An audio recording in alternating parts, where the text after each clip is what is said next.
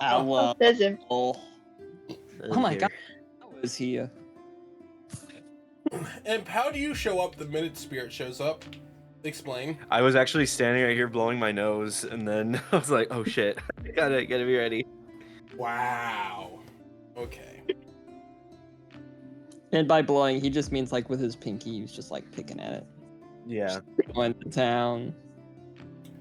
You know, might as well. All the way in at the knuckle. Good lord. How big are your? I need to know how big are your hands if you can go all the way into the knuckle. I have a giant nose, dude. Oh, I was about to say Oh. it's normal hand. It's just the nose. Oh, Bigger than it. understandable. My nose takes about like It's taint, really. 60% of my face.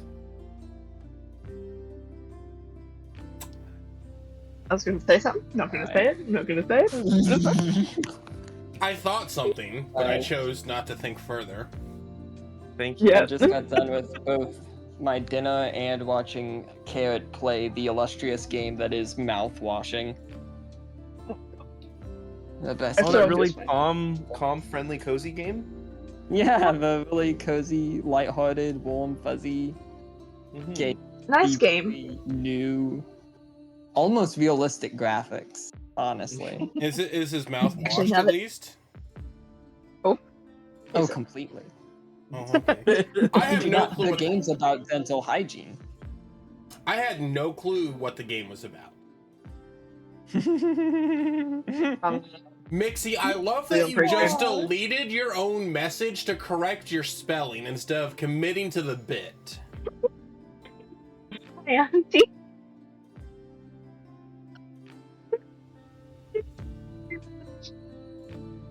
Oh no, now I see it. I forgot that I have the mod upstairs. Yeah. Instead of committing to Exclamation the mark. bit, she went delete message.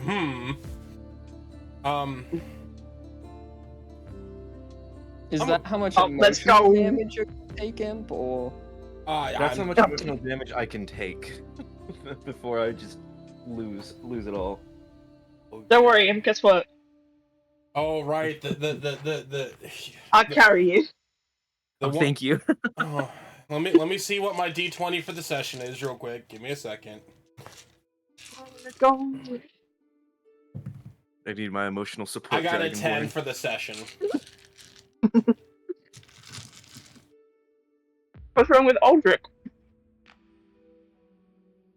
You know, I don't know if he and Aramis are friends. What's wrong with Aldrich? Well, you see, Aldrich has a decision to make. He has to You see, turn his Aldrich life has a around. house. You see, This is Aldrich the has a episode where he house. pulls a sword on Alias. He's like, "You've gone against my new homeland." Oh, Aldrich has a house. Aramis raises his voice at Aldrich. You're not allowed to live here no more. You had a house. The house no longer exists. We fought. Spirit, can Aramis have a VCR with the entire first season of Goosebumps on VHS, please? Good pick. I actually have that in my playlist. I was gonna say, if you're going back to VCR, that's not a bad option. Can you Yeah, imagine if VCR makes a comeback? Like, they start releasing VCR copies of new movies, kind of like how stuff has not only gone back to vinyl, but you can buy, like, 8 tracks and things like that again. Can Aldrich get the Cassette orange stuff. disc of the Rugrats book movie? I want the orange case of the VHS Rugrats movie, please. And Aramis is just going to spend all of her time biting onto the VCR cases. The VHS cases. Good one. Won't lie, Rabid. Spirit scared the shit out of me. I love how we're saying these I- acronyms and these words, and they seem completely normal to us. But if I was 10 years younger, I'd be confused what the fuck we were talking about. That's because you're old. Okay. Ouch! Right! I forgot Ouch! I forgot you're only 10 years younger than me. Ow! I forget You that. hurt me. Look, Jessica, I forget that you're a 2000s baby. Okay? That's So's your crazy. DM, so be careful. Choose your next words carefully. But aren't you like 25, Spirit? I forget. I am one less than the year. Okay, yeah. I turned at the start of the year. Gotcha. I'm gotcha. 48. That's how I was a little kid. I was just like, Honestly, well, it's less than whatever the number of year it is. honestly, Imp, you being 48 makes complete sense. You do an old person voice perfectly.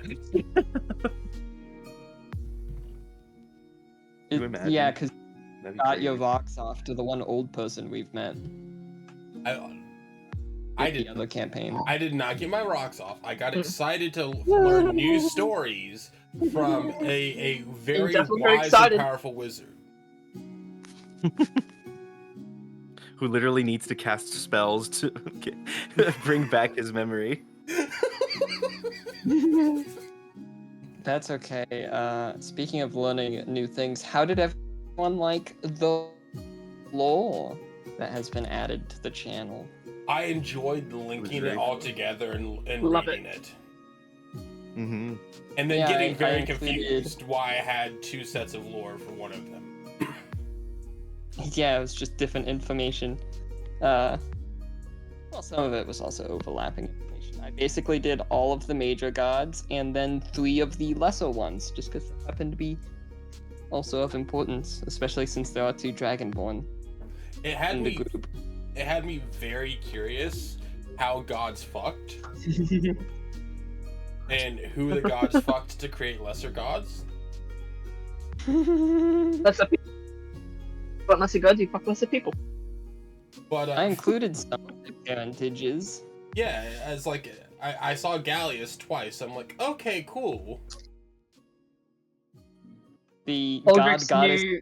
change fucks. What can I say? Gallius is my Aldrich's, girl. Aldrich's I'd do new it for mission. her. Yeah, Fuck a god. it wasn't one of my original ideas when I was making my first campaign and thus originally creating all of the gods, like way back a decade ago. But after a certain point, I was like, what if I made my god of change and war gender fluid? It's neat though. Just to further be like, yeah, the literal god of change is all about it. And then that did also at one point make me go like, so is this just like, did I just make the patron saint of trans people? Wait a second. A trans warlock. Why are some of my notes on the gods missing? Did they not save? Oh, I'm about to be sad. Because I went through and like heavily linked everything. Ooh, the note taker. I'm missing some of the gods. Well, we're gonna go refix that later. For some reason, Yeah, only but 1, 2, 3, 4, enjoyed. 5 of them saved. Of course, have more information than others. Some of them are more involved in mortals' lives than others. Hmm. I mean, there are lesser gods that technically get worshipped a bit more than some of the greater gods. Like, nobody worships Vanark that much, and Vanark also doesn't care. Because he had very little interest in mortal lives to begin with. Just really went off like, I'm more interested in all the little dimensions and planes of existence.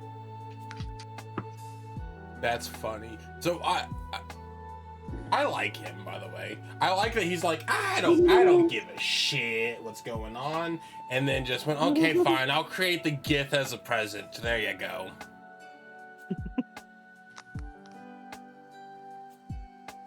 Well, it's like, he didn't even create the GIF.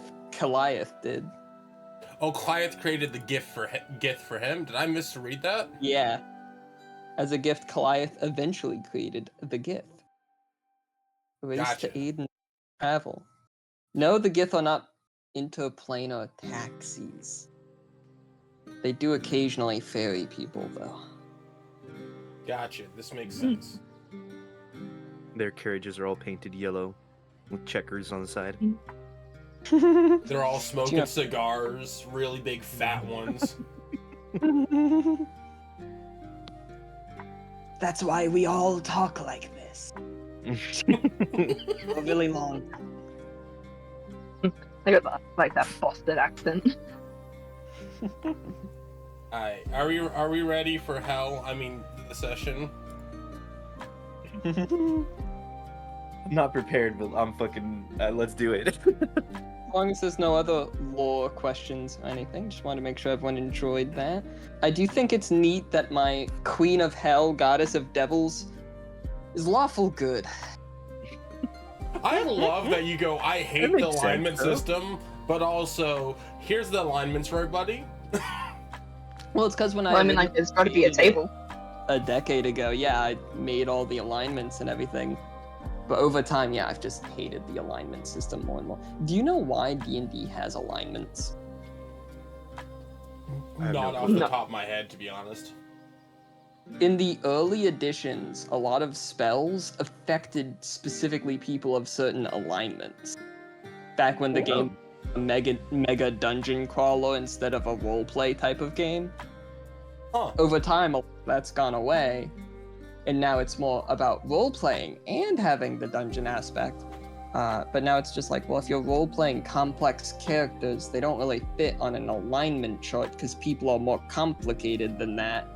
But we have alignment charts because it's like a carryover from the old editions of D&D, and like it just doesn't feel very needed anymore. It's good why I don't. for a general idea of what the character tries to do, but, you know, complex situations. The part of it that I don't really mind is the lawful, neutral, chaotic part, because that's just kind of saying, well, is your character emotional or logical or somewhere in between? Mhm. That kind of a generalization you could make about most people's personality. But then, what is good and evil?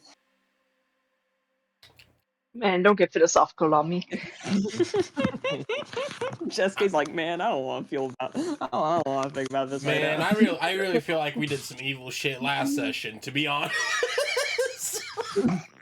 I remember looking up examples of like characters in modern media that are like they could fit into those alignments, and it was actually pretty funny because we were like, Darth Vader is lawful evil or something like that. It was really ridiculous. Hi. The alignment charts are fun to talk about in that sense, yeah. It Yeah. can be interesting in conversations. Jar Jar Binks is clearly chaotic evil. Yeah, Jar Jar Binks is definitely a Sith, and anybody who disagrees, honestly, we're not ready for that conversation. George Lucas is chaotic evil. Let's be real.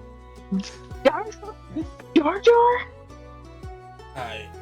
I'm ready. I'm in the headspace of Aldrich already, with a drink in my hand, in my lap, because I fell asleep at the fucking kitchen.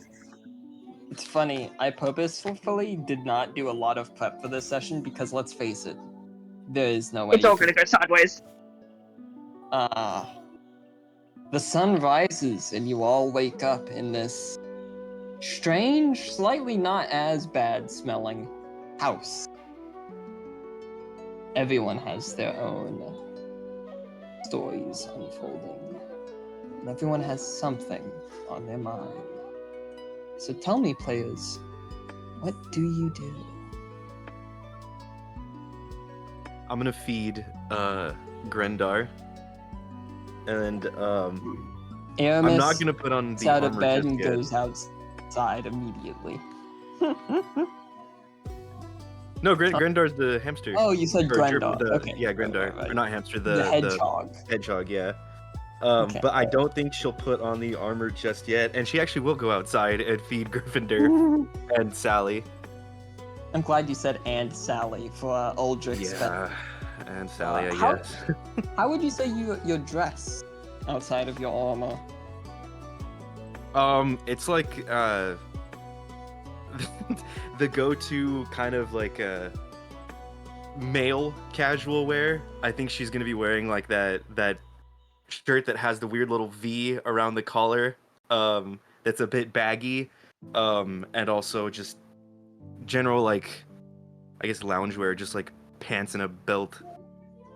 When, That makes it's like, do you think when it comes to her hair, since she does have like a decent length of hair, is she a I got out of bed perfect person, or is this like a squirrel's nest that is sort of resting between her ears? I would say this is probably the worst Somewhere in the middle. that they've ever seen her hair. It is pretty bad. Like it was very just quickly like put into a messy bun. Messy bun in it. Yeah. And it's like messy bun, sweatshirt, pants kind of. Yeah. She's gonna go to the local 7-Eleven like this. So, some people think that's cute. It is. And now I'm gonna draw it. um, Yeah, so Inspiration. she'll be pretty silent though as she just goes about taking care of the animals of the party. I would say that as you go about doing this, you do pass through the living room to a disgruntled, still trying at least to sleep, Vidania, who is like curled up in her bedroll and got the whole like pillow over her eyes and everything, just like. As clarified previously, not a morning person under good circumstances. Yeah, I think she'll just glance at her and just leave her be. seeing Aramis pass by, Aldrich will probably whip up some coffee out of the pantry, realize that he needs to go get groceries at some point, and then call out the window to Aramis as she's feeding Gryffindor and Sally that when she's done, could you talk, and also can you bring me your armor? Sure, just let me finish up here.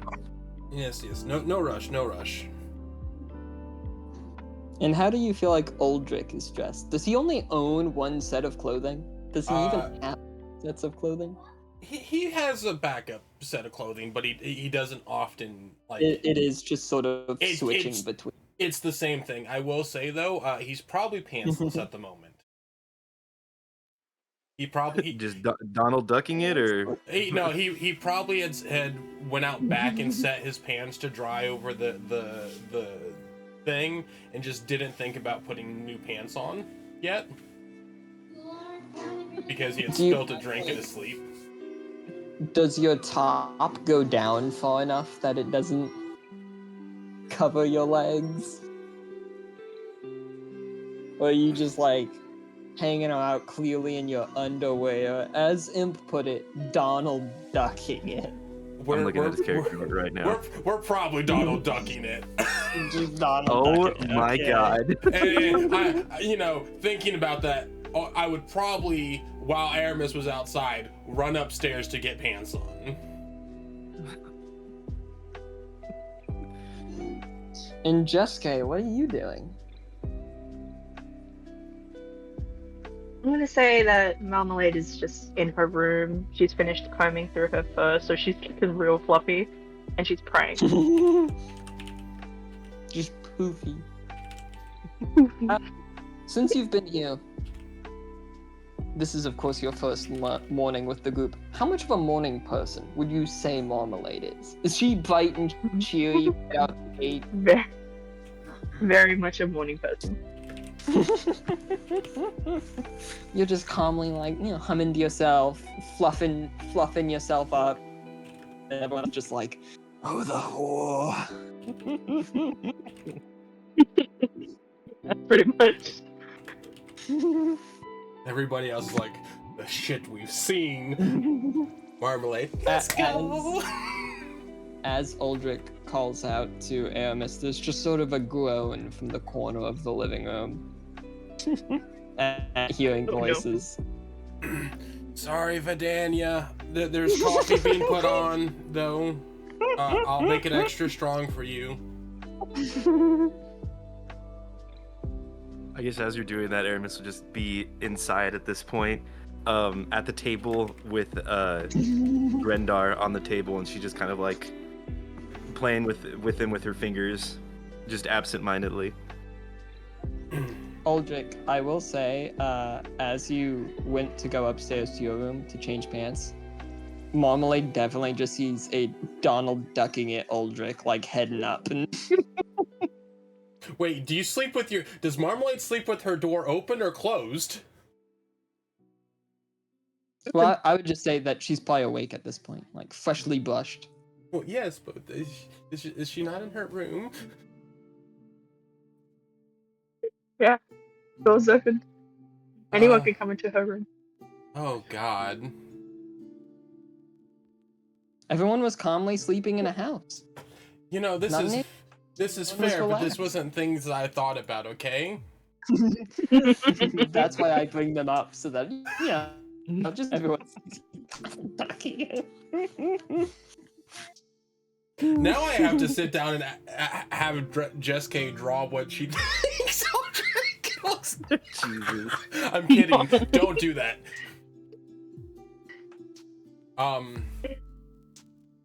But yeah, I'll get dressed and come down. It doesn't take long. Yeah. You're down pretty quickly. Marmalade, do you join everyone else in the main area? Yes. Alright, everyone is officially together.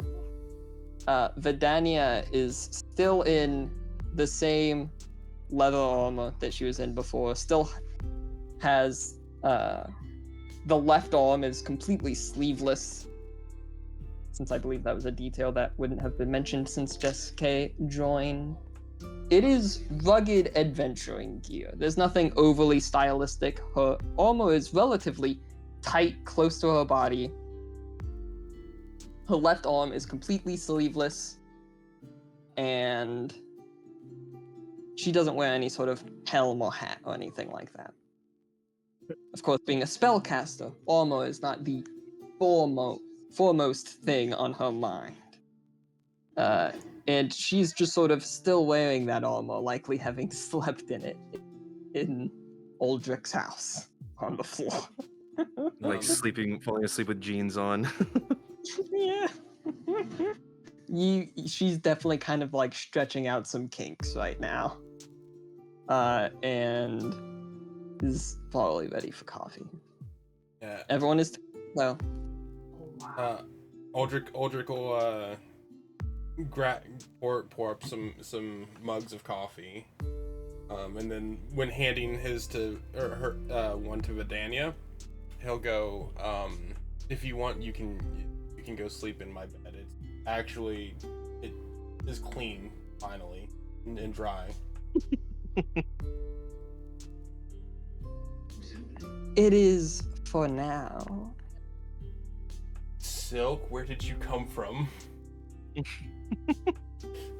No, that was Vidania's response to you. Oh. I was like, I know Silk does tend to pop out of the woodworks, but I'll usually mention if it's Silk appearing. yeah. He's in the wall. Look, I wouldn't doubt it.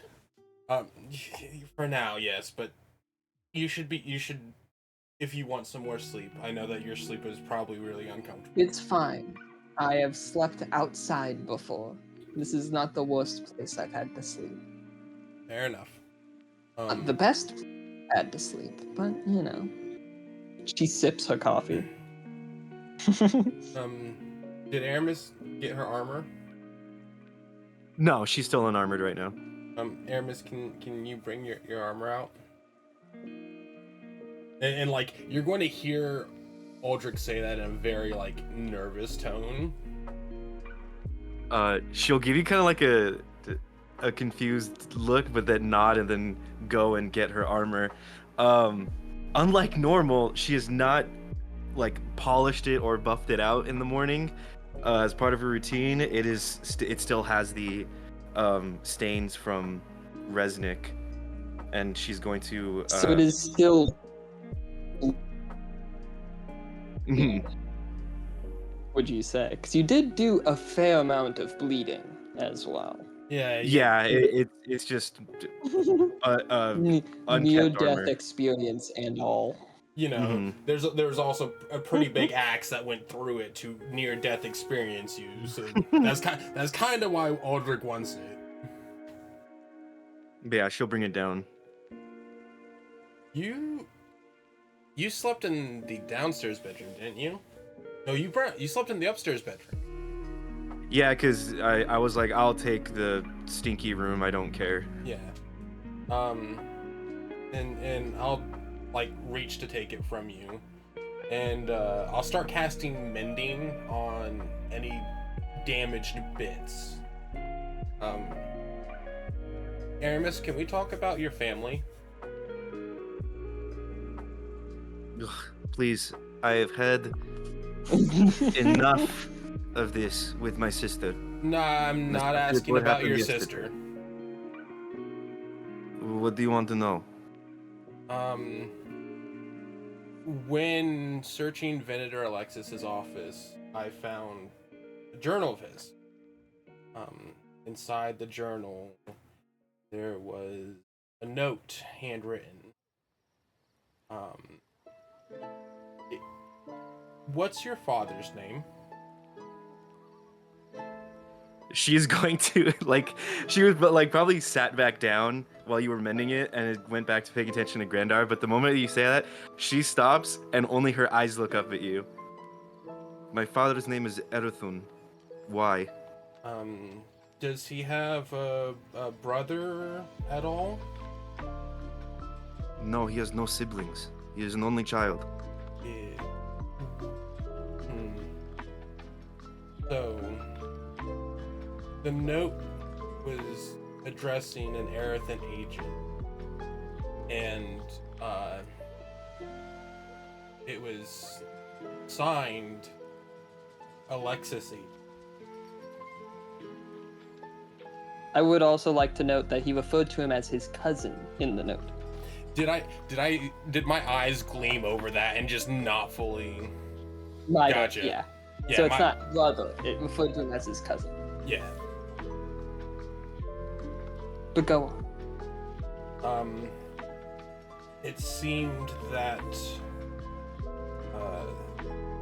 Alexis, or well, as I've come to discover while reading through his journal, actually no, just Alexis, was reaching out to your father for aid. From what I could probably gather. Do you have the letter with you? Yeah, I didn't turn it over to Helena last night, nor did I turn over the journal. May I see it, please?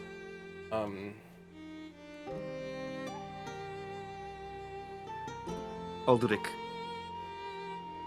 Let me see the letter. Okay. If it's her family, right to it. Yeah. It's yeah. And Aldrich will go back into the kitchen and grab the journal and the letter and present her the letter.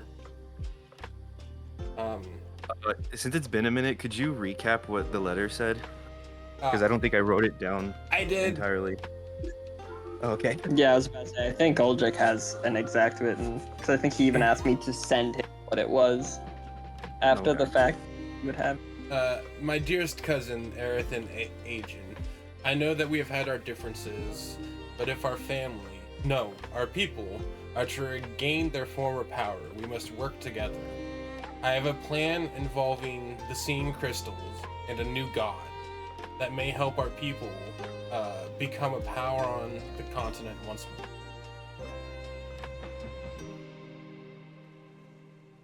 Well, she's going to look up from the letter. Well, my father never spoke of him, so he didn't reply to this message. There's no correlation here. There's no cooperation from my father's side. Just because he never spoke of him to you does not mean he might not be. Are you saying that my father is a criminal? No, not in the slightest. I'm simply saying that what I found draws concern to me, especially with the acts at which Venator seems to be going towards. Venator Alexis seems to be going towards that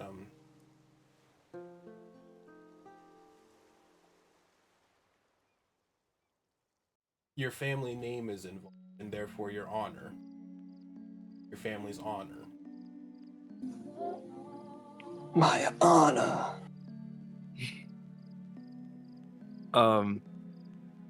She's gonna look to Vidania. Is this by chance related to what you wanted to tell me last night? Well, it's not tied to what I wanted to tell. I didn't know about him being related to you, okay? I just want to come to the forefront on that. I probably would have mentioned that sooner. Well, actually, come to think of it, if I knew that at the beginning, I probably would have been really paranoid about you or something. But that's besides the point. Okay, so a few things. One, that note mentions the seeing crystals. We were standing inside one of those the other night, I'm pretty sure. They're literally alive.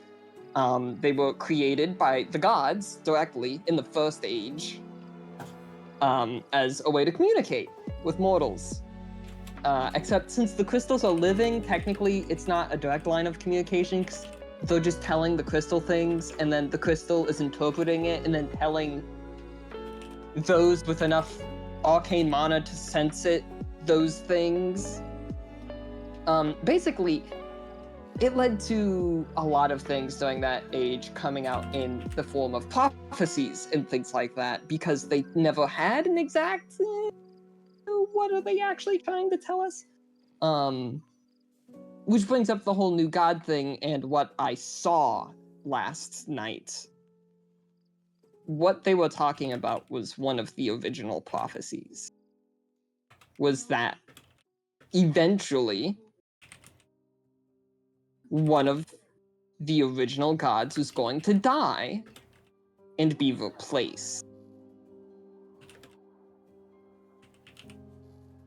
Except no one knew how that was going to happen because no one could fathom one of the gods dying in the first place, and no one could fathom how the hell you replace one.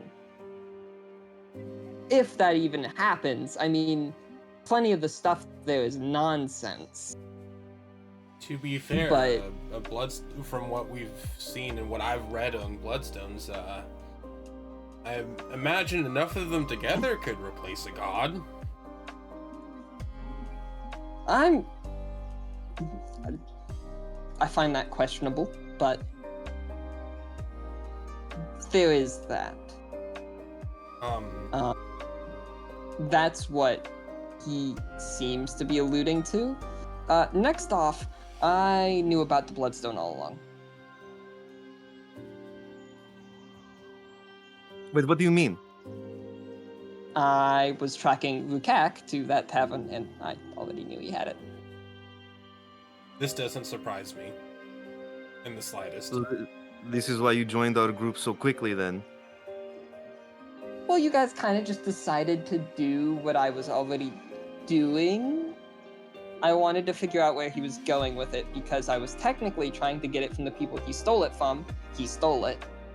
And then he was taking it somewhere, and I didn't know if he was taking it to the same buyer they had or a different one, and I needed to figure out where it was going, because that would be the bigger threat. If I took the stone from Rukak, I've just dealt with an idiot. If I take the stone from whoever he's bringing it to, I've dealt with someone who is in actual legitimate danger. So are you like Silk? Do you have an organization that you're working for, or are you doing this out of the kindness of your heart? Like you've said. No, that is true. I'm not working for anyone. This was check. with something that I thought was a danger. You can go fight for it. Hell yeah. Okay, check my page. I forgot. It's been a minute. I got You don't advantage mind. on it. Oh no. I got the green A. That's a natural 20. It was a natural 20 and a 17 with no modifiers. Wait, what was you said you got a nat 20? Yeah.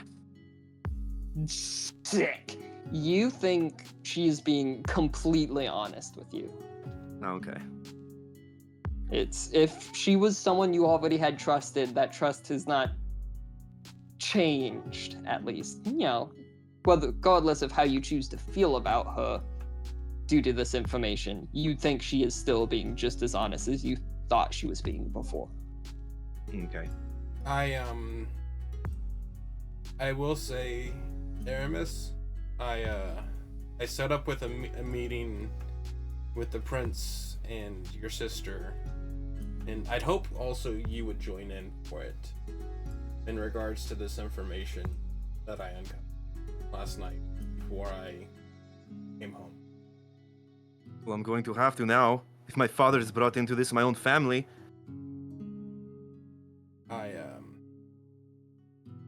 They're going to put a target on us. I won't let that happen. I've seen what you've been through and the kind of person you are. In the time that we've been together, and you are a righteous woman. And he'll say this, and continue to just cast mending on the broken link of your arm. As you're saying this, she's pocketing the letter. I would like that back, please. You can have your journal, but not the letter. I would like both of them, please. I am not giving it back. My father has been through enough. I understand that, but that is going to be important in presenting to the prince. Will you present it to him? Just gonna take a moment. And I think considering the situation that's happening right now of Uldric being gentle about this and also fixing up her armor, she's kind of like, you can see her biting the inside of her mouth. I'll do it. I believe in your word. You haven't went against it ever. We all have your back, Aramis.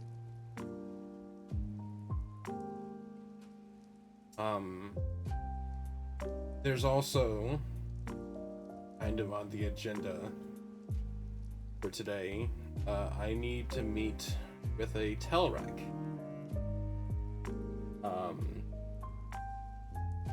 At some point.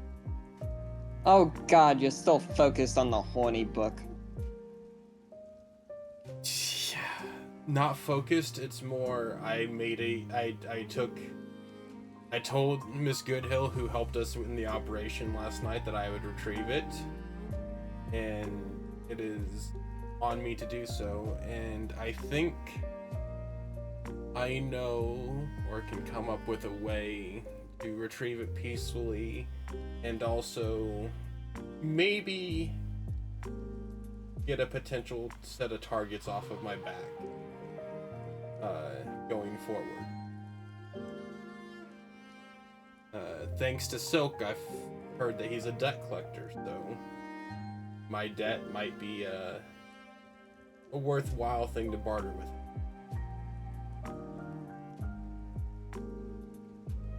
So then what is first on the agenda? Going to the prince? I don't know if I've gotten a letter. I didn't check the mailbox of a time.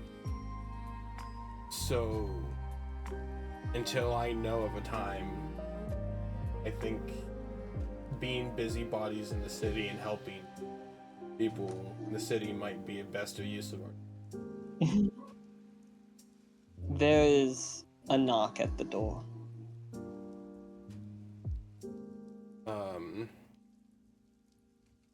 I'll go It's answer. firm, but not rushed.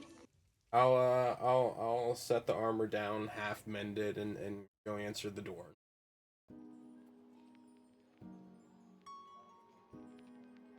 Who is it?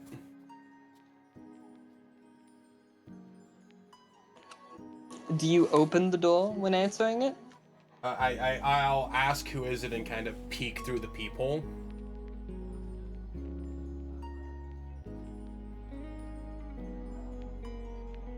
You hear called to you. You know who it is, and you see Aramis's sister, Evelyn Agent. Oh, I'll open the God damn door. it. I wasn't expecting you this morning, madam.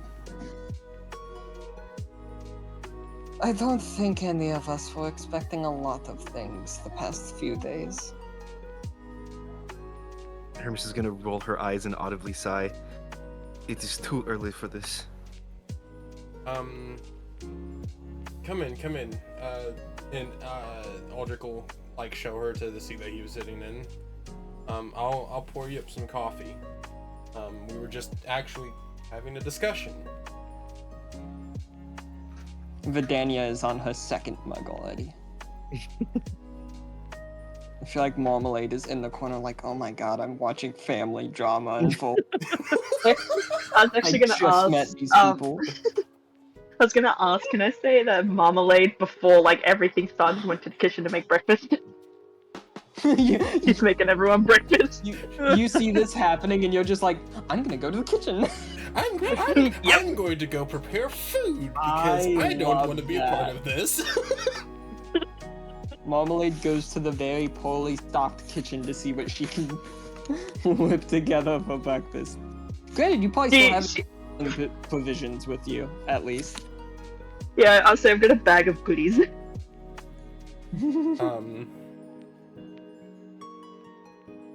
Oh God. Fuck you, Spirit.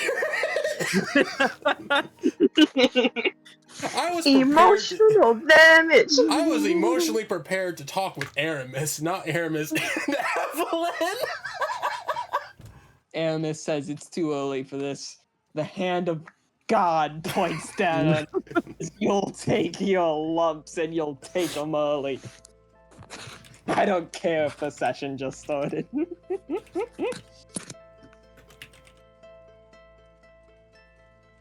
Evelyn looks at Aramis and just, sister, before taking a seat.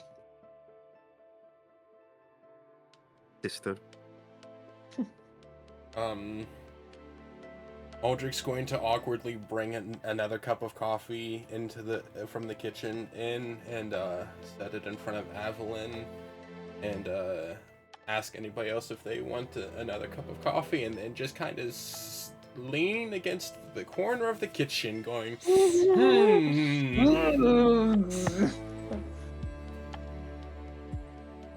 Vidania, now finding herself sequestered alone in the living room between both agents, is just like sipping her mug while looking between them like, I don't know what I'm supposed to do. I don't know what I'm supposed to do.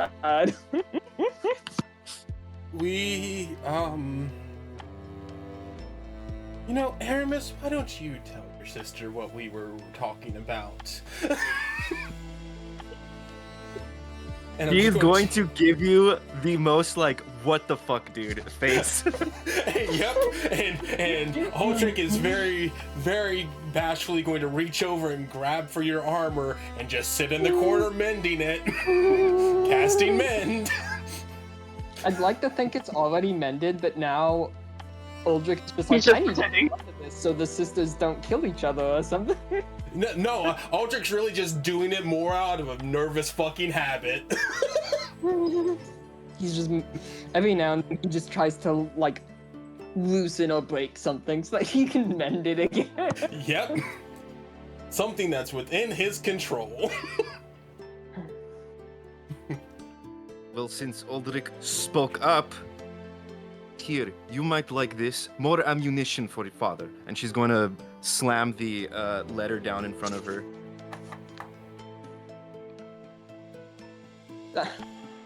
Why do you think I'm looking for Never mind. And she's gonna pick it up and quietly read it.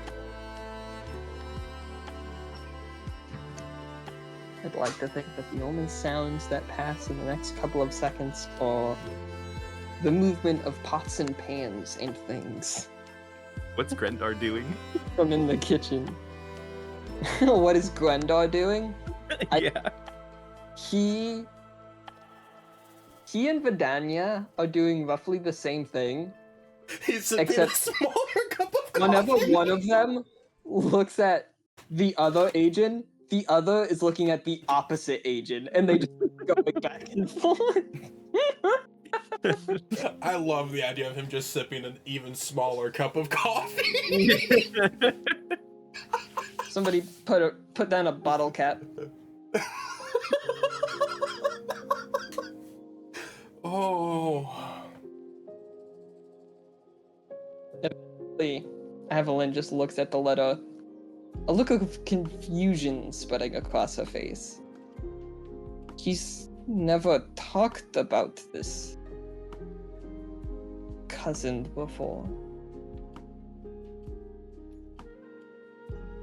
Aramis is just kind of like staring daggers at her sister, just expecting some sort of insult. She's very much like in her own head creating problems, even though her sister's not doing anything. Yeah, her sister's just like, huh, what is this? I'm just as confused as you are, whereas Aramis is like, say something. Exactly, yeah. And Aldrich's just over here. I need to find something to do because I don't want to be here in my own house of all things. This is my house. I don't want to leave. It's not my house anymore. They can keep it. I'll leave the deed by the front doorstep. I've never had a house anyways. Who cares? Back to the road. I can imagine them feeling physical heat radiating off of Aramis. Like, did it get hot in here? Let me open a window. I thought the room was more well aerated than this. I assume. I have what this means. I mean, if he still had the letter in his possession, he might not have even sent it to Father.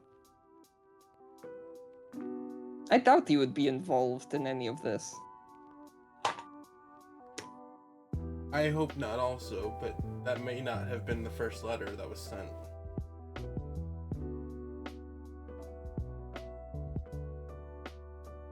I mean... Aldrich believes that this could paint our family in a bad light. And that's putting it lightly. The way this Alexis has been acting.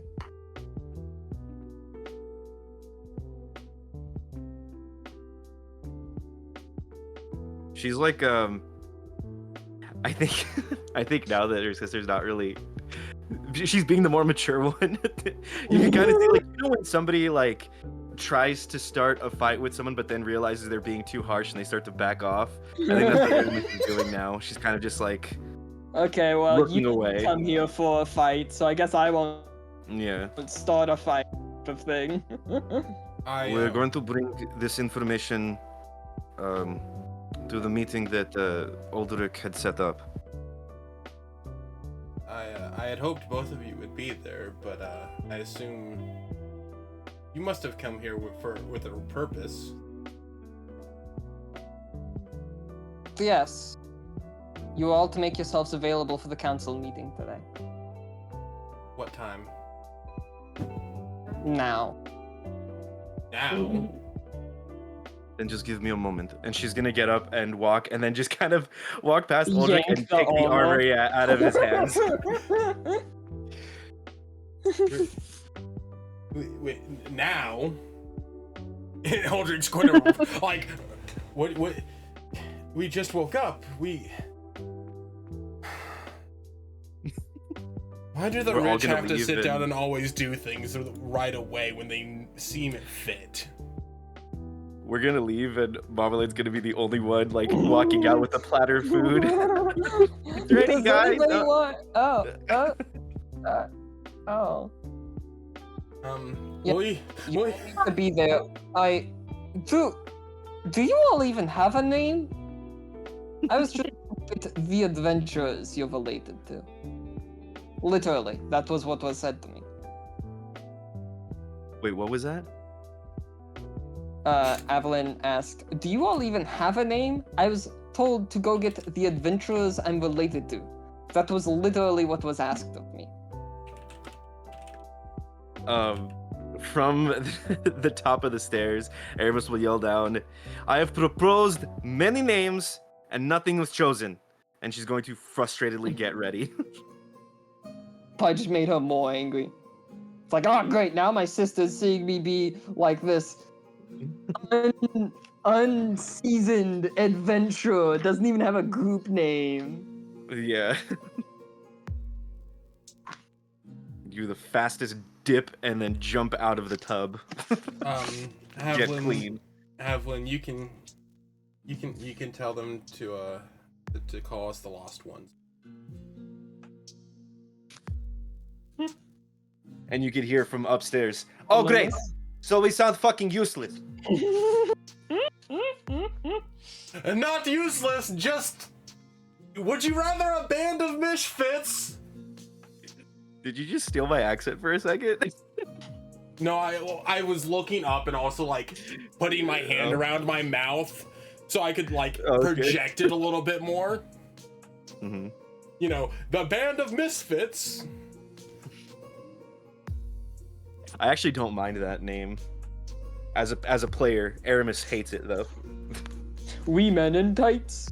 How about Yeah, the she'll get knights ready. that say knee?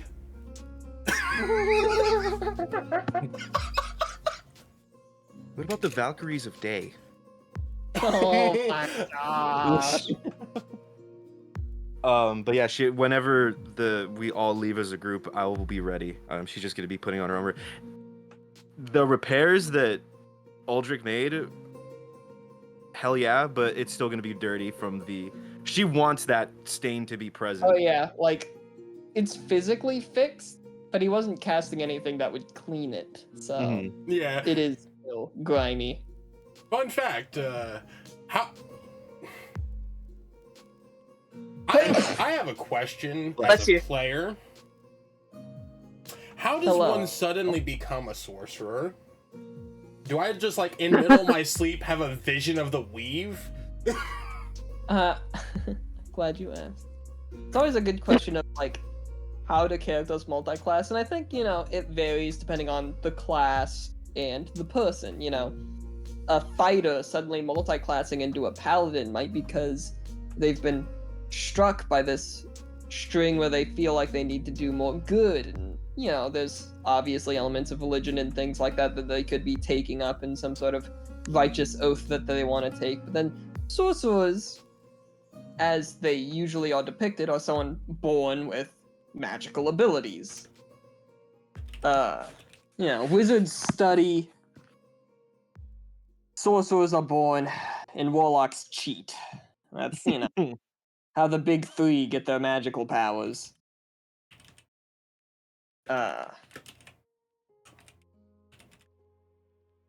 I would say that much like your elemental dragon, you know, subclass that you've gone into with your monk, I would say that this is something awakening in you. So it might be another one of those things that you haven't even necessarily taken a big note of yet. Gotcha. But this well of mana that you had in you has suddenly been released. In the world of Illia, all beings have a certain amount of inner mana. So Most don't have enough to really create magical effects.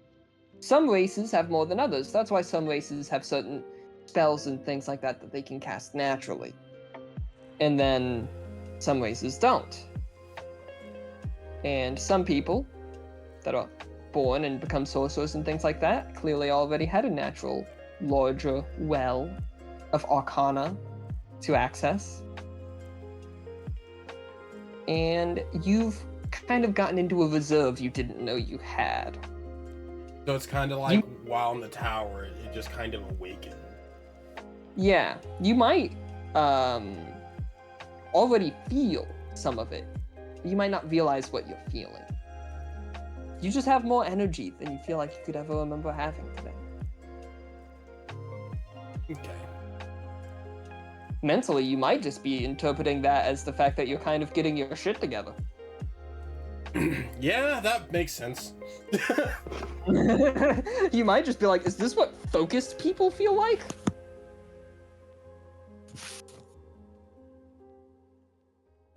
I have a... This is what it's like to have home ownership. Like Aldrich, those frick Zoomers.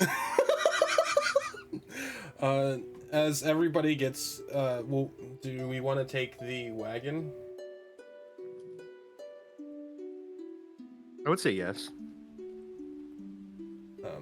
As everybody loads up into the wagon, Aldrich will do some cursory outside checks, checking the window locks, you know, everything, and then I'll lock the door. And he'll take the key with him this time. How's the food situation, Marmalade? She's getting into the cart with like 2 plates of scones. I'm just hoping someone will take some off your hands. Aldrich will hop into the... Sorry. I have jam. I have jam in my bag if anyone wishes to spread it. She's going to take it, and in her mind, it's just like that, like, you know, in anime where there's like the kind of like those like sparkles and like happiness in the back. It's like, oh my god, this is such a fucking adorable creature. Aldrich will take the scone. Just the bread, please. And he'll hop into the driver's seat of the wagon. Aramis, how does the Fireborn sound?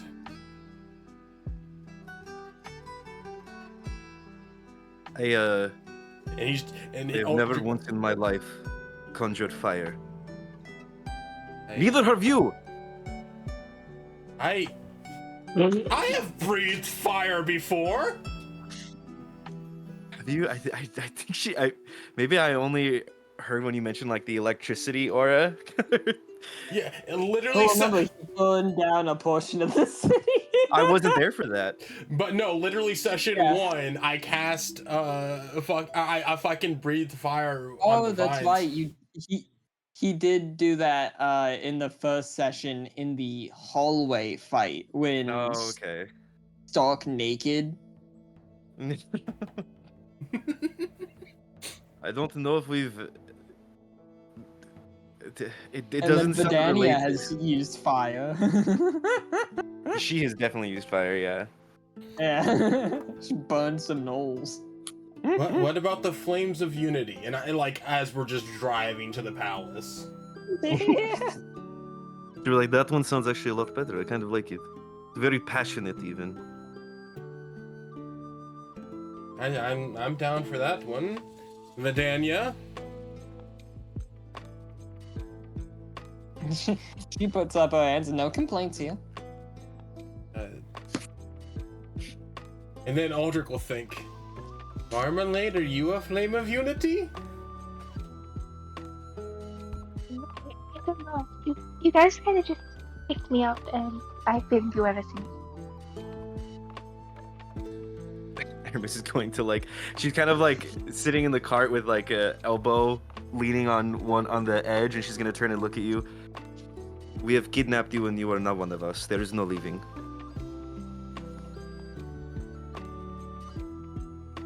Flames of desolation. At that point, goddamn, we're kidnapping now. We're kidnapping medics? Vidania just, I need an adult?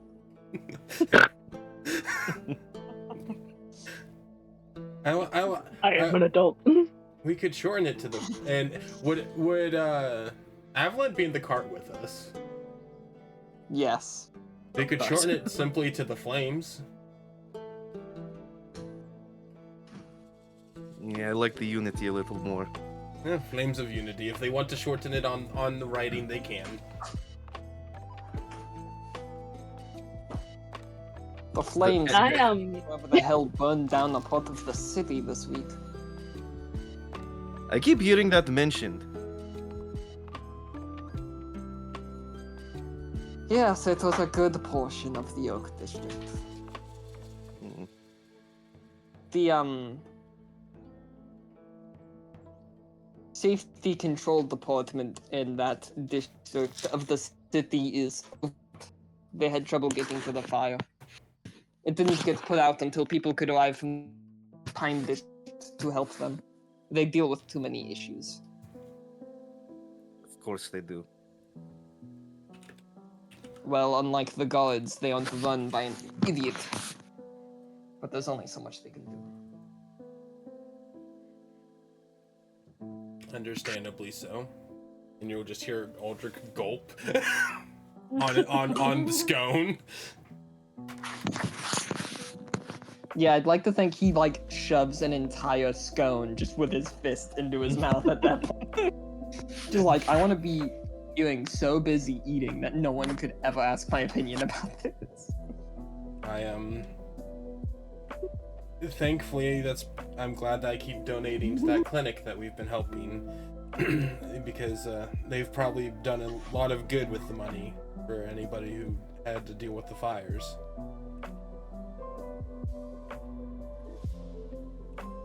It did get a decent way into the Hobgoblin district of the Hobgoblin end of the district.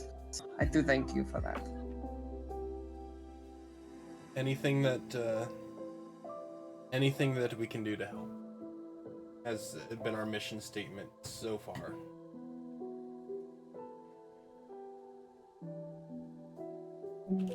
Can I just have Marmalade offer Aramis's sister like one of the plates of scones?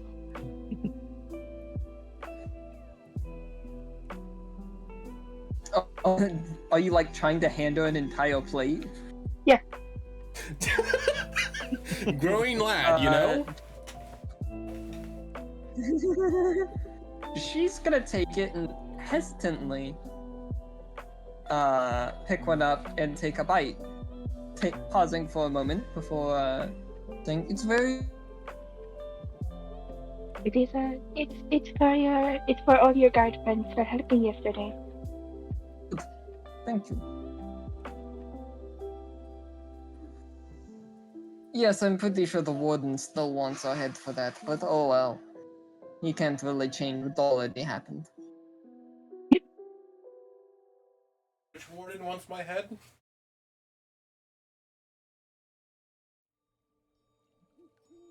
Who doesn't want your head?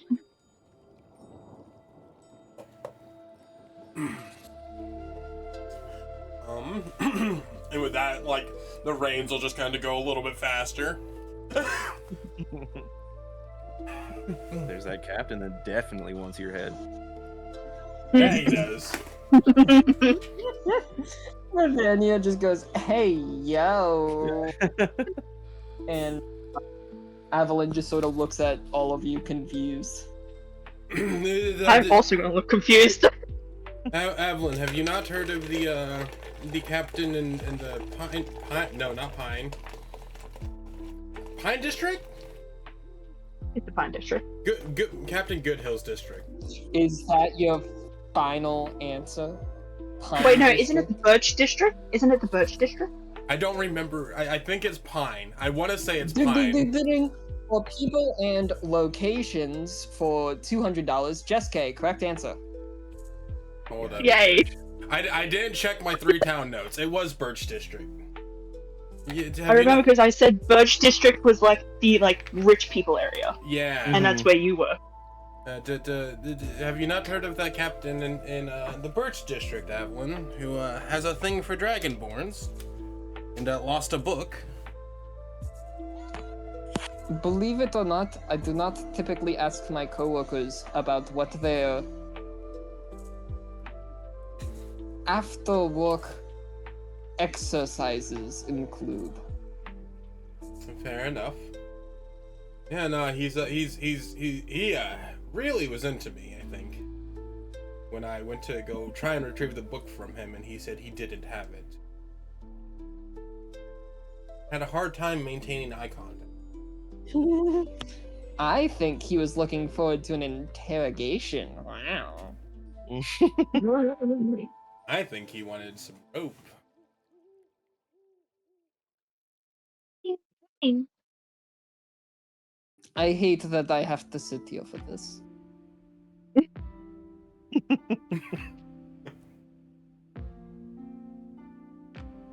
And with that, you all finally arrive at the castle.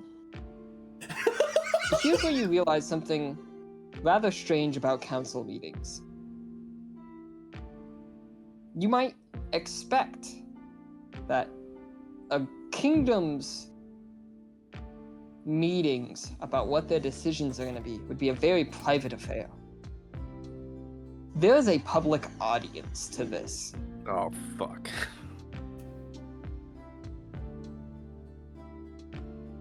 Are we As having the to push through the audience with our cart? No, there is space for you. You just simply park it outside the castle. Not everyone is allowed inside. A number of people are allowed in to where the meeting is being held. It is a large auditorium at the back end of the palace. Or castle, keep, whatever you'd like to call it. And as the people vote for who is on the council, the people have a right to see literally everything they decide on.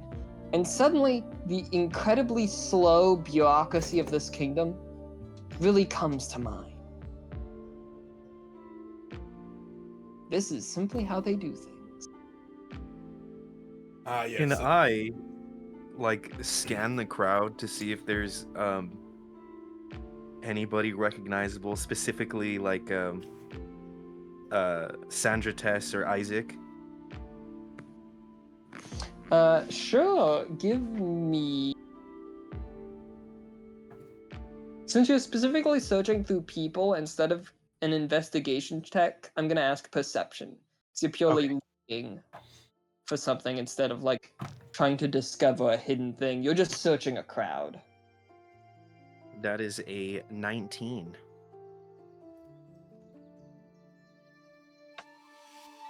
Among some of the hobgoblins, you do see Tess. And, towards the back, you actually see the Goliath in-town keeper. Oh! Wait, have his name. The one whose wife makes delicious food. I have to look for it, it's fine. The Goliath Tavern Keeper, that would be... Hold up, give me a second. I got you. Bent Knackle! Yeah. Fent Knackle, whose gnome wife is apparently a wonderful cook. Mm-hmm. Hannah. And Knackle. whose tavern Aldrich is banned from. We better make a... This is... I was not expecting a crowd. This changes quite a bit of what I wanted to do. I'm stressed. You and me both. Good fucking luck.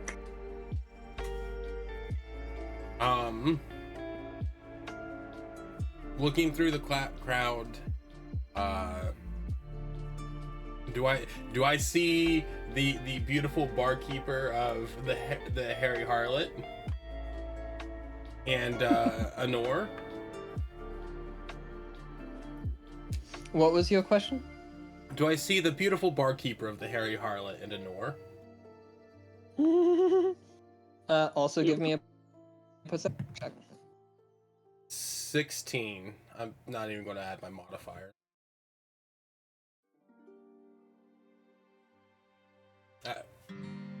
You do not see anyone else you recognize. Okay.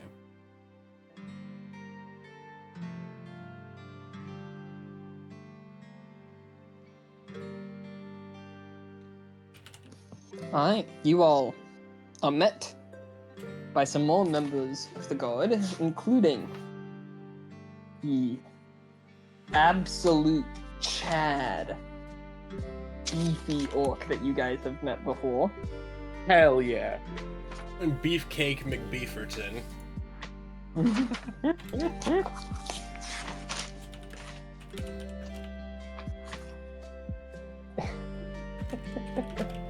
Sir Gratgol, right?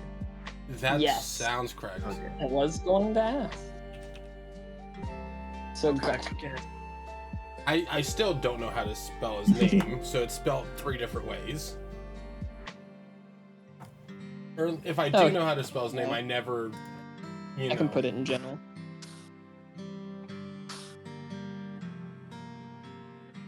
I think you did put it before. Probably, but there's been so much typed that I probably never copy paste. Okay, cool. I got it right. Oh, hey, I got it right, just minus the hyphen. Yeah, I think she did put it. Orcs love themselves some hyphens.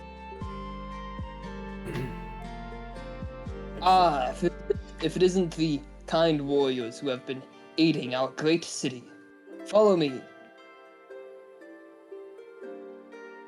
Aramis will follow. Do you need to take our weapons? That won't be necessary. We trust fellow defenders of this city. It'd be interesting to see how they take my arms. That and even armed, you'd never make it past me. I wanna ask him after the meeting if I could arm wrestle him. He's gonna crush your arm, dude. He's gonna crush your hand in his.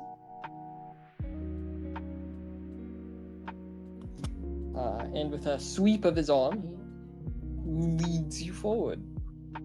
You all are brought to a special sitting area, quite close to the center table. It's a large wooden table that has the exact amount of empty chairs as it will soon have counselors sitting in it.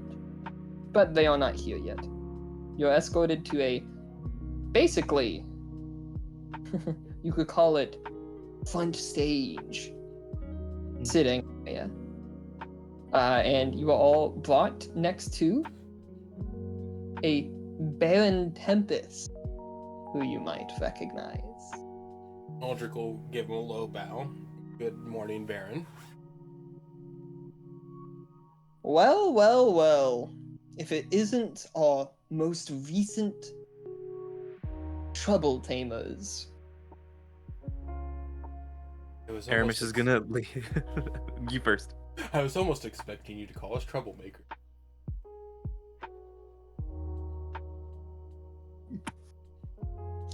There's always trouble whether people want to talk about it or not.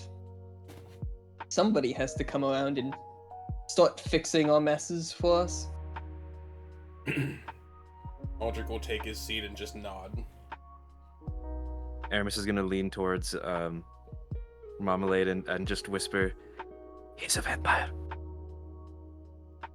Aldrich is going to lean over. What? Would a whisper?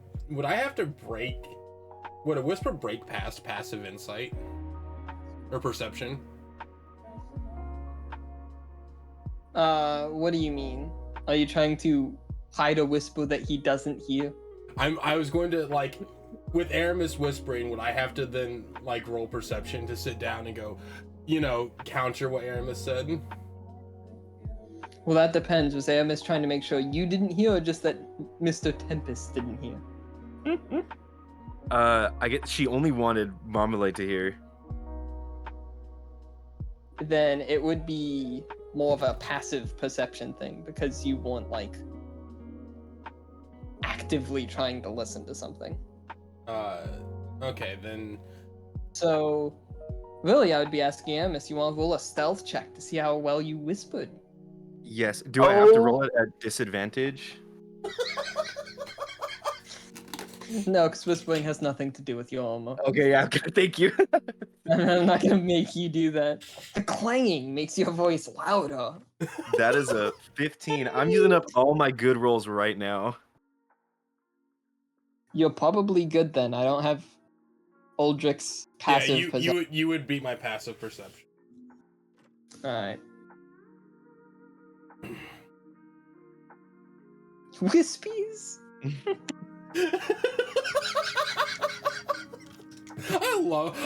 I don't capture the dice log, the roll log, but the things that we type in there. It's fun. It should be noted there are no windows in this room. Mm-hmm. Like most auditoriums, it is a large, but windowless room. The lighting seems to only be kept by a number of lamps that are currently glowing an orangish hue. Would it be? Oh, I'm sorry, Charlie. Would it be rude to make small talk while waiting for everyone to convene? There are people talking in the auditorium right now. Okay. I don't think you're breaking any sort of protocol by speaking. Then Aldrich would probably make small talk with Baron Tempest. It's as chatty as your average high school auditorium. Oh God. I haven't been in one of those in over a decade. I don't know what that's like. Same. I still remember those nightmarish days though. I don't, because every time we had a school meeting, I went AWOL.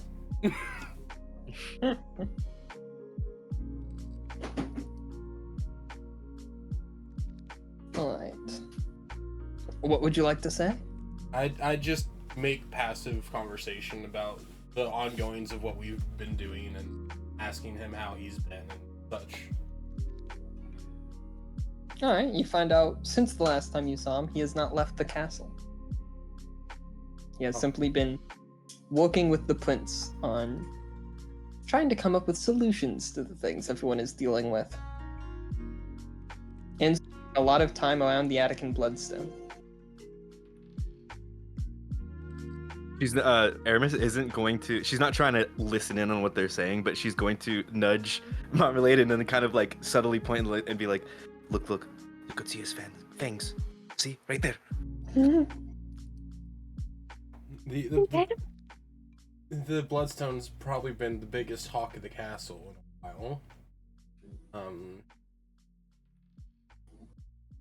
But why, if you don't mind me asking, are your expertise being required?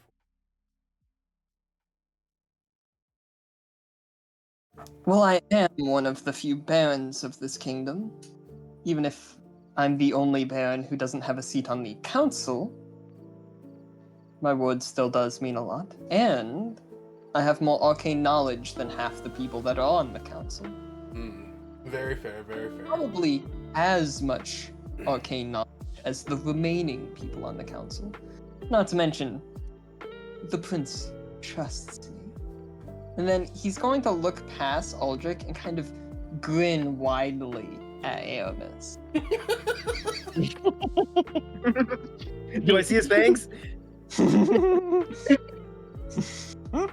Say, those canines are a little sharp.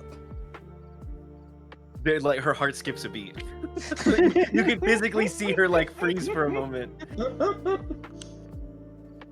I'm gonna lean over to Aramis and just whisper, Oh, you think he won't like us going? Wait, what was that? So, you think he won't like us going? You Dude, think you he have those on won't? you right now? I'd imagine the plate is in her lap and she just like lifts it up.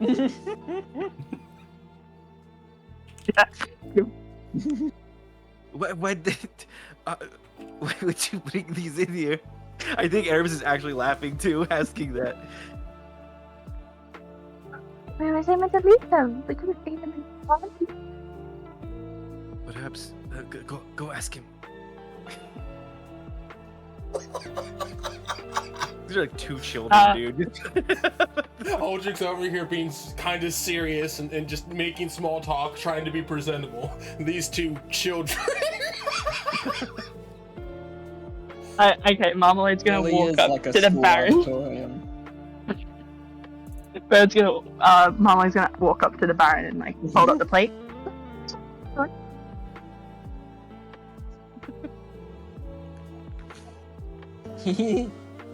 looks at it, and his face does kind of soften a little, and just, oh, no, but thank you so much for the offer. It's rare to see such kind, opening, non-judgmental people in the city these days. Was that loud enough for Aramis to hear? Yes. I think it was pointed at She's not judging. Holdrix, you're going to see Yeah, you're only Aldrich. staring and whispering about him. This is true, yes. You're She's being very immature about it, but I don't think she's judging him. You're going to just see Aldrich put his hand in his face, like, and then whisper, specifically to Baron. I told them that you weren't, but they don't believe me.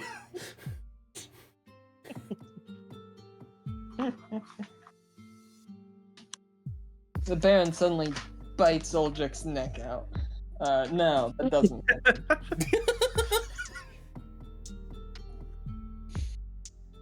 mean, like, you have a cleric, so... The color of the room changes. All of the lamps suddenly burn green simultaneously. The room darkens ever so slightly. A door at the far end of the room opens. The first man to file in is recognized by the entire group. He is, of course, Estin Christoris, or more colloquially known as the Prince. The last surviving member of the once noble house of the city. He is followed in by another person that everyone recognizes, a moon elf priest. Excuse me. A champion of the common people voted in as being the head priest of Ravana within the kingdom of Greenvale. The next members, people you don't recognize. You can't read the book. One of them is a half-elven woman, currently wearing bluish robes that cover most of her body. They have the stereotypical long, loose sleeves that you might normally imagine a wizard wearing. Not very functional, those robes. But I digress.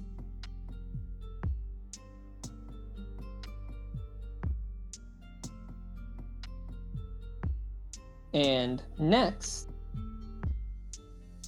is an elder human man. He appears to be in a ceremonial suit of armor. You're not sure how functional it would be at actual combat. It is very intricately detailed. Color of silver, shining, even in this darkened green light.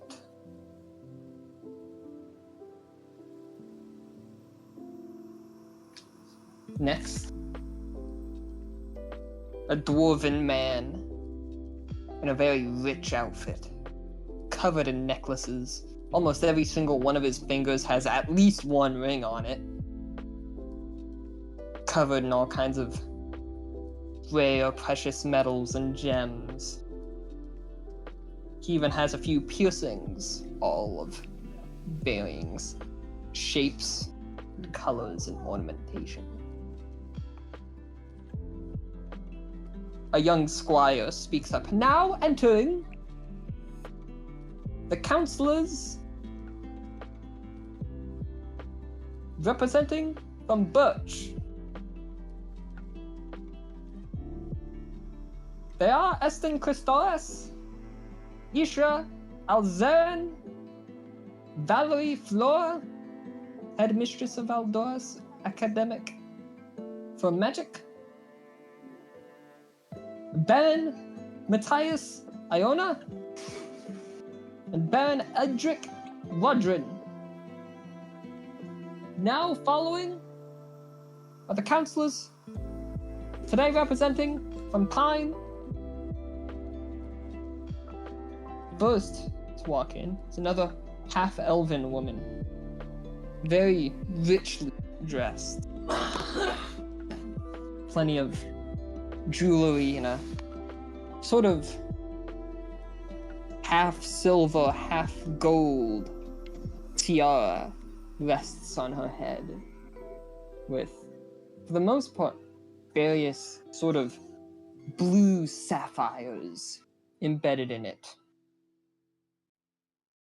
Next is a human, middle-aged, you would say. Not as old as the one who was in the previous group, but starting to get there.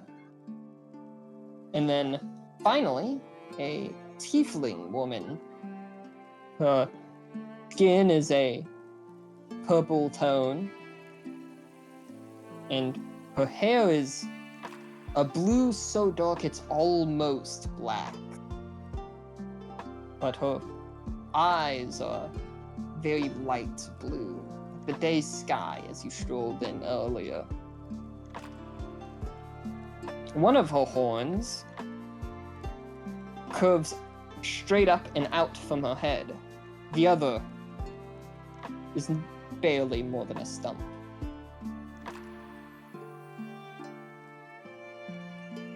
But even so, she is beautiful. Not completely lithe, as she does have a little tone to her body. And she seems very knowledgeable about the fact that she is beautiful, as she is wearing a rather low-cut and open dress. It is backless. And the dress itself is barely even lighter than her skin tone. In a certain lighting, it almost is flesh color. At least for her.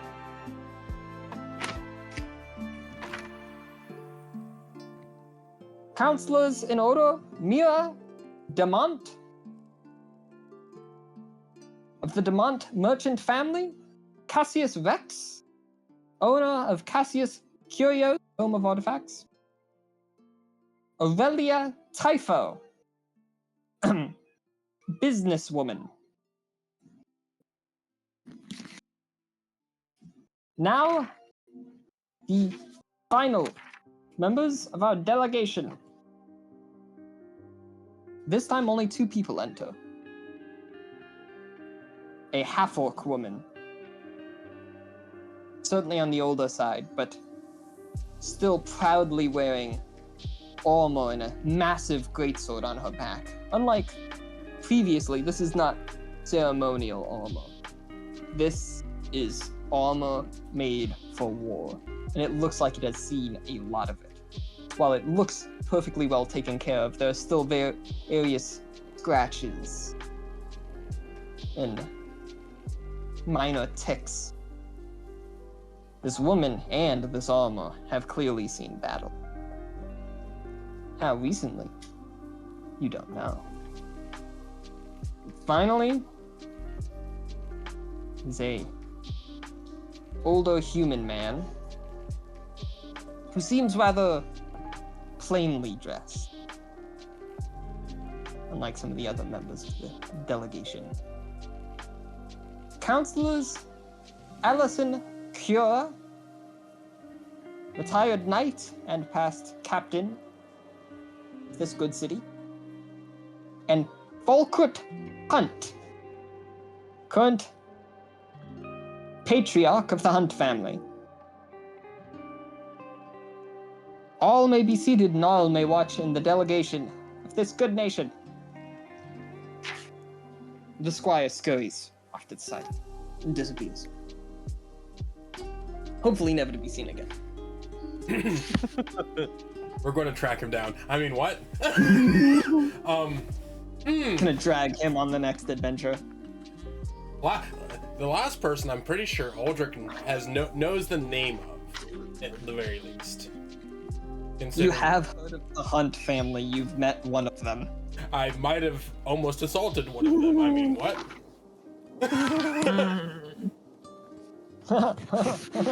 Anyway, you smell is something burning? Huh? So What? weird. No. Weird. I have no clue what you're talking about.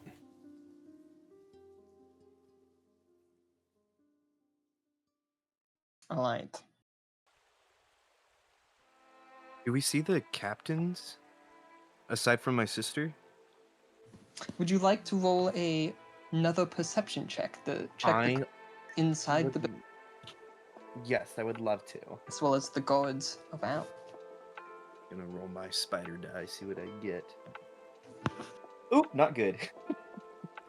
That is an 8. Looking around, oh, you think you do see one of the captains. It's your sister sitting on the other side of Marmalade. Damn it. Ooh, can I look for the captain that has the hots for Dragonborn?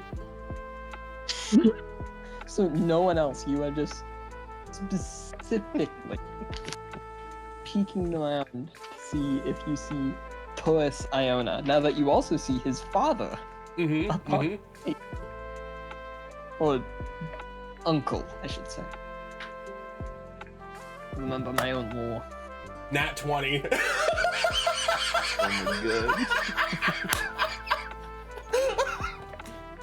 You do see him. I'm going to give him a gentle wave and like a blowed kiss. He Oh my appears god. to be on duty at the other end of the auditorium, standing watch over the crowd.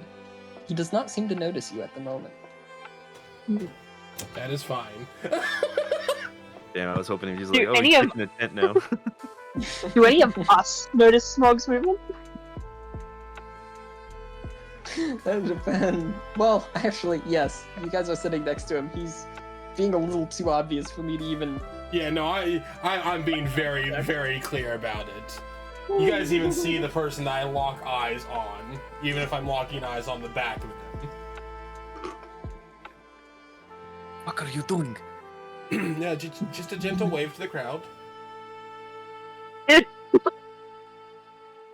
This isn't a parade, Dragonborn. No, this is a counselor's meeting. Are you talking to me?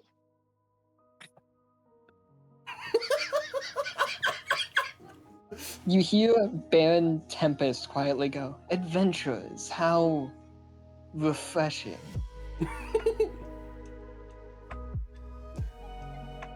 What, are these normally boring?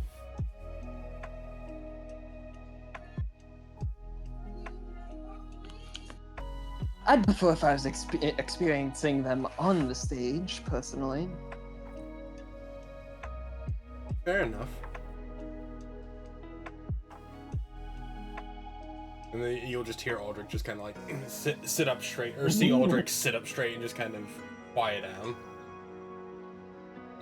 trying to look more dignified. Aldrich swings wildly between the most and least professional person in the party, and I'm sure.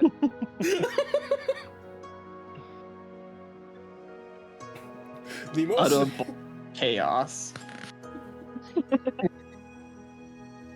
I do think I put his alignment as chaotic. Is the funny thing. Yeah, I think you are. I don't remember exactly. I think it's chaotic neutral. Yep, chaotic neutral.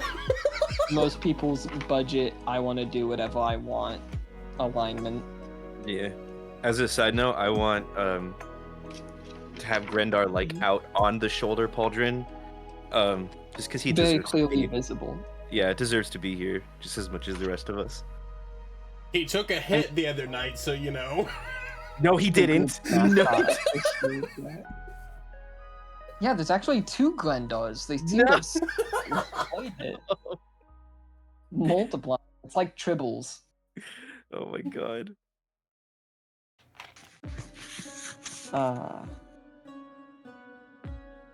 All of them go and take their seats, except for Estin Christoris himself. This meeting is to discuss the events of the previous night, to honor those that gave their lives, and to discuss everything that has to be done pertaining to the discovery of a once thought extinct artifact known as an Attican bloodstone. There are suddenly gasps among the crowd, audibly, before he puts his hand up. The meeting shall now begin, and he sits down.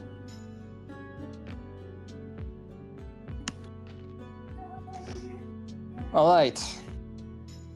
As you all know, now, an Attican bloodstone was discovered in this city earlier in the week. It is properly kept under lock and key and guarded by our best, even at this very moment. I will not disclose its location, as there have been armed individuals attempting to gain access to it, who were hoping to purchase it within the city. They have been dealt with. You have nothing to fear. All assailants have been either captured or dispatched. Now we need to only decide what we have to do with this magical artifact.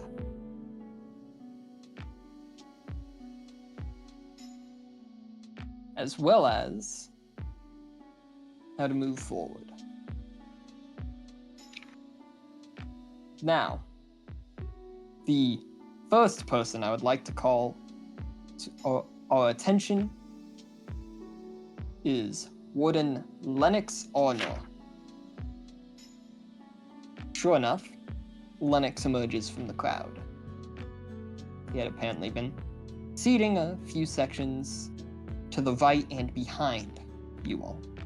He marches down to a podium just off the stage at the very center of the room.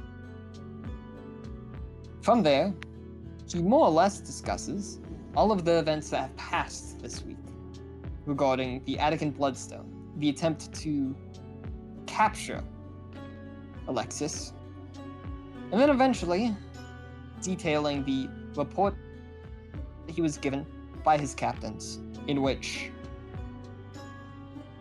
a number of them went AWOL and attacked a fortress outside the city that the remaining assailants were believed to be staying in. Although interestingly enough, the report makes it sound like they were all dealt with that night. After thanking him for his side of things, he's asked to step down.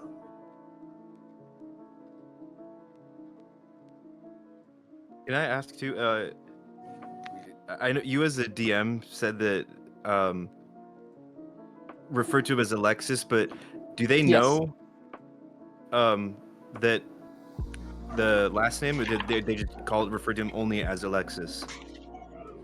They referred to him as Venator Alexis, Okay, all right, thank you. specifically. No, it's a good question. You're welcome. Now,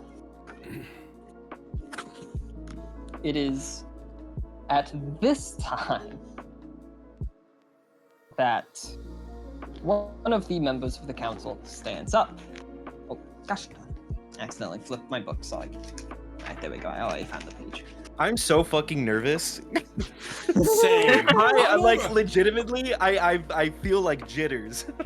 I'm over here like, please don't call our names. Don't call our names. Don't call our names. Why would you say that? Why would you say that? What? No. Why do you I'm have waiting. in this super public I'm waiting for one of you to get called up. courtroom-esque- Anyways, a specific man on the council stands up.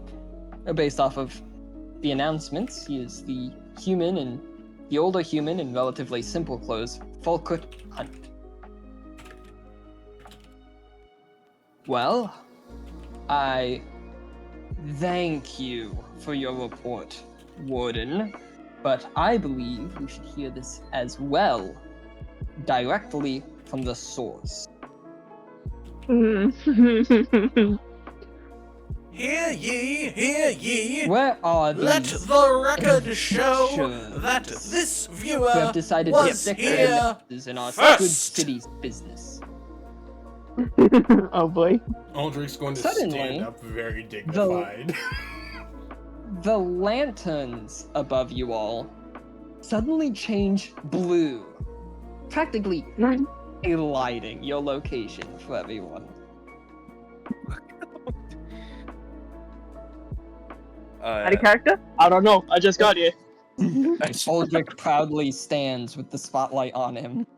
I think Aramis will stand as well. You feel Grendar also lift and puff his chest. Aldrich will give his usual low bow of respect.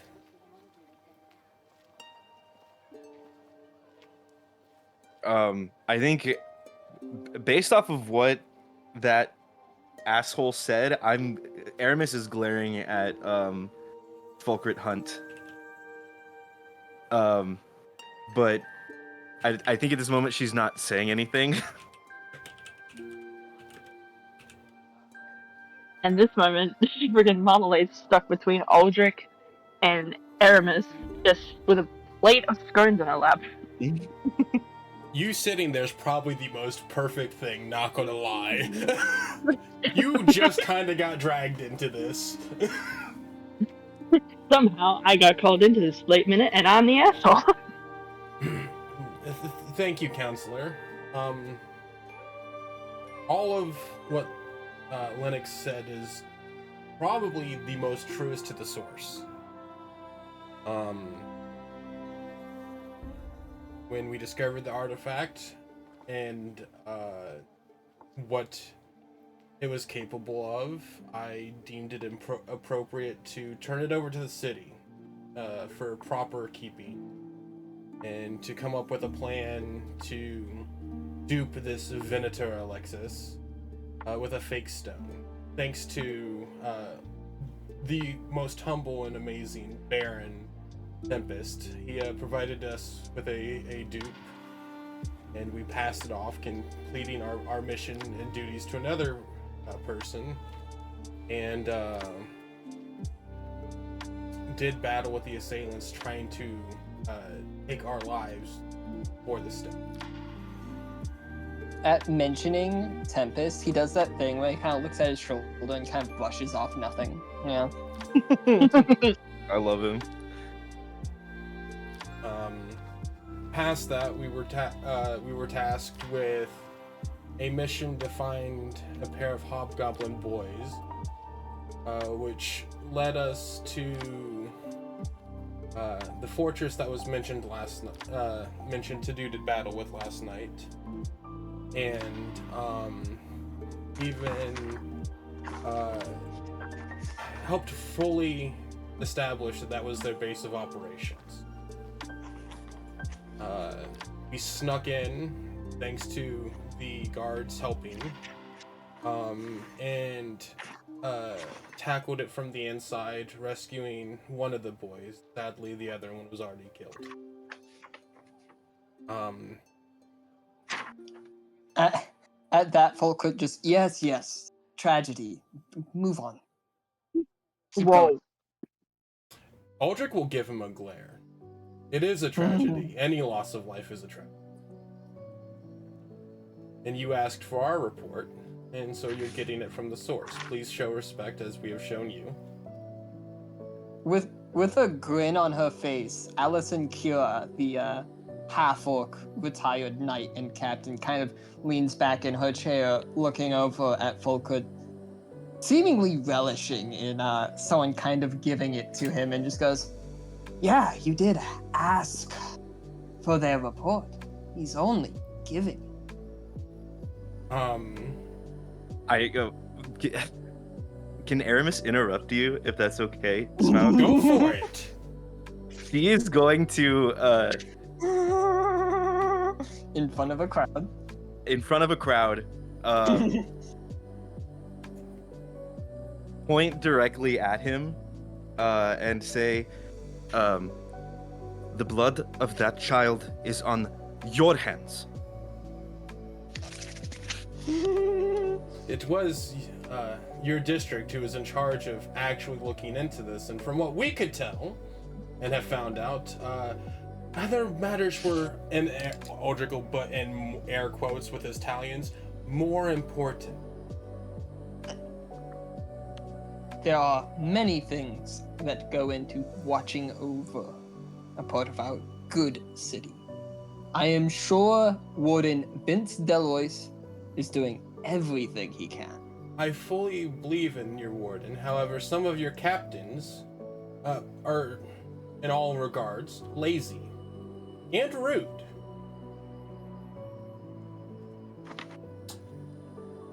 He's putting it lightly. You are a disgrace to your position. Do you not pay attention to your own people? Have you not seen how they've suffered? This was one life that we couldn't save. And there are many, many more within the city. And she's going to kind of stand forward in front of the table and with a clasped fist slam it against her chest where the stains are. He had been dead for weeks. His body was rotted. So much of that time that you spent with your delegations and councils like this, when you could have been acting. Why did it take adventurers who have never been here before to solve this problem in one night? Your own captains, they didn't want to overstep boundaries, to save lives. And she's going to turn to the crowd and say, and no, the problem is not solved. Venator Alexis is out there. We have captured Ivo. That is one person. But the serpent still crawls. It seems he's looking for something called the Seeing Stone. And Adrenaline Fortress is in itself one of them. And sadly, according to the report, we did not deal with all of the forces. We only minimized the amount of people. I think in my numbers alone, I took out about 10. And I know my fellow companions took out 4 or 5 themselves. But I am pretty sure that we watched at least a couple. Making sure he has a higher kill count. I'm pretty sure I watched at least 5 or 7 dozen, and he's going to specifically skip over 6. 5 to 7 dozen people leave the fortress before we were informed that they were retreating. I don't know how many the captains and the people who willingly sat down and helped us and laid down their lives to execute this mission took out. But I can only imagine that there's still numbers teaming. The half-orc warden once again laughs and just, Goliath is ass, I like these people. Oh, any more to add, honey? Grins at him. She's missing 1 or 2 teeth, but it's still a pretty good grin. Hunt, wanting to jump between anger and pride, because go figure those things are together, instead just sits down. Thank you. At this point, one of the other members, a half-elf, appears to be a mage, that was named as Valerie Flora, headmistress of Aldora's Academic for Magic. I know about the stones. It's well, I mean, it's kind of an old Phonova Empire thing. No one has seen one of those in a very long time. I really think we need to secure that fort so I could take a look at it. Yeah, sorry. Go on. I wouldn't disagree at all to going back and taking care of it after a good night's rest that we had last night.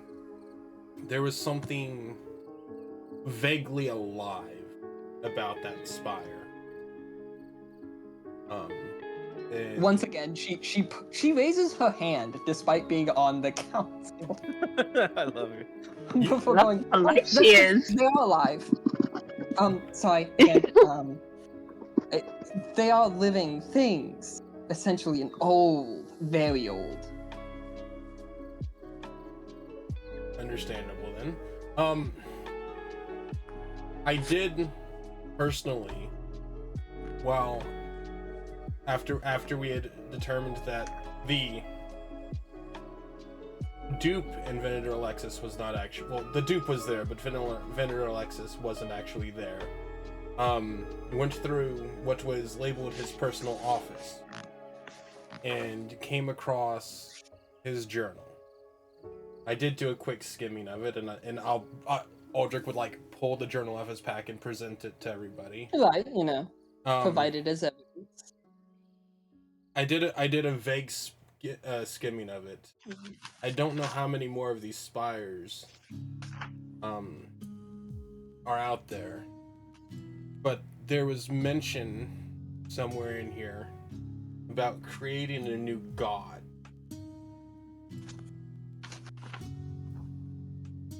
The auditorium is utterly silenced for a moment, erupts into talking all at once. Other than, of course, the counselors themselves. Before, let's see here. Isha Alzarin very calmly just stands up, clasps their hands together, and yells, "Silence!"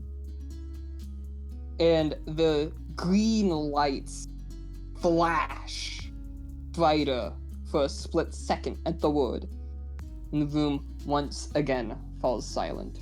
We will have order while they tell their story. Thank you, counselor. Go on. And they sit down. I believe personally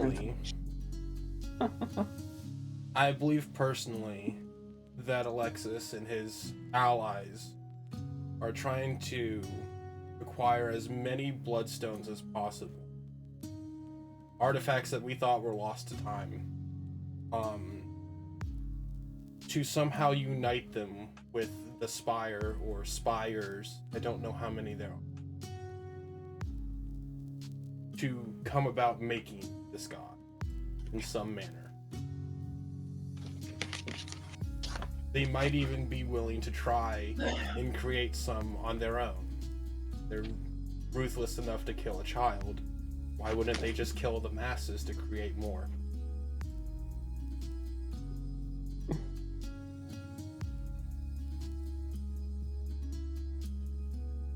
Ishra chimes in. Well, luckily there were only 2 individuals that were known to be able to create Attican bloodstones. Hopefully they haven't figured it out, but since neither of those individuals ever wrote down the exact process, we can hope that that isn't something we'll have to put our minds to. Though there is still the possibility of them finding those that were already made. You guys would probably know better. But from the brief... I can't even say brief. I was at Baron Tempest's library the entire night. The research that I did on them. There weren't too many made during the war. Or for the war. But if they could control a shadow dragon I don't see why enough of them grouped together couldn't create something with the necrotic energies combined on the level of a god or stronger.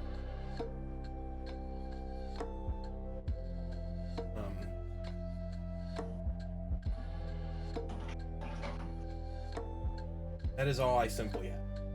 We've tried our best to help your city as much as we can, and you guys have welcomed us in with open arms, for the most part. And with that, he'll look over at Valkyrie Hunt. And as I've stated to the prince in times meeting him before, my sword, my arms are at your guys' service for anything you guys deem needing to be. At this point, the elaborately dressed dwarf speaks up. Edric Rodrin.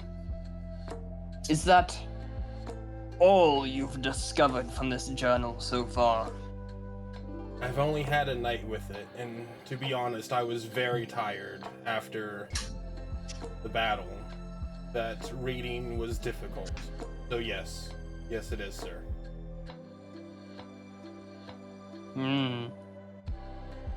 Very interesting. I've been watching this man as well. It's why I asked. I'm very interested in the individual who has caused these problems for us.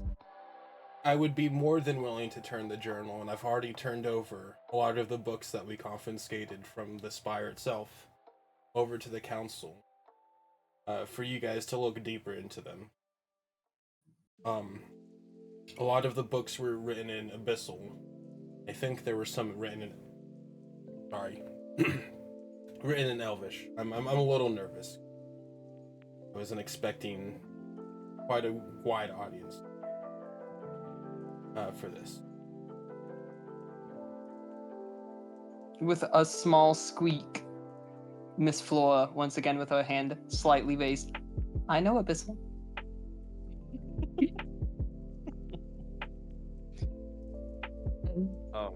Can I lean over to Aramis, or is she still over near the table? I think she's still standing on the other side of the table. Alright, then I'll hold off. But she is going to look at her sister. Kind of like with she's trying to give her like a look of like, should I read the letter? She closes her eyes, clearly, even herself, your older sister, unsure of how to handle this situation, before slowly giving the slightest nod to you.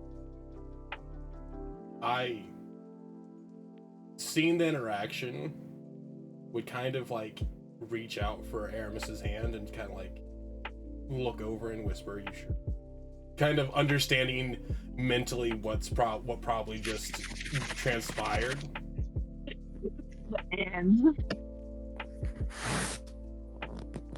yeah, she's gonna look at you with like tears welling in her eyes and gonna turn to face the council. We've also discovered one more bit of information. And she's going to hold out the letter.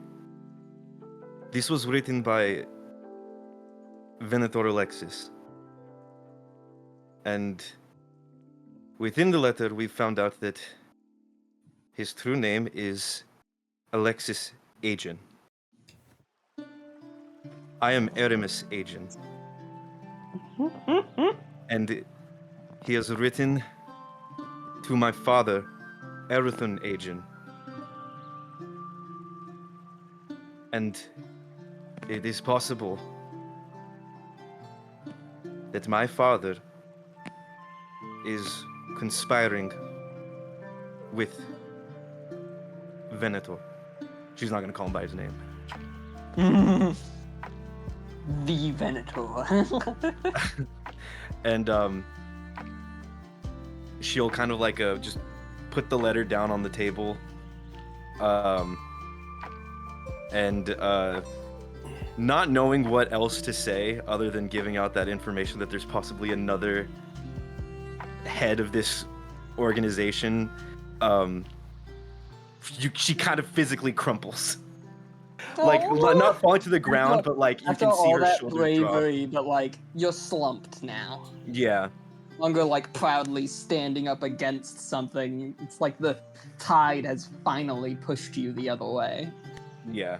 Seeing you slump, Aldrich will try like reach out and grab you and just kind of like and like just hold you to his side. I think she'd allow it. Edric Quadrant stands up again.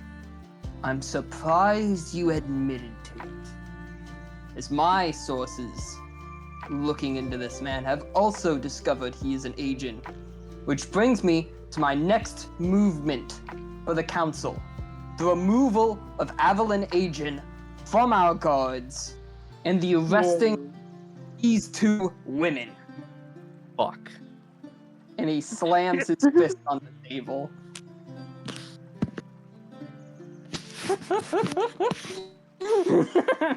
Fuck. This party's about to fight people. With all due respect, counselor, without the help of Aramis and Avalon, not nearly as much would have been done. I do not believe from my time with Aramis that she's meaning any harm, other than to try and be a good adventurer and somebody that even her sister would look up to. And yet a liability they both remain, if they are allowed to walk our streets. With all due respect... My sister has... Sorry, you first.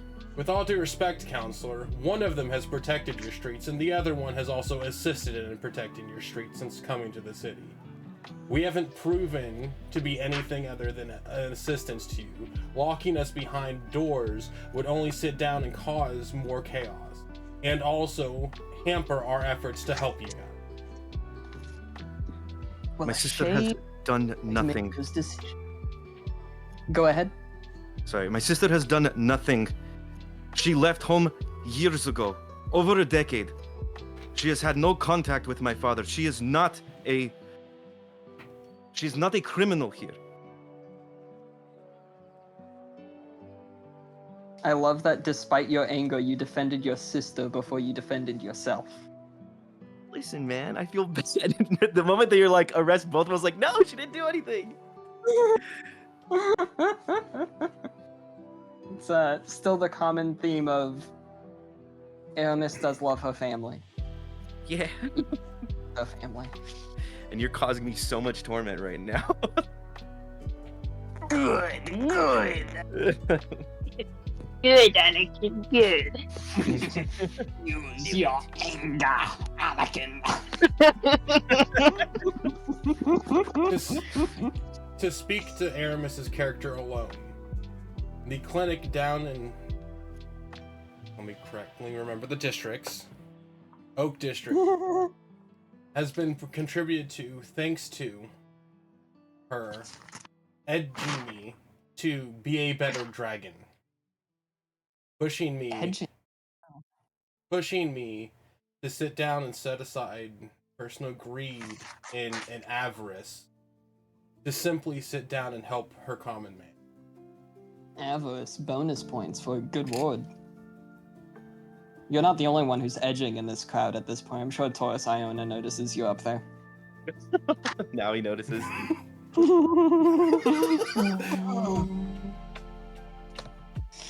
I have offered help. My group has offered help to the city. If you were to sit down and separate us, I would rescind my help.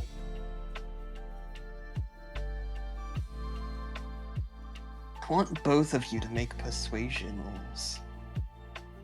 Okay.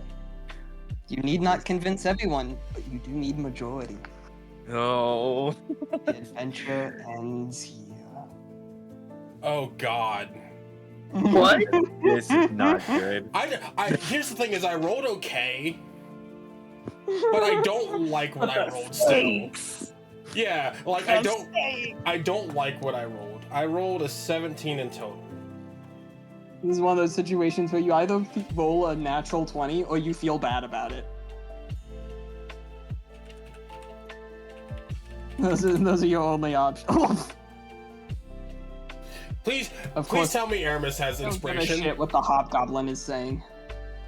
What was that? Do you have inspiration? Please pop it if you do. No, I used it. I used it already in the fight. Yep. I don't have it. That's alright. I had a +1 modifier.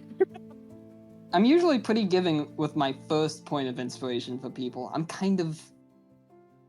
It's a lot harder to get me to give you a second point of inspiration. Absolutely fair. I'm not complaining. I'm not either. I'm just in pain. Cause like a 17 doesn't feel good in this situation. I feel like I had it. I am going to go over the initial reactions of each council member. Okay. Edric Rodrin, the one who, of course, brings up the accusations. I pose that Aramis's sister is a deep plant. She has been here all along, earning our trust, helping the city, being the model hobgoblin of their population. All to get us to turn our backs at this moment. We have the stone. And with her among the ranks of those that are keeping it, that will change. And then, to no one's surprise, Fulcrit Hunt says, I agree. I have always been against the entirety of the Oak District's, the Pine District's system. It is run by. They are racist, man. Of course you are. Your racism runs deep Our even to your city. son. Please hold your sayings. Like I said, I'm going over all. I want to respond to him. So I want to reach across and just punch him. The room is heavily guarded. Good luck.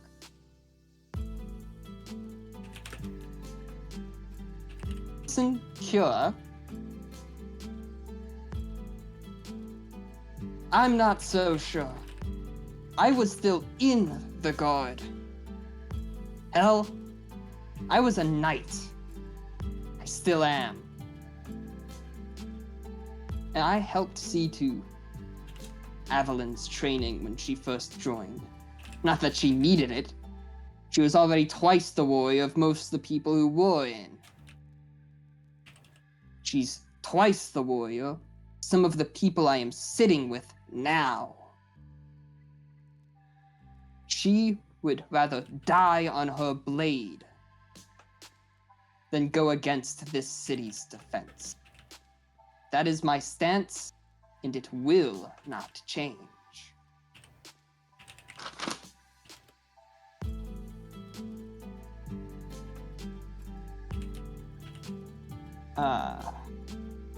Next, Matthias Iona, the older human in his ceremonial set of armor. A rather regal-looking warrior.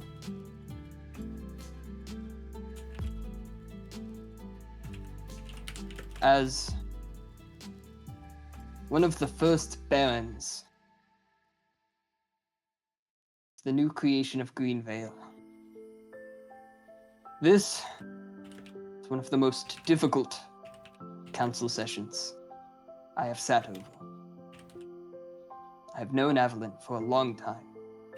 She has done good work for this city, as you have said.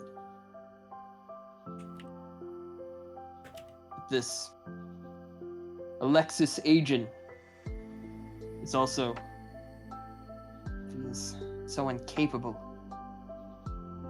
Finding and using a bloodstone, one of the greatest threats this city has faced since its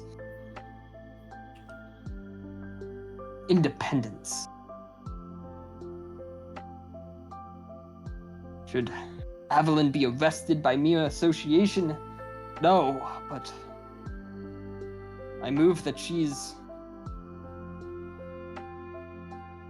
put on leave until an investigation can be made.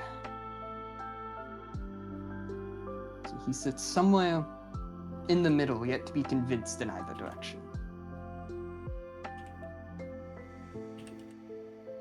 Ishra Alzarin.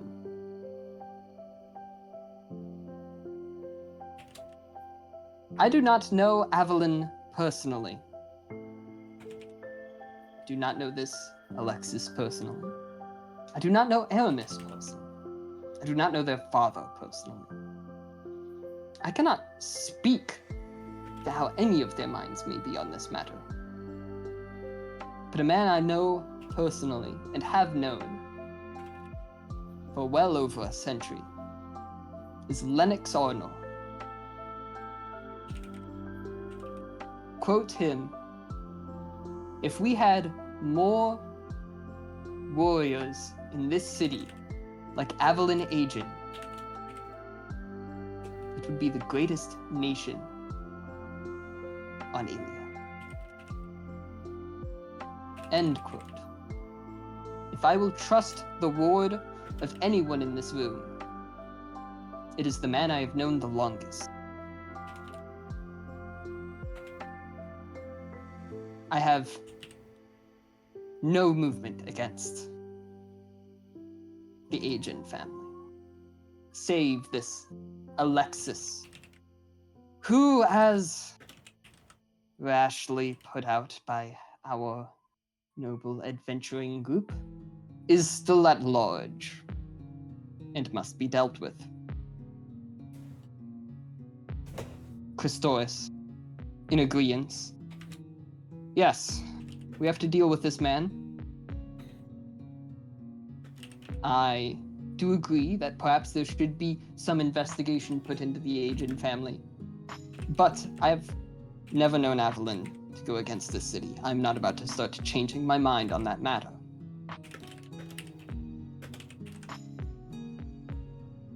But perhaps removing her from the guard is something that must be done.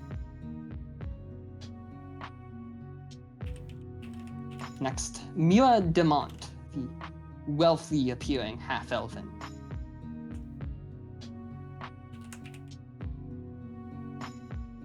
Well,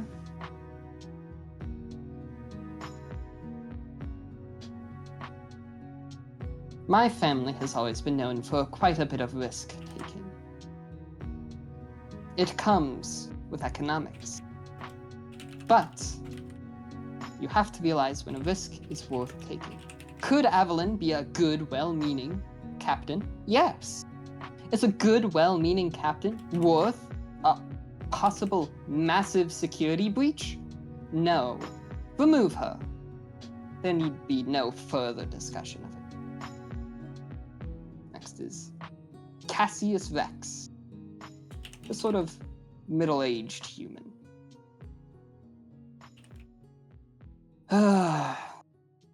It's meetings like this that make me miss being in the military.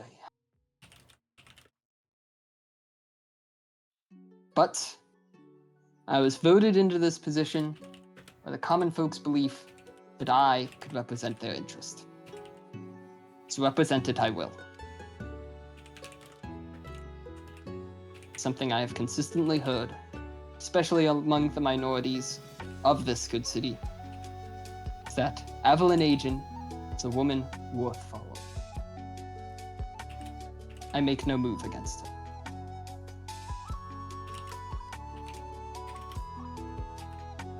I simply ask that she be put on leave, not removed from the guard. Just allow us to look further into this. That way she doesn't have access to the stone, but we can all keep our full respect and belief in her. Aurelia Typho, the gorgeous tiefling woman.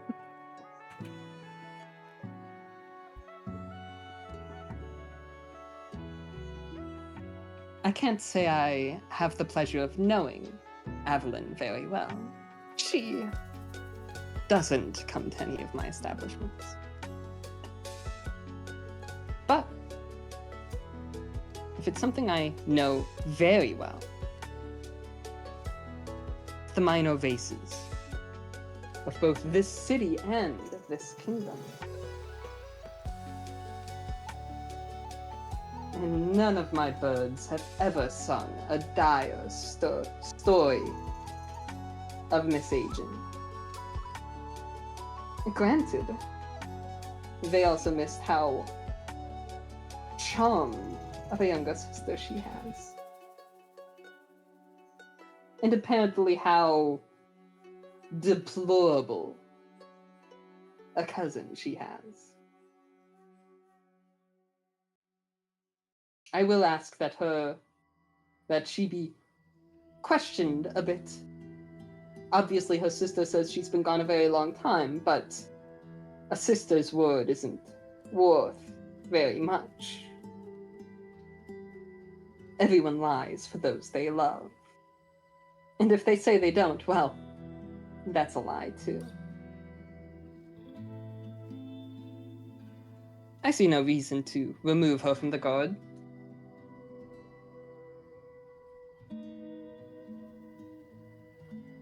Going back around. Valerie Flora looks like she kind of wants to say something, but is interrupted by Edric once again interjecting.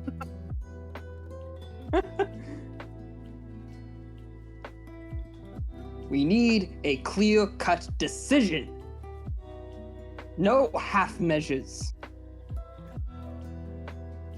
It is one way or the other. We must decide. And they are all interrupted by someone who has stayed completely quiet this entire meeting. A member of your very party. Grendor polymorphs into a giant angel. No, that doesn't work. Okay, I was like, oh my god, started to dude, type that. what the fuck? Just to watch your jaws drop for a brief moment. I have a good feeling who, but you know, Grendar being the person would have thrown me off. My stomach sank.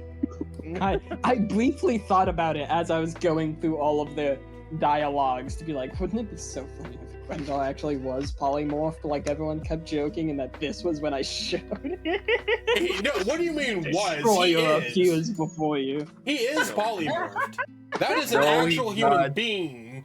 Or That is so weird. No, she's taking a little man. Little person, little man. What was oh gosh, was it? I think that's an animorph thing where if you stay morphed into whatever for long enough, you just permanently become that thing. It's just like an animorphed accident. I think it is an animorph thing. Yes. I don't know anything about animorphs. I just feel like I've heard that at some point. I read one or two of the books as a kid. This is the old brain trying to unfurl a wrinkle. I'm pretty sure that's fact. It sounds right.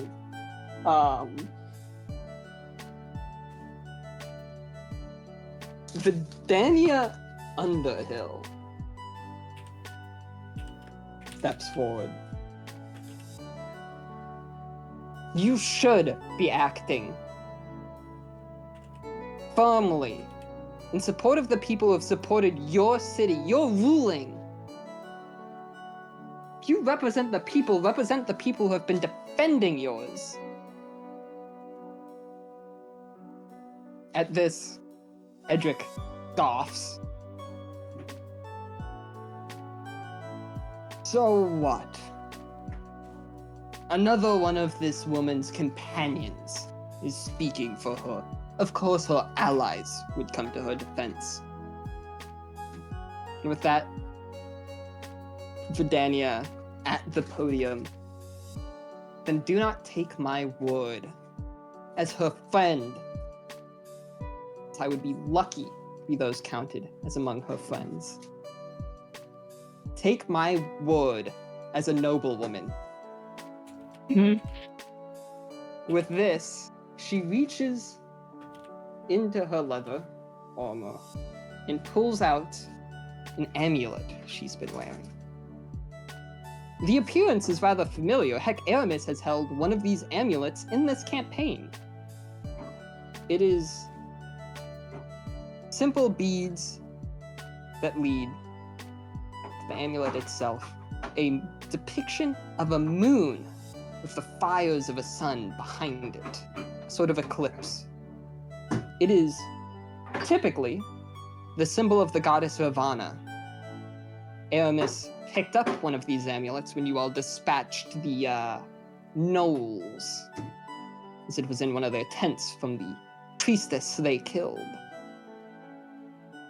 and had pilfered from. Oh yeah, his red sunburst. Yeah. I have it here. And she rips it off. It is at this moment that the appearance of your companion changes. Not greatly. Hmm. She is still same size. That same sort of bit tougher, stronger build than you usually imagine an elf. Still a little bit on the short side for an elf. But her her reddish brownish hair becomes a bit of a mess, really, as the ends and tips remain the same color as before, but closer to her roots, you can see silver seemingly sprouting up. And her left arm is suddenly covered in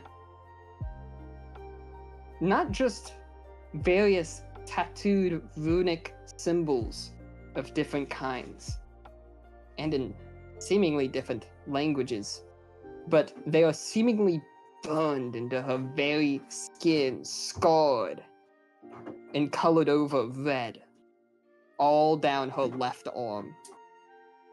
The one that is still visible.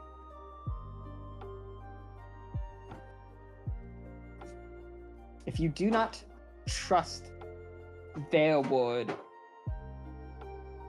then trust the word of Cynthia Havel Galanor, daughter of Catalina Galanor, High Priestess of Starhaven, and one of the rulers of the North.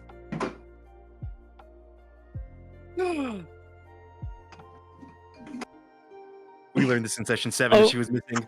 Yeah, she was missing. I was like, in- I know this name. I know this name. Yeah, my brain's over here. Oh, okay, makes sense.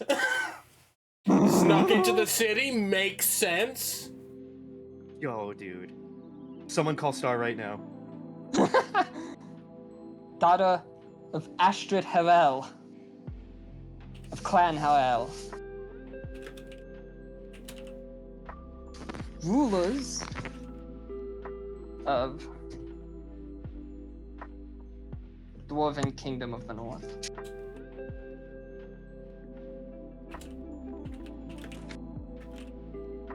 Vermentor. Is that worthy enough word for you, councilman? To describe Edric Rodrin as red in the face would be an statement. He has no rebuttal for the Dawn Seeker in front of him. Although, it should be noted that Isha Alzaran is practically bowing their head at this point.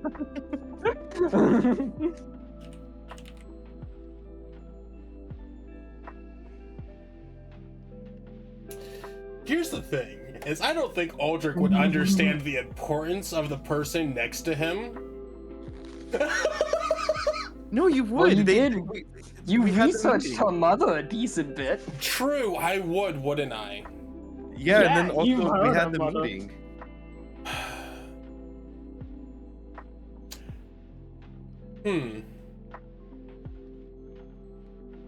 By What the is way, Valerie Floor doing? By the way, just above table, I'm gonna need so many names because I know I've butchered every single one in the fucking notes today. Oh my god.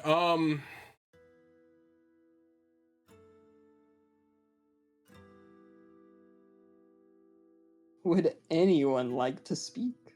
I would actually. I left Draconis as an outcast and have traveled your countryside. Alone, mostly. If it wasn't for the fact that I was attacked in a tavern up north and and thrown into a cellar alongside these people, I probably would not be standing in front of you. In all honesty, I probably would not. Selling your wood to these people. Yeah. In all honesty, you guys probably would not have had the stone. I would have probably continued with the deal that Rukak had made. And even probably fought this lady standing next to me. Like looking over to what he thought was Vidania. And died. Don't you love that both of the initial NPCs you guys traveled with were both under false names? I have never been a dragon to stay still. I've never been a dragon to seek companionship. So I can say that even though it's hard to call them friends at times, I am speaking for my friends. But I'm also speaking more on the potential I see in their dutyship and their physical prowess in battle. Locking either of them away would be a disservice to the country. And though I agree action should be taken, I disagree that one of them should lose their position after many years of working hard to serve the country.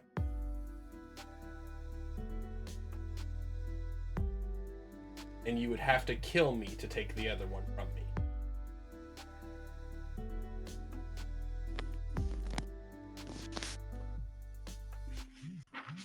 With that, Estin Christoris speaks up. Then we shall vote. I believe all the cards are on the table. I vote that we put our faith in the agents we have. Who votes with me? Allison Cure is the first to raise her hand. I would put my hand, my sword, and my life to it. Next, Ishra Alzaren raises a hand. I would never go against the word of a Galanor.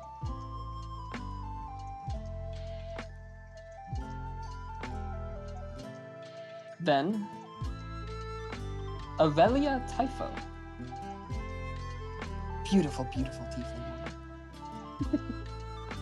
Raises her hand. I think this discussion was pointless from the start. We have bigger things to attend to, like what to actually do about the situation, not fighting each other over it.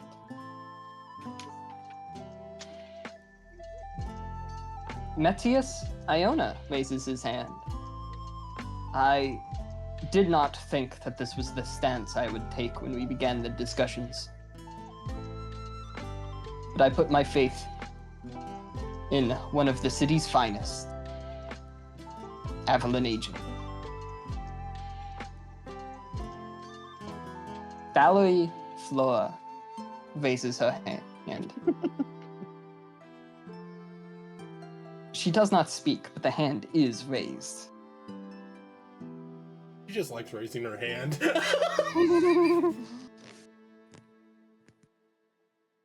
She meeps under the glare of Edric Quadrant, but the hand still remains raised.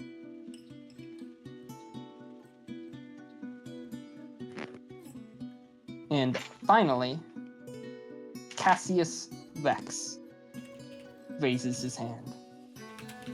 All those that are for are Christoris, Alzaran, Flora, Typho, Rex, and Cura. All those against are Hunt, Demont, and Vajra. Favor is full. The Agent family fears no punishments from us.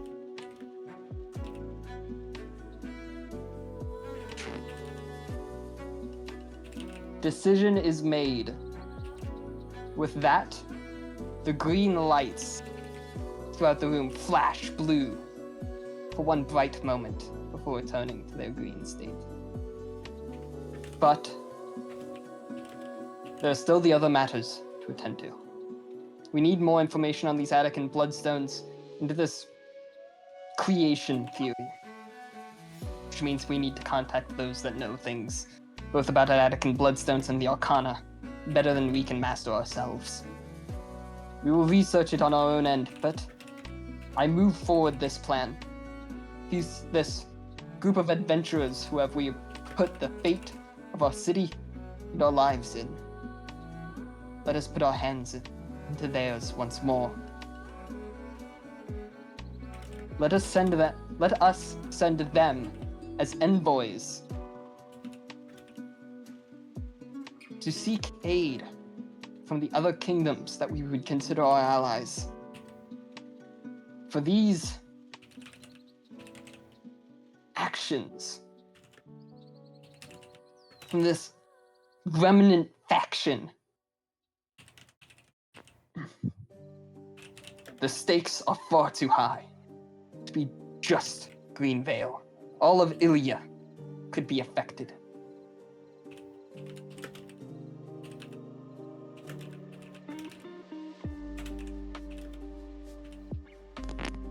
With that, Valerie does speak up without raising her hand. Well, if we need contact mages, there's two obvious places to go. You either send them to Arcana support,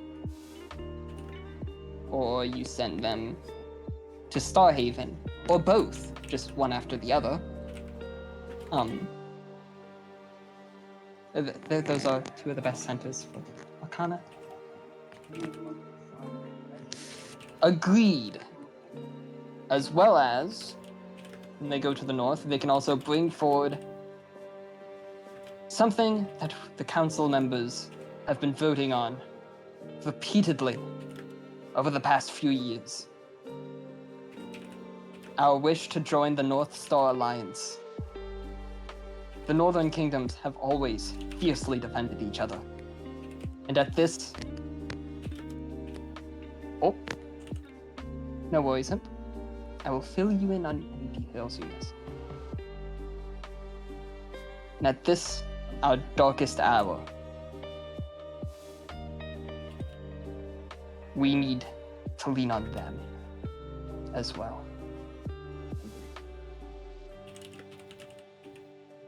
And with that, roughly the same people who raised their hands before all raise their hands. The decision is made. We will keep the stone here, as defend it as we can, and we will seek aid, as well as searching this nearby fort and searching for this missing Venator. this council meeting is adjourned. Now, seeing as Imp has stepped away, what have you two thought of this dramatic play?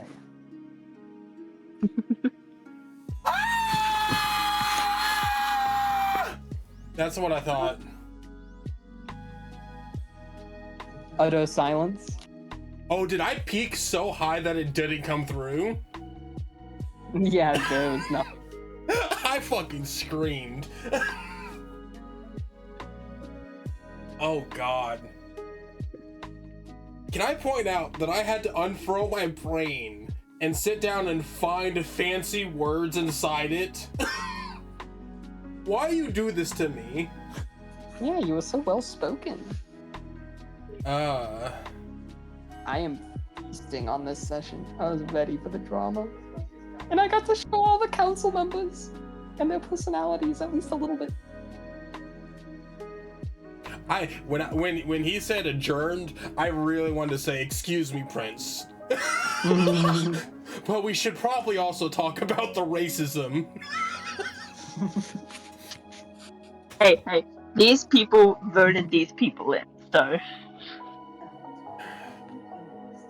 Yeah, there is that. Everyone on this council apparently has enough people in this kingdom that they voted them. So it should be noted that while everyone is assigned a sort of district of the capital, most of them are not from the capital.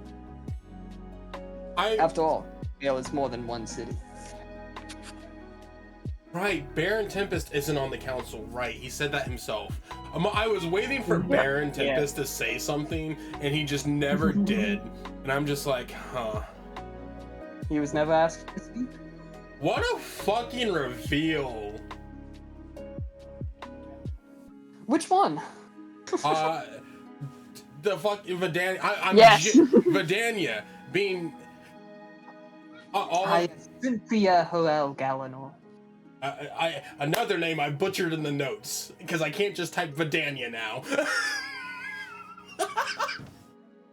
Yeah, I'm really just torturing you by making you have to think of different names for Silk and Cynthia. Yeah. Yeah, I'm sorry, I'm back. All good. You're fine. All that happened was they discussed that they want to send the adventuring party as their representative to one of two possible locations.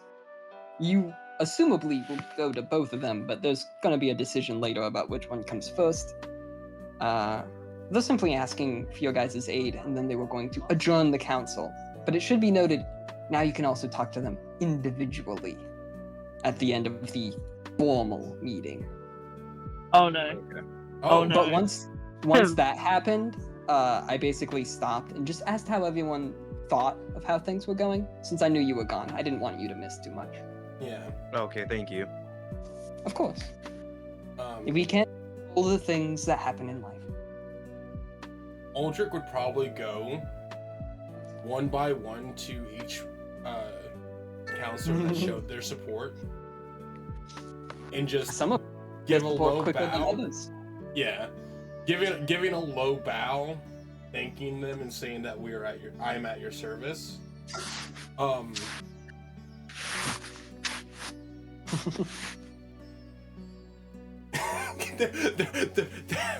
Then I would walk up to Falkreath.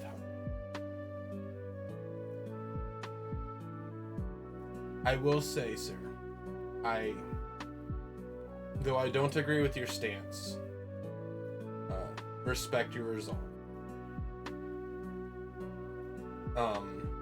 And I do personally owe your family at the very least a small apology. Because I did cause trouble for you in recent days. I just can't stand by while members, no matter the species, are being treated wrong. We all bleed.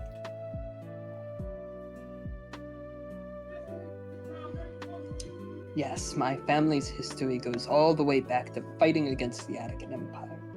There is nothing my family loves more than this city and its defense.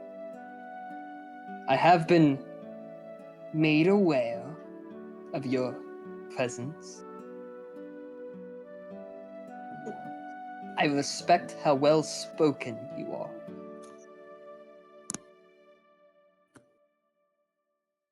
Very well traveled, it would seem. Aldrich internally, I just know how to kiss ass.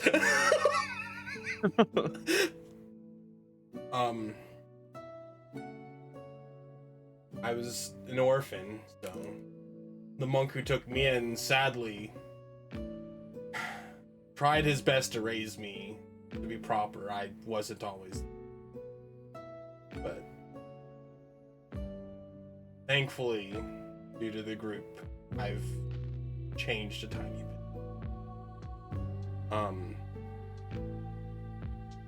As I've told the other counselors, I will tell you, if you were to need an arm, I am at your service. But I will be honest in saying that it will be less likely that I will rush to your aid due to the action of your family so far and to the people. He kind of snorts at that. It'll be a dark day in this city's history when I need your assistance, Dragonborn. What a He just bastard, dude. walks away from you.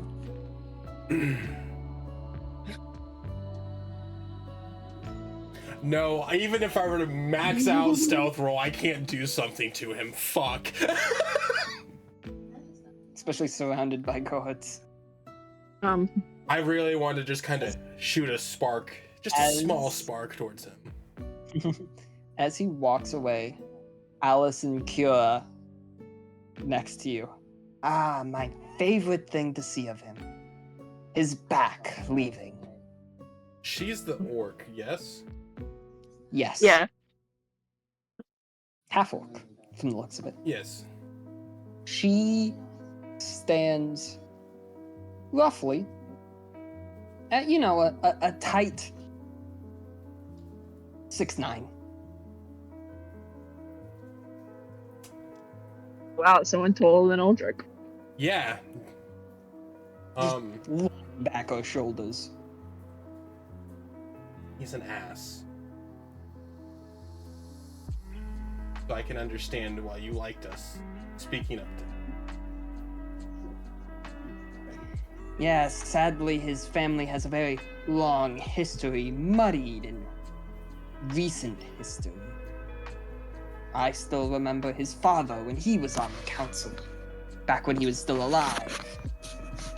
Good man, hard, but respected.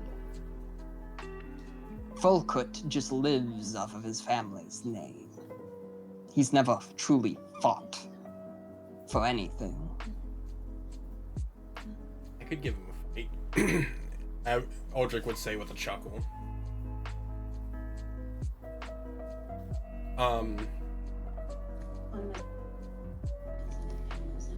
Believe it or not, he's the 4th most popular counselor in Greenvale. And hopefully you're the second.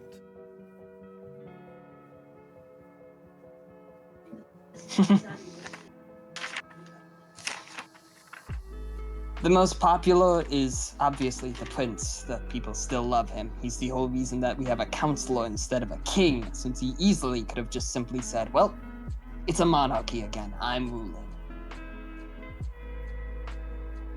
Sometimes I wonder if that would have been better, but can't change the past.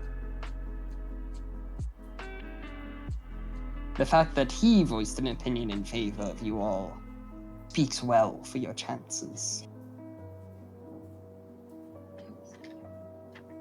People listen to him against logic. I know what that's like.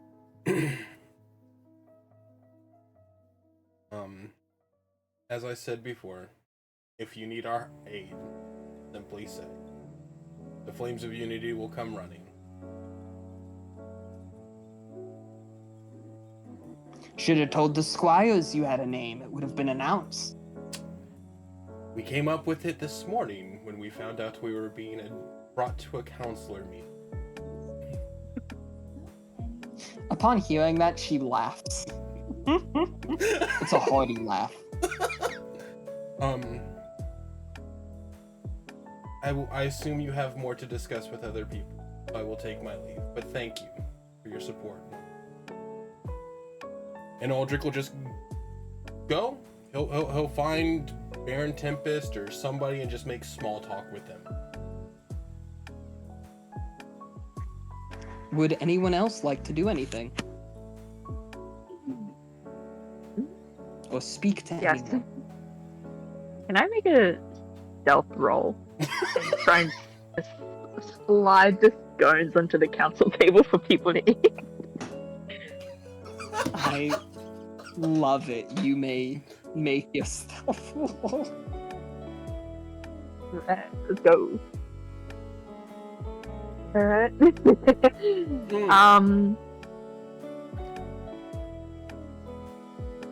me just check my stats. Just making sure I was right. I like to believe that the table is just a little bit taller than you, so you have to tippy-toe it. Put 'em up there. Aldrich does have one more thing he wants to do, but I want to make sure everybody can take their turn. I've talked way too much so far. 15 plus 5, dirty 20 for a stealthy roll. Not only are you able to stealthily put scones on the table without anyone so much as noticing, but within moments, Flora looks over, goes, "Oh, they finally approved my want for snacks," and goes over to one and is gleefully eating it at the moment. Sparkles in her eyes. Can she join our party?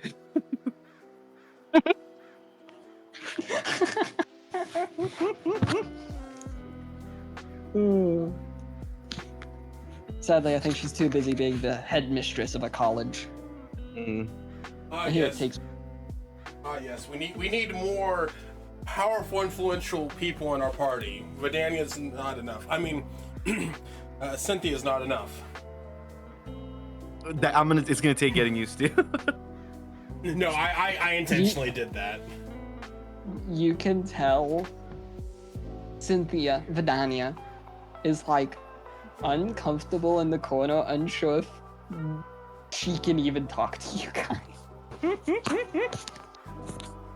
She is still trying to figure out how everyone is taking the reveal. She is so also bad for slightly her. being crowded at this point. Aldrich will probably at some point push through the crowded people and say thank you for being such an amazing and help to us. Thank you for standing up for us and putting trust in it also. And he'll sit there with her. I cannot sit back while someone muddies someone as kind as Aramis's name. And technically I'm not a sorcerer, I'm a blood mage, but people get kind of iffy about that fact. Semantics. As the group loves to say, you finger blast and you finger people. And that's all that matters. I don't think we ever say it out loud.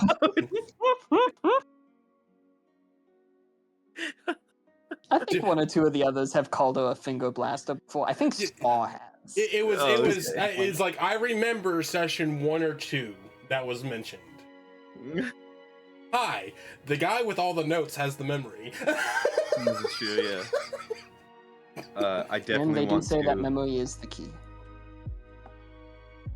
I definitely want to approach my sister. She is currently discussing some things with her warden.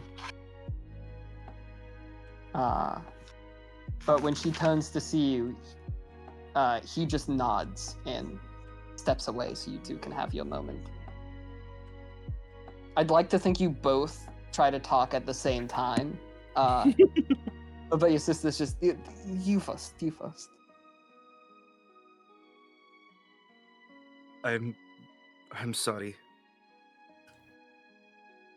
I know we have our differences, but I never meant to put your name and your career in jeopardy. No, I'm sorry. You're right. I ran away. From you, from father. It's just, I couldn't face him. I hoped that you would become a great warrior. If only to spare you from his judgment, but I was living up to what he wanted. I was a warrior, I was a fighter, I had ability, but how strong I was so weak every time I saw how she treated our sister. He was not kind to the one of us who didn't take after what he wanted. And instead of helping her, I ran away. I didn't want to face it. And there are tears at this point openly forming on her face. I am sorry, Aramis, that I was not the sister that you deserve. And yeah, she's just crying at this point. You need not apologize to me. I understand how cruel father can be. But it is not judgment. It is an attempt to better ourselves. The bar is always raised higher and higher. Amiya couldn't take it. She was not meant for it. This is one thing we agree on, that father never should have cast her out. But he is still our father. No matter how far you run.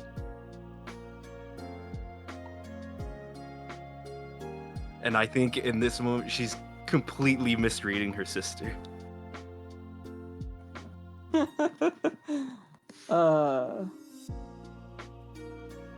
She's just silently going to stretch forward her arms to embrace you if you accept it.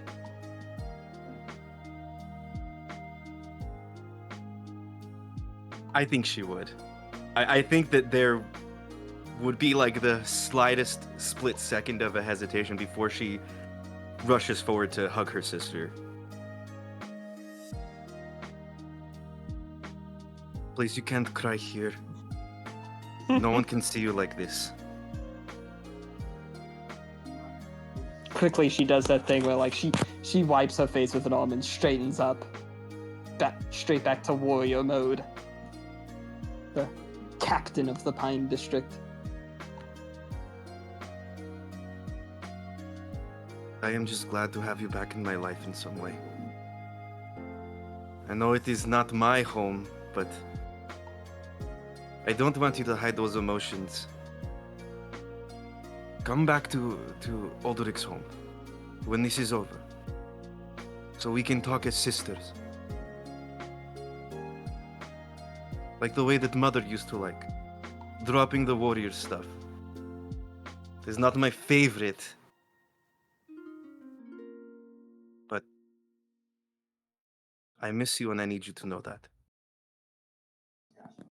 She puts her hands on your shoulders and firmly says, I am in your life again, and I will never leave it until I have breathed my last. This, I swear to you. I think that would definitely make Aramis stand tall for someone 5 foot, 5'5".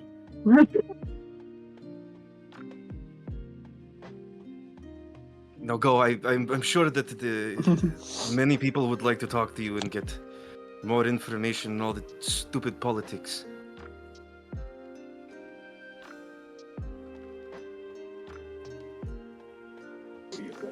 Yes. I need to go back to discuss with Lennox more about how we are going to handle things.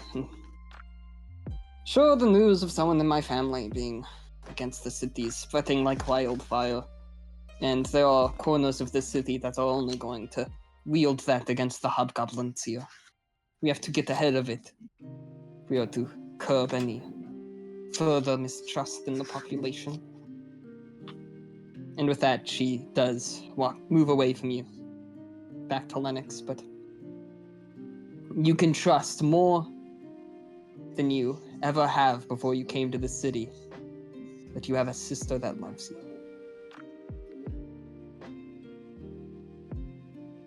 I can't wait to ruin Amia's life next. God, the trauma you're gonna drive up existing.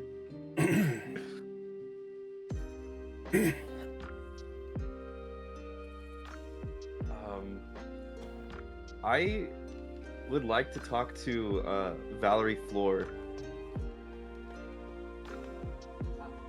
Valerie Fleur, who currently has half of a scone in her hands. Excuse me, Miss Floor. I had a question for Yes? you regarding Arcana Sport. She nods her head at you, her cheeks full like a chipmunk. I love her. Do you need a moment? No, I'm quite fine. And with she brushes off some crumbs that had fallen into her lap. I love this woman. Being Everyone else on the council is so serious, and then this one. she's great. Being a woman well versed in magic and probably having connections with Arcana Sport. Oh yeah, my parents are barons. This makes so much more sense instantly. She's a nepo baby. I wasn't thinking that, but you know, that might be true also. Would you by chance have quicker means of getting us to Arcana Sport? She swallows her scone and says, "Actually, I believe that the fastest way to Starhaven or Arcanasport recently entered the city." You are archaic. I do not know what that means. Well,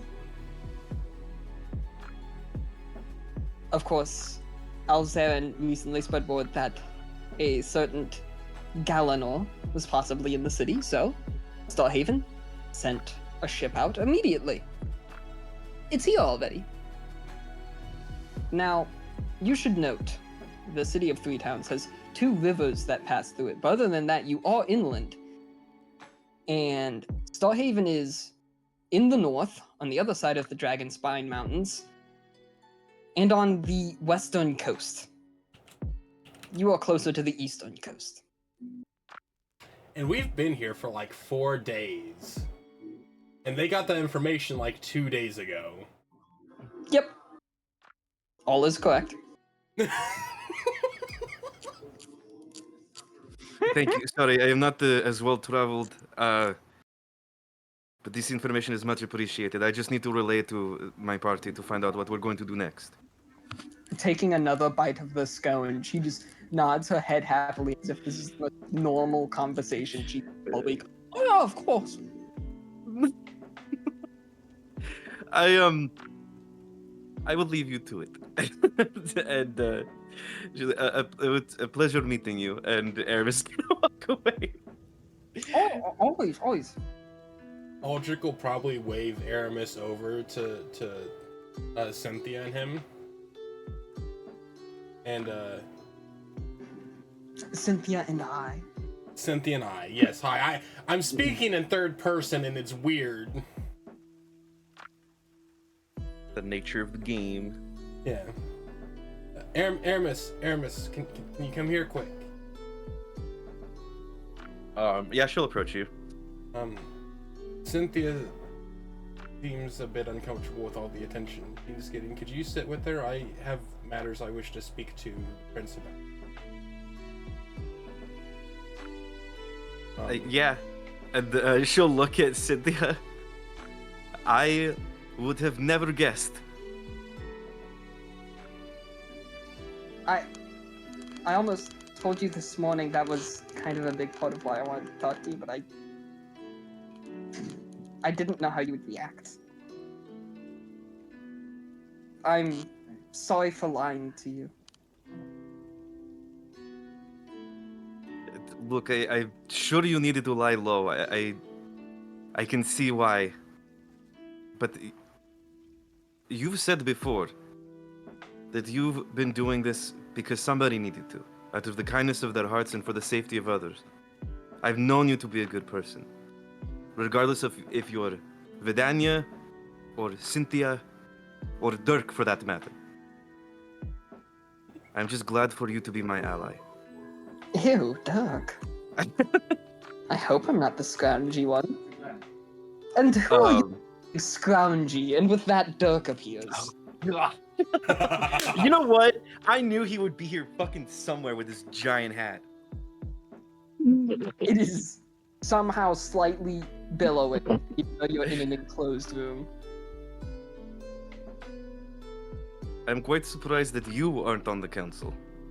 He takes that off, bows very deeply, and says, "Silk Tonar, your majesty." To Cynthia. Oh, right, and then Aramis is going to, like, take a quick step back and just, like, awkwardly bow as well. Is this something that I need to do now? God. By the goddess, do not.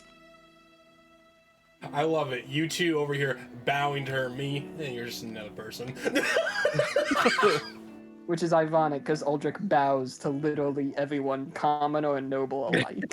It's true. I've never bowed to my party. Yeah, he just disrespects his friends. His friends will do stuff to him without him. His friends will do stuff for him without him kissing ass, so he doesn't have to. Marmalade and Cynthia are the only ones that need to be hit now. By Aldrich. Oh God.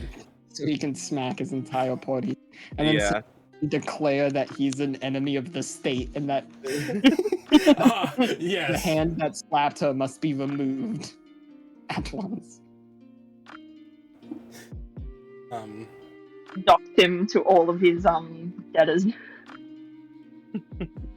I can't hit another Dragonborn. But yeah. While that all went, Aldrich would have taken his leave to approach the prince, probably. Most likely. You approach the board. He's currently talking to Baron Tempest, as well as Metius Iona. So the pair of barons are also technically in this conversation. You can ask for a private audience, of course, but I'm just letting you know they are standing there with him and they have not left. Can I overhear what they're talking about as I walk? Because there haven't been that many rules, since obviously we don't need many rules in this. Go ahead and give me, we'll call it an insight check. Nat 20 plus 5. You can hear that they are currently discussing How did scones get into the room, and why are they on the table? Is someone being poisoned? Did Flora bring them and no one noticed? Are they, did they come out of her robe? I bet they came out of her robe. Is that why she's wearing more like billowy sleeves there? And with that, my companion brought them. We didn't have breakfast, and she figured, well, might as well take them with us. And then when she realized what was going on, she figured after the meeting was adjourned, everybody probably deserved some snacks. So she just kind of set them on the table. My apologies. Tempest, despite being the one who suggested Flora bought them herself, turns to the prince and says, "It's true, she offered me one." Because she did. So he did know where they came from. Yeah. Just not saying that. Your Highness, I thank you for your support. We probably didn't give you the best of first impressions, especially me, but the fact that you have shown support for us regardless, gracious, very grateful. I have a couple questions for you that I could probably pass by Farfield, but since I have you in front of me, I might as well ask. One, thank you. By all means. Thank you very much for the house, the deed to the house. I was moved to almost tears. Well, you did ask for one. I asked for a place to stay. I didn't expect you to give me a whole place to live.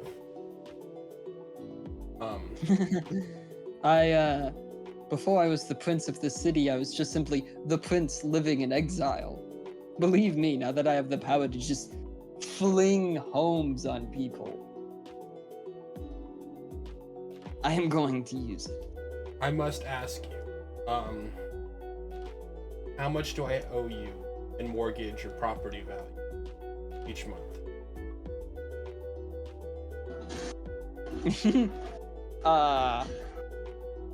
Looks at you almost confused before saying, "That house was a gift from myself. Please, you don't owe anything for the entire rest of this year." Okay. Eventually there will be, the typical taxes for any property within the city, but that you could always take up with Farfield. I can have him send you the documents for it when you do eventually have to pay. Understand. It's nothing. Knowing how open you are with your pockets, I'm sure you have the funding. We'll get to that in a second. Also, that also will come up, sire. I like to request, since we're going to be leaving, home. And when Aldrich says home, you see worry in his eye, sadness in his eye, having to say that.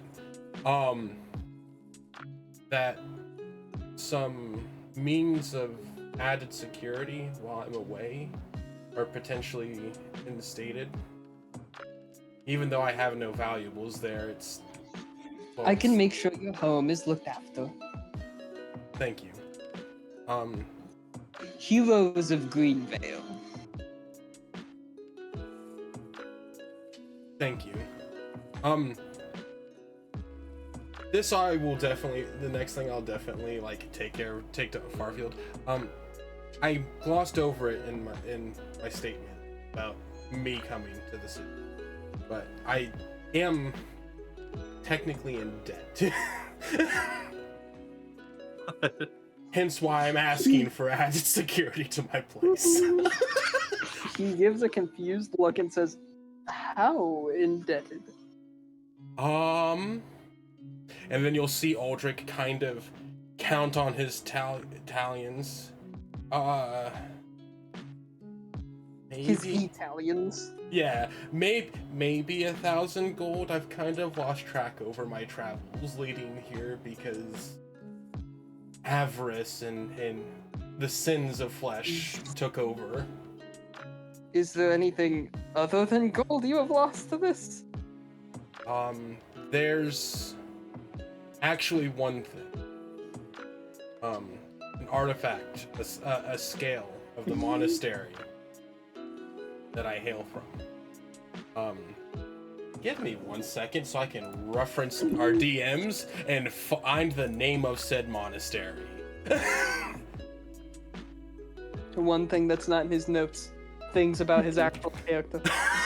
I'm sure he has notes on his other character. Oh, Actually, no. Well, actually, wait a minute. Yeah, because I've created an entire city for Imp. wow. Man. I barely strangled a temple out of this man. It's called. Oh, Spirit, then you're gonna hate me. The monastery is called the Scale of the Shrouded Flame. Well, it was named after the scale that I might have betted away and caused me to be exiled. When you mention this, Tempest looks at you. When you say scale, do you mean like the measuring kind or like a dragon scale? Like a metal? A physical, like, dragon scale.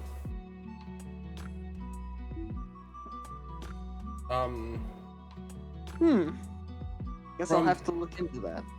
From the tiny bits that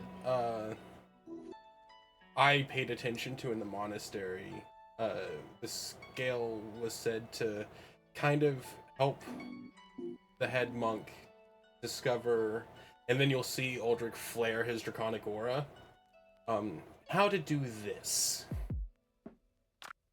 An insight was gleaned from it. And then he'll just kind of put the recede the aura. A lot of people were trained to do, well, not a lot, but a decent bit of people were trained to do in my time there. That'll definitely help me figure out how much worth that might be. There'll probably have a book on draconic rituals somewhere. But I kind of wish we just all heard the sound of like unsheathed swords. I imagine that something like that happening in front of the prince and two barons really had the guards just all look at me. When Aramis approached the table itself, there was a moment where guards went for their weapons and the prince had to wave them off. Oh fuck. Because people aren't meant to approach the table itself. That's so fun. That makes it funnier that Marmalade put the scouts up there. Yes. No one saw. But now, like, not all at the table, you know, they're already getting mixed into the crowd. The guards probably hate this part of the meeting. I intend to pay that debt, but I would like you to potentially get me connections to said debt collector, as well as potentially help me locating the scales so I could buy it back for my monastery. Right, yes. Because this scale is... Do you recall what your monastery was tied to? Was there a specific deity or anything? Might help me in research. I believe that we followed the goddess Vera. Ah, that would make sense. But The Dragon Queen. sadly, I was not the... As you've discovered, Baron Tempest, I've always been very blunt and not paying attention at times unless I deemed it important. The Baron who sort of is just uncorking a bottle that he's quietly drinking, just sort of nods along to this. So if you guys could help in that, I would be appreciative.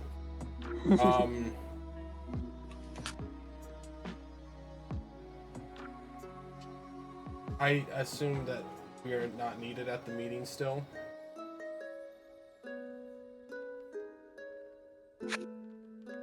Well, the meeting is adjourned, though I would like to discuss with your party where we might send you next. There are a number of possibilities.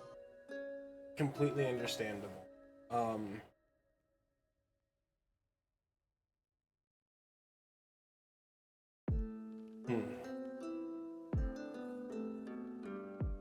May we take Evelyn with us on our adventures?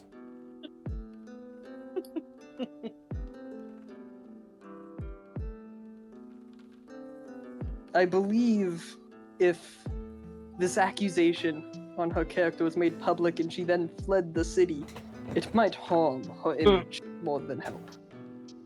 I agree, but I worry personally on how some of the people may see her due to the slander that was thrown by Mr. There will Hunt. be people who doubt her, and there will be people who champion her. And this council decided a majority with her. Understandable. Being visible and speaking for herself will help to calm the nerves of those who are yet undecided in what they believe. Completely fair. Well, I shall await your command. And with that, Aldrich will give his normal bow and make his leave. Thank you for all your help. And then I'll go hunting for Fairfield. After you leave, you hear Tempest kind of saying, "You think his back ever hurts throughout the day?" So much Yeah, of a just scene from you're other in. activities though. Oh damn. Yeah, where's that captain? Oh. Wait, no. He's at Wait, the wait, wait, very wait, wait, edge. Oh my god, wait, Wait. what if he sees you? John Trust me, there was a thought process to go look for him and flirt with him, but I'm trying to sit down and go through the list of things that I think I need to do first. I would say you find that you can't see Fairfield anywhere in this room. Okay. Off on other business at present. Would I be able to find a secretary of the prince anywhere near? Oh gosh, that guy. I mean, secretary steward, kind of the same thing. That basically still is Fairfield. Yeah. Wait, is he like the only one? He is the primary servant of the prince. Well, the prince has other servants, but he is his steward. Okay. Can I find one of the servants and ask them where Fairfield might be located currently in his busy life? His busy life. You find out that he's at home. He was given the day off. Whoa. Whoa. I will return to the prince.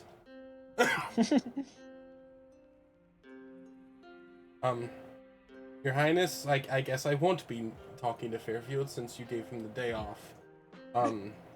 Upon searching my home, I noticed that there is a hatch leading downwards that's locked, and I wasn't provided the key to said hatch. Yes, I almost forgot that I did give you that house. Oh boy. Well, there's a reason it was empty for this long. And he takes a sip of his wine that he's drinking.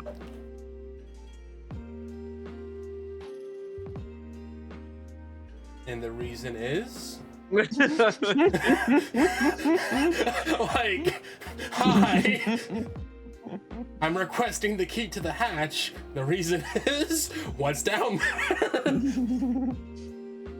Well, there were a number of the common folk who thought it was haunted.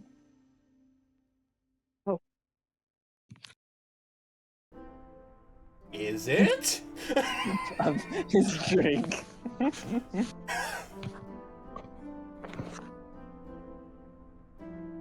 Oh, I don't believe it was haunted. However, I have kept the hatch locked.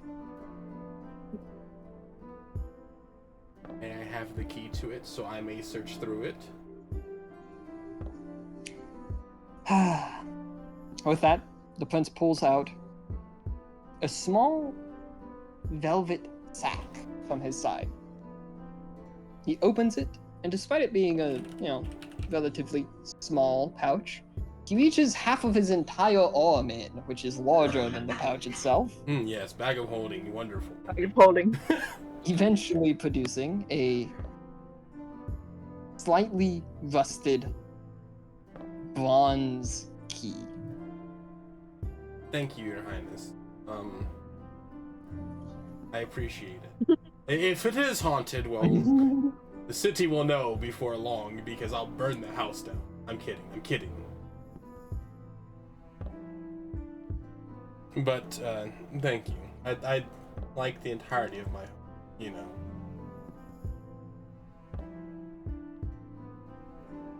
Tempest says, besides, look on the bright side. There might be 1,000 gold down there. Logical fucking shit, Wow. a tiny bit.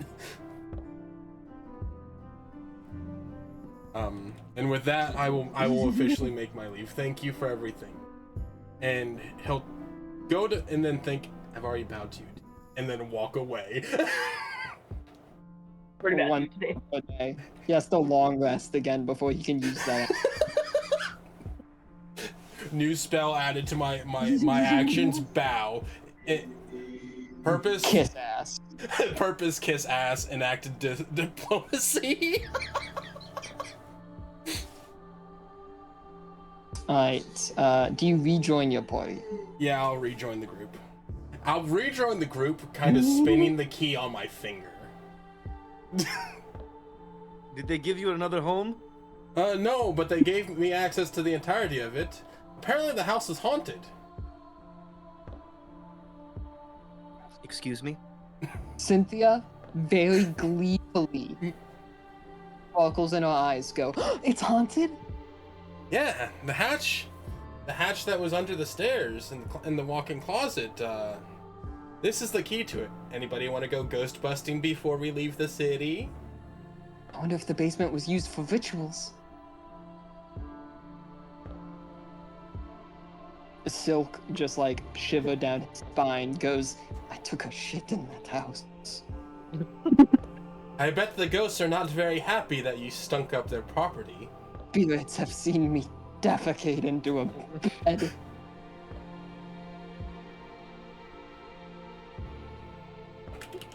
He pulls out a salt shaker, pours out some onto his shoulder, turns and spits, and then walks away hurriedly. He just had that on him. You never Did- know. Well, You you never know smells when you everywhere? leave your like. I do not. Your home is haunted. I will no longer be staying there. But it's okay, we won't be staying there anyways because we'll be heading out soon. Yes. Suddenly, a somehow nervous-looking member of the council approaches. Ishra Al-Zarin. That is, my lady Dawnseeker. There is a ship here for you. And, like... Oh, Uh-oh. someone Oh. exploded. Oh, The, Just got the exploded. fluffy dragonborn disappears, Did she always do that? leaving a pile of scones. Welcome back. randomly cast to vanish. Wow. My dog. Engage action. Exclamation point vanish actually worked. What the fuck? My dog hung up on me. Oh, that's fun. Motherfucker walked across This my person, keyboard like, this person is nah. nervous, right? Yes. Stand up. Specifically, Cynthia. Yeah, stand up straight. She's just a normal woman. Powerful, but normal.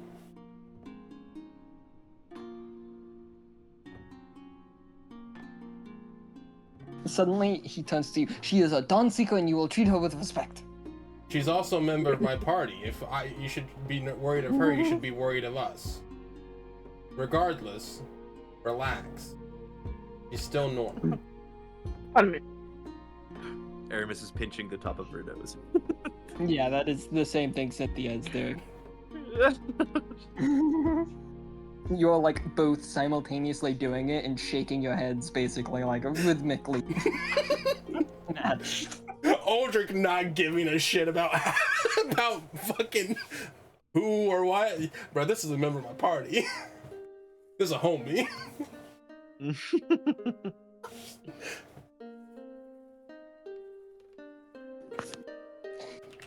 Either way,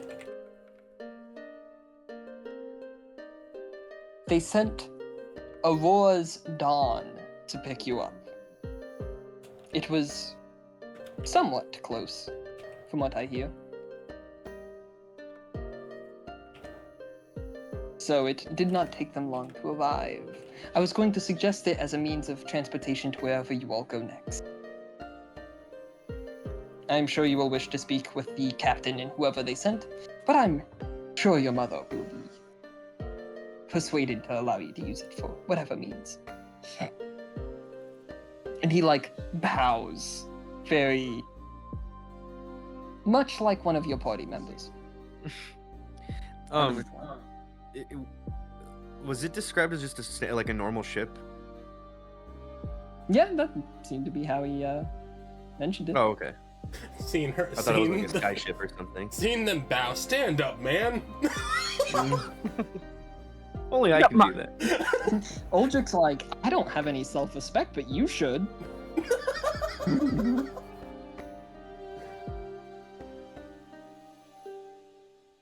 Well then, we best get going? Well, we should probably discuss with the prince about where we're heading next. It sounds like he has multiple locations in mind. Oh, okay, you're correct. Yes, And, they were Aramis over there will- talking about the scones, though. You guys look over at the plate, and it is now empty, and Flora is leaned back in a chair, like, rubbing her stomach. She looks like she could fall unconscious on the spot. Very professional. I love that woman. I do too, she's great. Is he I some will get mental up. stuff? She enjoyed them for sure. You should have seen the way that she was taking bites out of them. Like half of the thing was in her mouth. Congrats, you've been promoted to cook of the group. Alzarin, looking over at who you all are discussing, just goes, and to think, she's the third most popular council member in the country. I vote her to be second.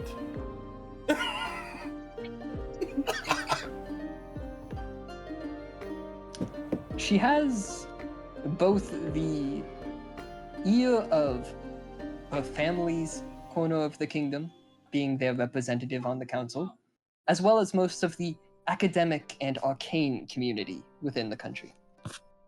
She is a genius when it comes to arcana. She's also the one that knows Abyssal. She knows, I think, every language. Makes sense for being a genius. I think we should make sure that the books that I recovered from the tower make it into her hands then. Well, you could always bring them over to her now. I gave all of them to Helena. Minus Ah. the journal of Venator. I gave them all to Helena. Captain Cold, understandable. I will seek her out then. Yeah. I will make sure it's taken care of for you. Thank you. Has Ivo been interrogated? As I understand it, that is to happen this very afternoon. Can his execution be public? He was unconscious last night. It has not happened yet. The council will decide his fate, though it is likely that an execution will be on the table. I hope that it is public. Will we also be informed of whatever information he gives up? Chances are, if there's anything that pertains to your mission, you will be informed quickly as possible. Roderick, Yes. you did hand the books over to Helena. You forgot you gave me one, and I forgot to hand it over. Oh, I did. God, we were so busy last night. Very. Should I take it over to her? Yeah, we can take it over. I'm probably going to hand her Alexis's journal also. So I'm not gonna keep it to pilfer through. I want to. I really do. I'm not even gonna lie. I really want to. I want to read the thing to entirety, but I figure it'll probably be most beneficial to the city. Okay. So, How are much you? gold are you gonna add on top? Is the party going to? Well, when I said her, I wasn't talking about Helena. I was talking about Flora. Yeah, I know. Yeah, that's who we're talking about. Okay, cool. I just wanted to know if the whole party was approaching her or just you and Aldrich. No, I'm going to I'll say happily approach.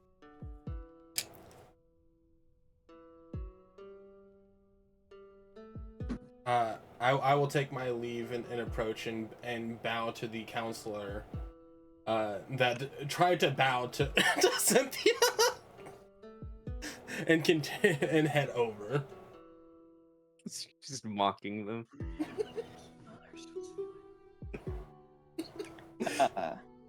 Yes, you arrive. You both arrive at the table. Seeing as she's the only one at the table, Flora quickly sits up, expecting you all to be talking to her. No, relax. You don't have to be. It's fine.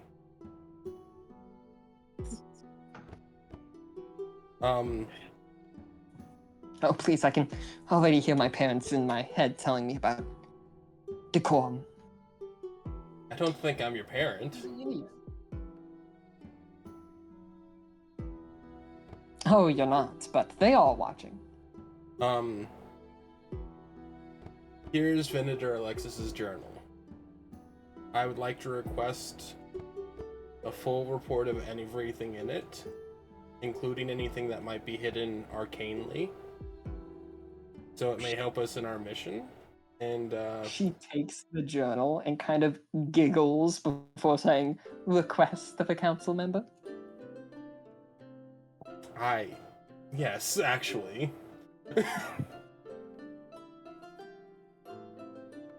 And Aldrich will point over to his smaller dragonborn. She has a book, and I'm pretty sure it was an abyssal that you said you can read. I know Abyssal, and I have a ritual that allows me to read any languages I don't know as well. Marmalade, do you have a book on you? Well. Put in my bag. I just reach into my bag of stuff, and in one of the side pockets, pull out the book and hand it over to her. She accepts both books. Obviously, well, I want to know. I want to know things. I've been the most research to the group, so I'd love to know what's in that also.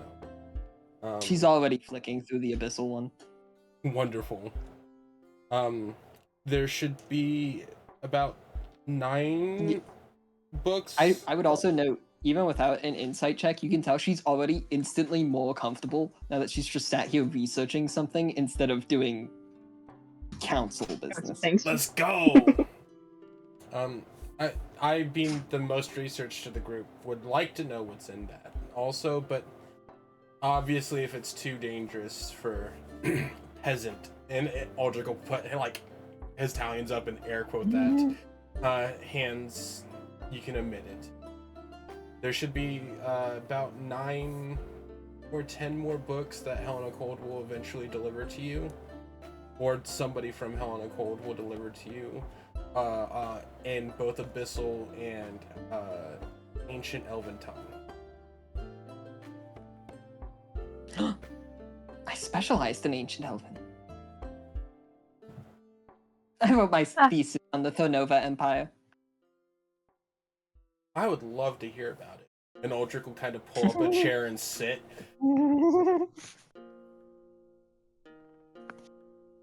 Hey, my reminder popped.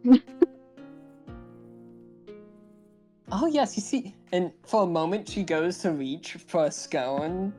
Her fingertips touch an empty plate, and she just retracts her hand before continuing. We'll get you more of those. I'm glad that other people enjoyed them. You can say other people got them. Look, I don't want to tell her that she ate them all. I don't know who brought those, but they were delicious.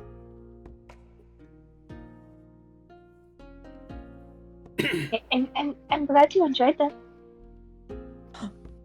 With once again renewed sparkles in her eyes. Was it you, my fluffy friend? Yeah.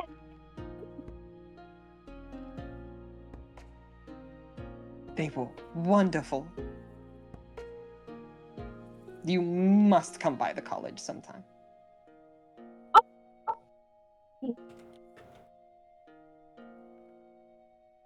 Other than, of course, being the daughter of a baron, I am the head mistress of Aldura's Academic for Magic in the Birch District.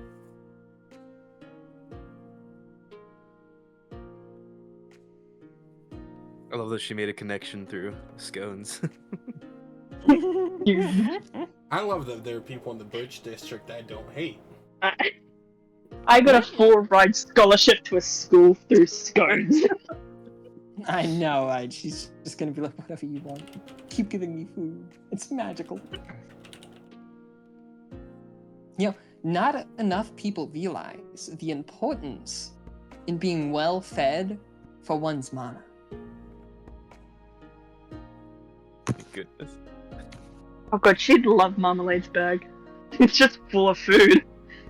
I always try Sound to mind, sound body, sound arcana. I always try to be well fed before battle. It makes sense that your mind would be sharpened during it also.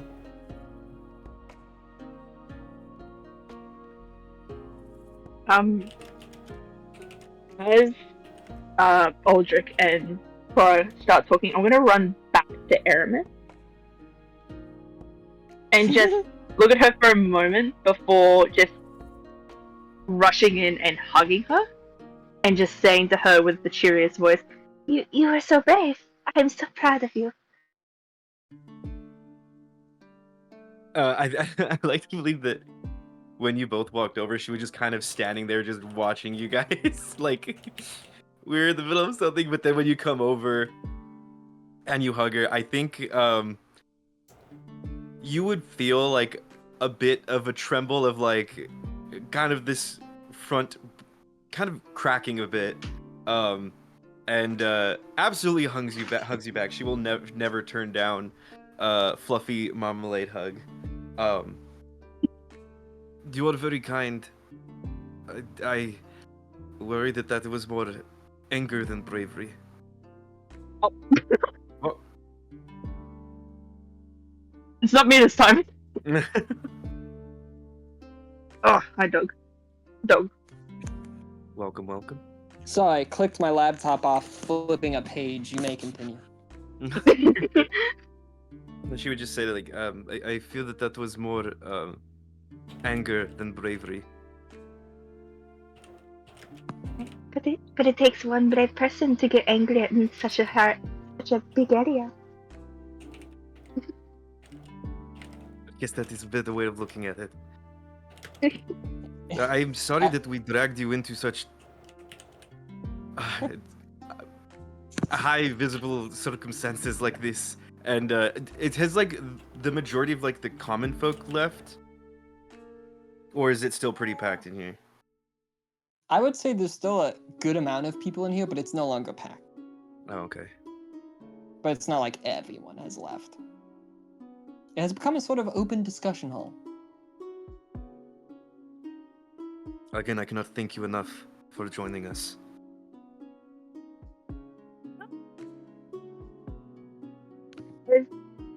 I do dedicate my duty and my prayers to my God, and to help other people besides myself is definitely very much a feat. I believe that we should help you as well. It can't simply be stuff on our end, especially as some way to repay you, which you do need to get paid. I feel like I would hear that from across the hall and just go, "We all do." Aldrich is money. Aldrich is money. We all do. And you will, announces the prince as he approaches Aramis and Marmalade. Standing next to him is Allison Cura in all her big beefy glory. Oh god. As well as, interestingly enough, Aurelia Typho, the tiefling woman, who was also one of the first to side with the agents. Why are all the hot ones coming this way? Because sexy half-orc lady. I am a half her size. That's wonderful, then. No, she towers over the tallest person in the group. That's hot. What is the height difference between Aramis to... Aramis is what, 5'5"? Yeah, she's 5'5". So that's like a 1-4. Yeah. She's only 3 inches taller than Aldrich. Yeah, 1 foot 3 inches. I am gifting a chest of 1,000 gold with the promise to gain more should you take my offer to be our envoys. There are a few locations we must send you in the coming weeks, months, however long this may take. This is your mission should you choose to accept it. This mission will self-destruct. This prince will self-destruct in 5. 4. He just suddenly combusts. I guess his counting was His wrong. eyes start flashing red. I cannot rest Dominic. easy until I know that the people are safe. So yes, I will undertake your request to be an envoy. Always nice when gold isn't the primary influence. She's gonna look at at Aldrich. I offered to be of service first. It's not the primary, it's just I'm in debt. Typho, looking at her nails, just goes, although it's not a problem when gold's the primary factor, so long as you have very deep pockets. And believe me, I do. That's a sugar mummy. That's a sugar mummy right there. Definitely turns a bit more red, but then also says, by the way, since I assume maybe you're more well versed with money, could you perhaps assign Aldrich some sort of money monitor to watch over his spending? Isn't that Perhaps a sort of saving account. So what you gotta do is you gotta start an IRA. Okay, we need to become an LLC real quick. Limited liability company, so I can write it off on my taxes. Oh, well, my wonderful Fed friend, have you heard of Bitcoin? No, she doesn't actually say that. Yeah, I assumed. Thank God, we needed some laughs in this fucking session. I figured I'd give a few. Well, he could always invest in a business. That's worked out plenty well for me. And, this,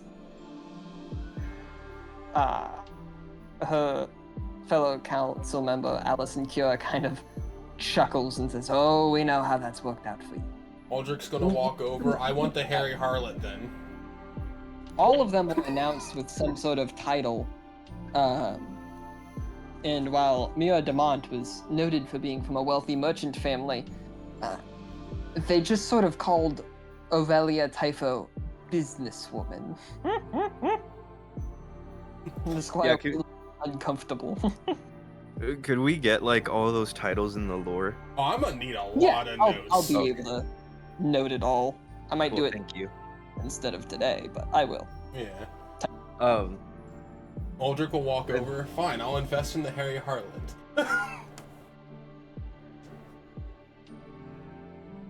Would you like to make it a franchise of the sighs and sounds of Greenvale? Are you? Ooh, this sounds fun. Obviously, I'd have to talk with the owner, but I have a feeling I'm talking with her right now. All right, I don't like this. This is not okay. What? You're the one who said that I need a tighter purse. Oh my God. Okay. Aramis is gonna start splitting the money, the gold, to evenly give to everyone involved, our little fellows. Yeah, you all get 1,000 gold to add to your inventory. Oh, I thought it was Whoa. 1,000 total. No. Same, I thought it was like 250 each. Ooh. Nope. You each just got 1,000 gold. You get the God. that's one of your party members in particular does not need it very much. Kind of loaded. You know, she still deserves it. That's family money. This is personal money. Exactly. This is fun money. This is Harry Harlot money. Do you? I'm sure with your new funds, you could convince the owner to part with it. You happen to know who the owner is? I actually asked about that and got a very vague-ish answer.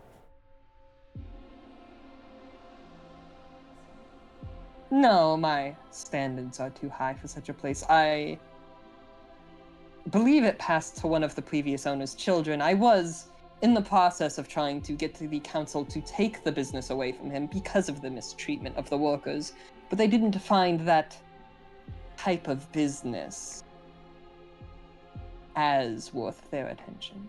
It's okay, we took care of the owner. I mean, he was like collateral damage.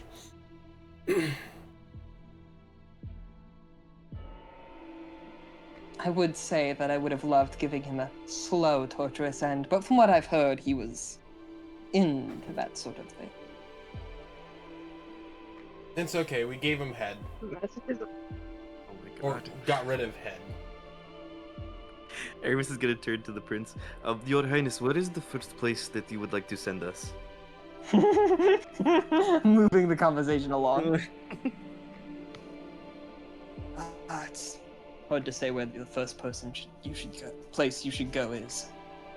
There are a few places you'll likely need you to visit. You obviously should go to Starhaven. I hear one of your party members has strong connections to that city, which will likely be fairly useful in plying your word there. Not only would it be helpful in researching these Attican bloodstones, but, well, Katlena Galanor has personal experience with them, so her word would mean a lot as well. And then there's the fact that we would want you all to bring forward Timber Grove's, well, all of Greenvale's offer to join the North Star Alliance. That Too sounds long like- have we alone. That sounds like that should be the priority then. Gain a powerful Well- ally. We will also need you to go to Arcanisport. It is the head of arcane knowledge in the south. And you're likely to find more information about the Thornova Empire there, as Thornova never stretched to the north. It stopped at the Dragon Spine Mountains.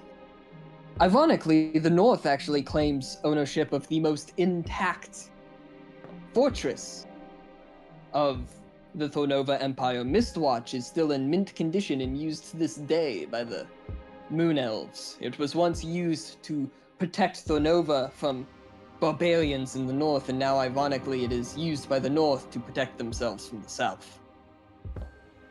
America. I mean, what?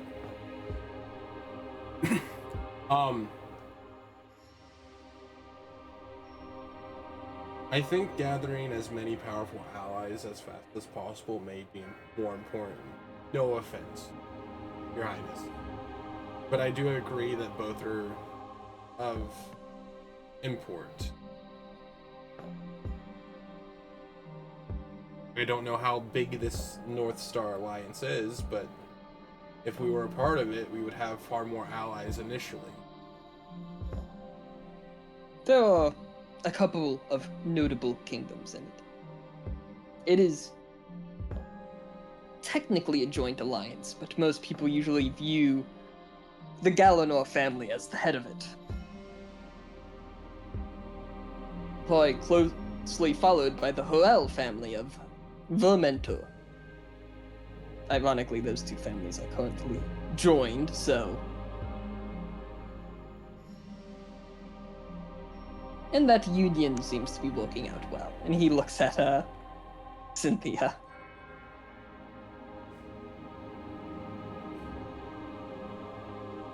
You see Aldrich just kind of like, come on, let's get on with this, as he's fiddling with the copper key because he wants to go ghost hunting. So, is that y'all's decision? Sorry, player to go to Starhaven, right? First. That was what Aldrich suggested, but no one else voiced an opinion, which is why he's asking.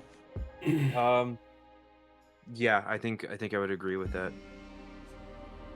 We have we were lucky to have Cynthia with us. Yeah, if only Stahl was still around, that would make this whole thing hilarious. I could hear her bemoaning it right now.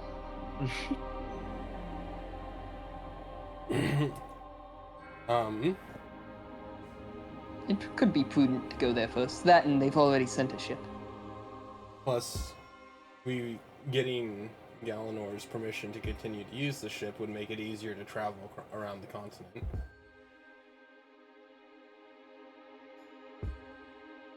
Did I say So they're making Galanor? settled. I completely fucking misnamed the NPC. Holy shit, I hate myself. Katlena. I mean, that is her last name, so it's not like you misnamed her completely or anything. Yeah, I just braining. Fair enough.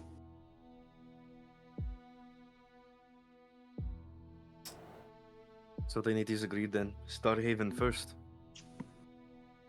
Obviously, we will not rush you from the city. You should leave at your own discretion, but it might be good to leave from here to the ship just to make sure the crew is aware. After all, they arrived in this city thinking that Miss Cynthia was missing and they would have to go searching high and low for her.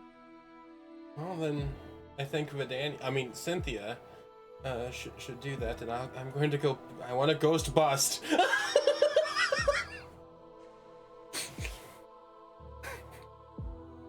Cynthia, with like fingers to the bow of her nose, just says, "Thank you for your support in my endeavors." If you want, What was that, Jessica? I can like barely hear you. if you want Cynthia, It would be appreciated if I wasn't alone. Okay, I'll come with also. Aldrich will sigh. Then can we ghost bust? Then we can ghost bust, all of us together. For now- Before we do any more busting, um, Your Highness, is there Somewhere that's busting right now. um, is there any sort of monument or gravesite dedicated to those who perished during last night's raid?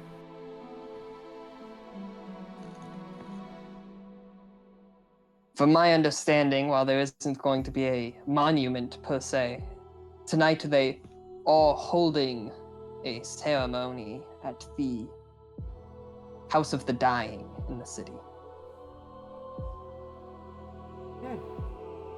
Ishra Al-Zaren will be overseeing it. We should attend. It is kinda cause us that they assisted. To that, Cynthia. agree. Right? So we will go to Aurora's venture, alert the crew to my presence, go ghost bust, and then go to a ceremony. Where there might be more ghosts. Sounds like There's the Hey, itinerary. Aramis definitely says it out loud. Then we should be making our way. Seems like we have A smile on her face turns to Aramis and goes, "Oh, there's always undead in the House of the Dying."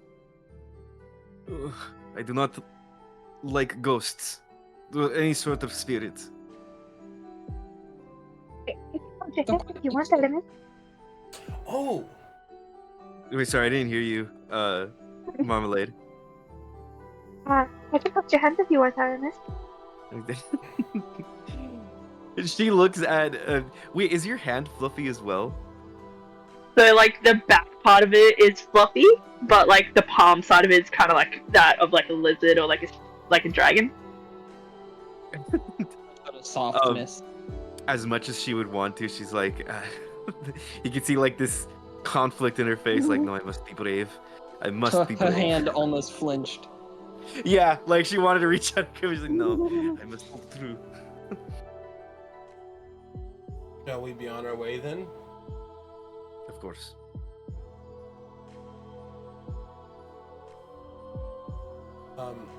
Once we're out of earshot and like sight of all the counselors and guards, Aldrich's gonna do like one of those brotherly jabs at Aramis's arm.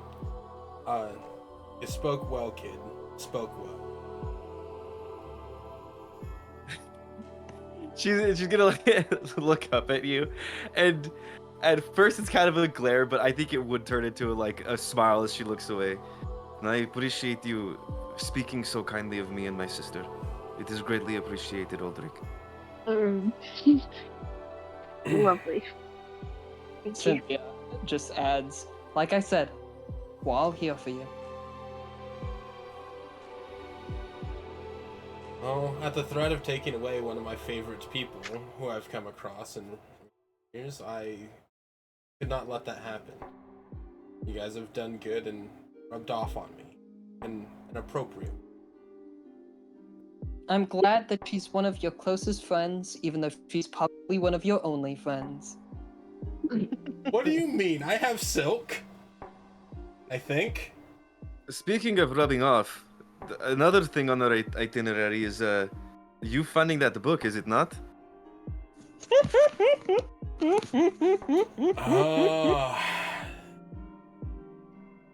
I think the city can handle something small like that, sadly. We have Sakuga bigger. just says, rubbing off, are we? This wouldn't happen to be about one of the peculiarities of one of our good captains. Who said this? Wait, Counsel this woman of Illia Typho. she followed us? Why not? I don't And see the group has sort of still been together. Oh, I had mentioned specifically once we were away and out of earshot or sight of. But okay, maybe he is hot.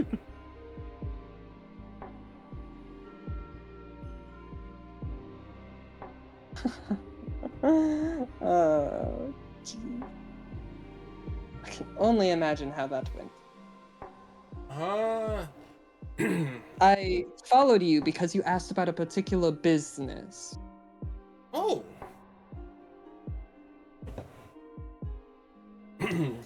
and you'll see Aldrich's horn perk up, and as he'll turn around to face her. Yes, ma'am. What do you mean by horn? The lower one? Oh.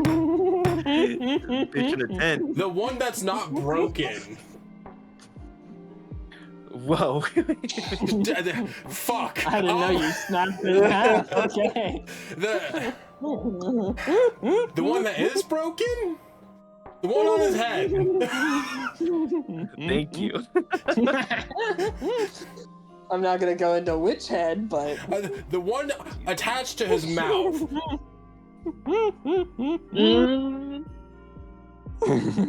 I'm flexible, I'm not that flexible. It's called sounding.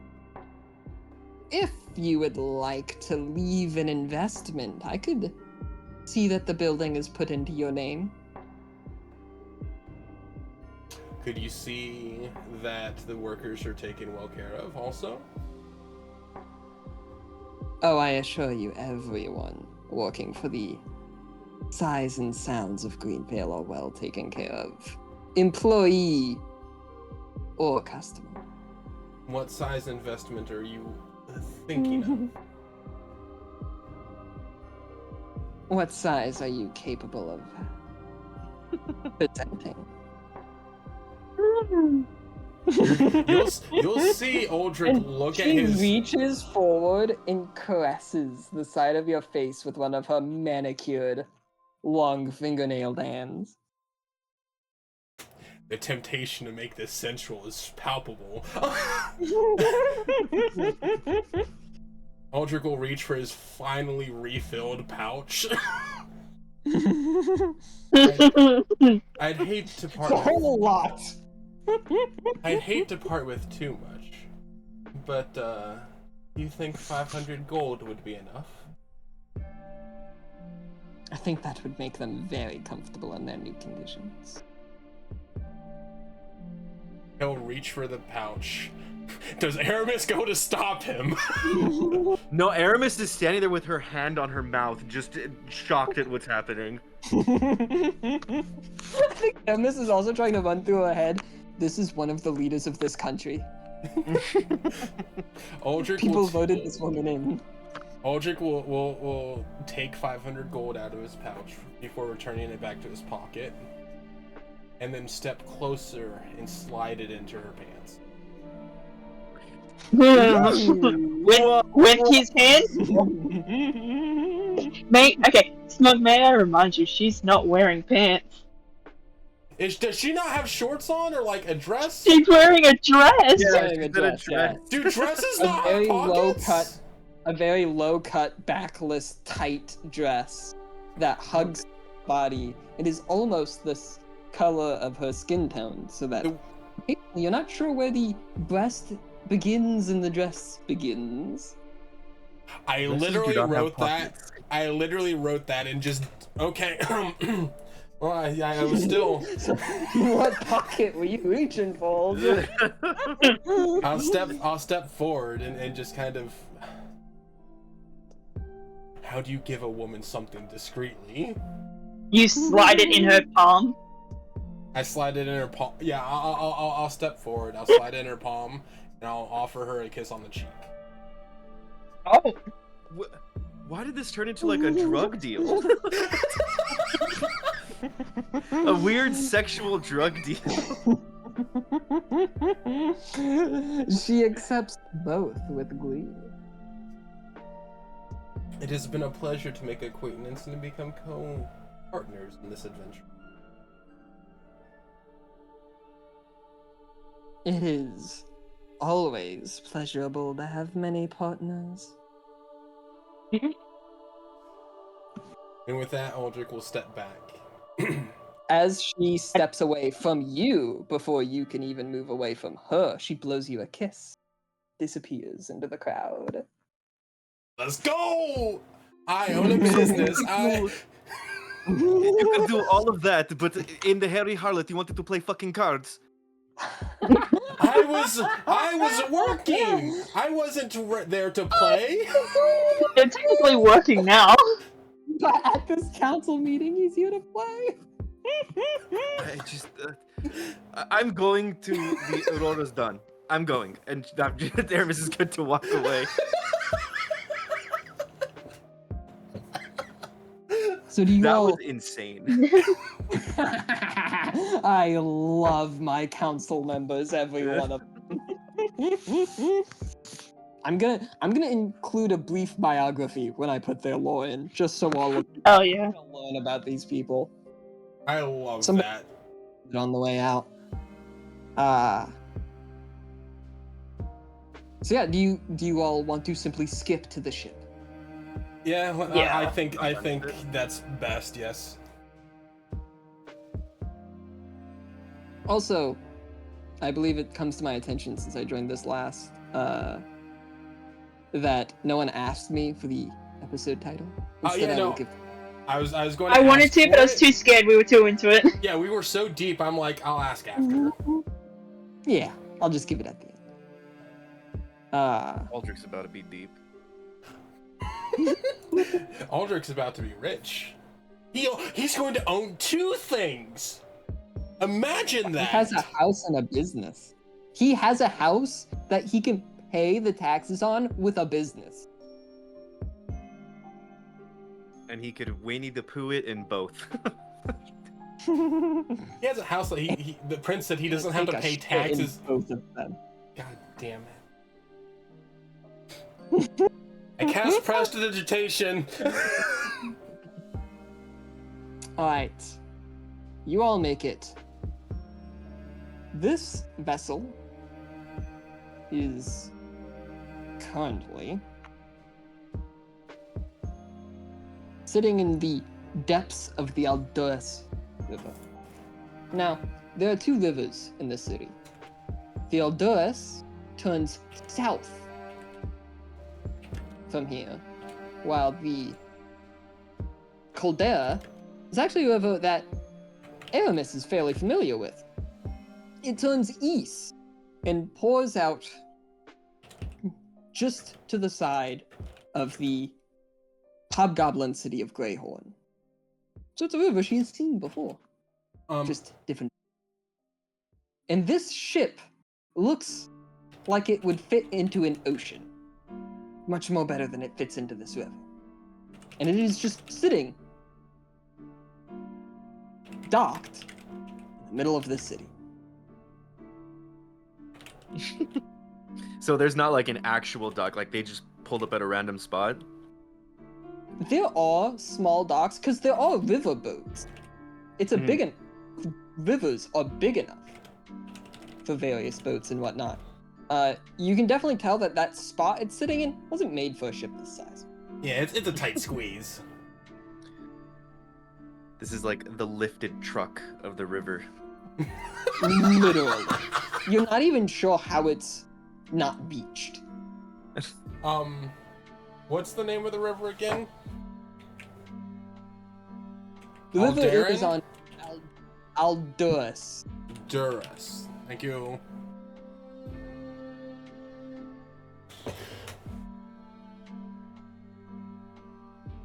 Okay. I'm good. Cynthia sighs, seeing the ship. They had to send this one. Which one would you have preferred them to send? And how many could they have sent? Well, when they said a ship arrived this quickly, I did kind of assume it was this one. I'm already acquainted with the captain. Oh, then this should be easy.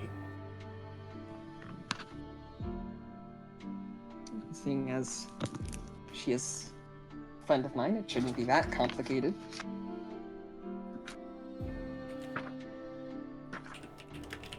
Shall we? We shall. After you. She approaches the plank leading up to the ship, and she takes one step onto it, and a tiefling steps up at the other side of it. This tiefling woman is dressed in a sort of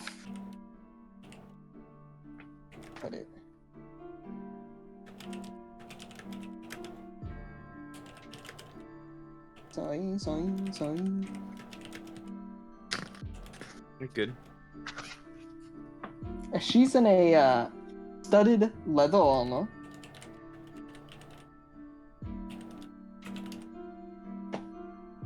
With a billowing black cape behind her. Hell And, as appropriate for a almost pirate appearance captain, a hat that could give Silk a run for his money.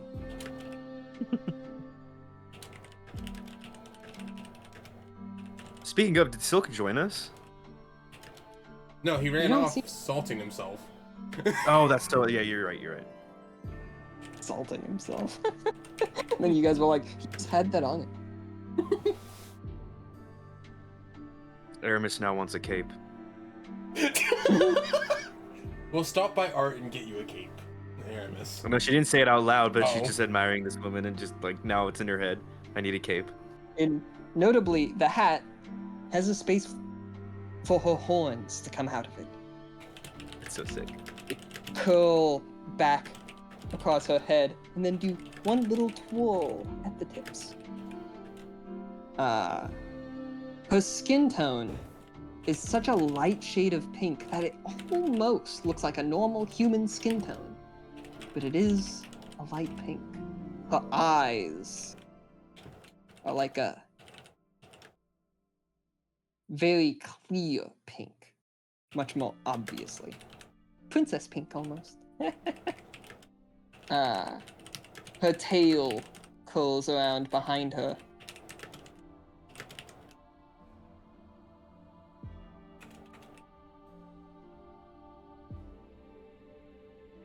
Well, you've made my... But, there's one noteworthy thing. She stands, even from where you are, you can tell she only stands at, like, 5'5". She's Aramis's height. Oh, damn. And she looks pretty young. Like, if you were to guess, 19, 20 years old? Oh my god. So already so well established. Well, you've certainly made my job easier, my friend. Captain of the ship? I am Glory Calvista. Captain of a world adventure. The last sailing ship of the Thornova Empire.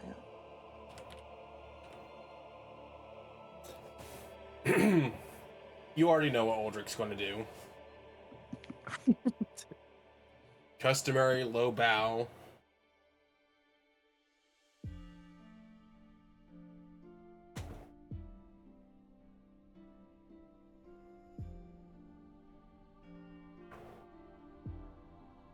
Pleasure to make That your was cool. acquaintance, Captain. She tilts her head and just goes, at least some people know their place. Dommy mommy.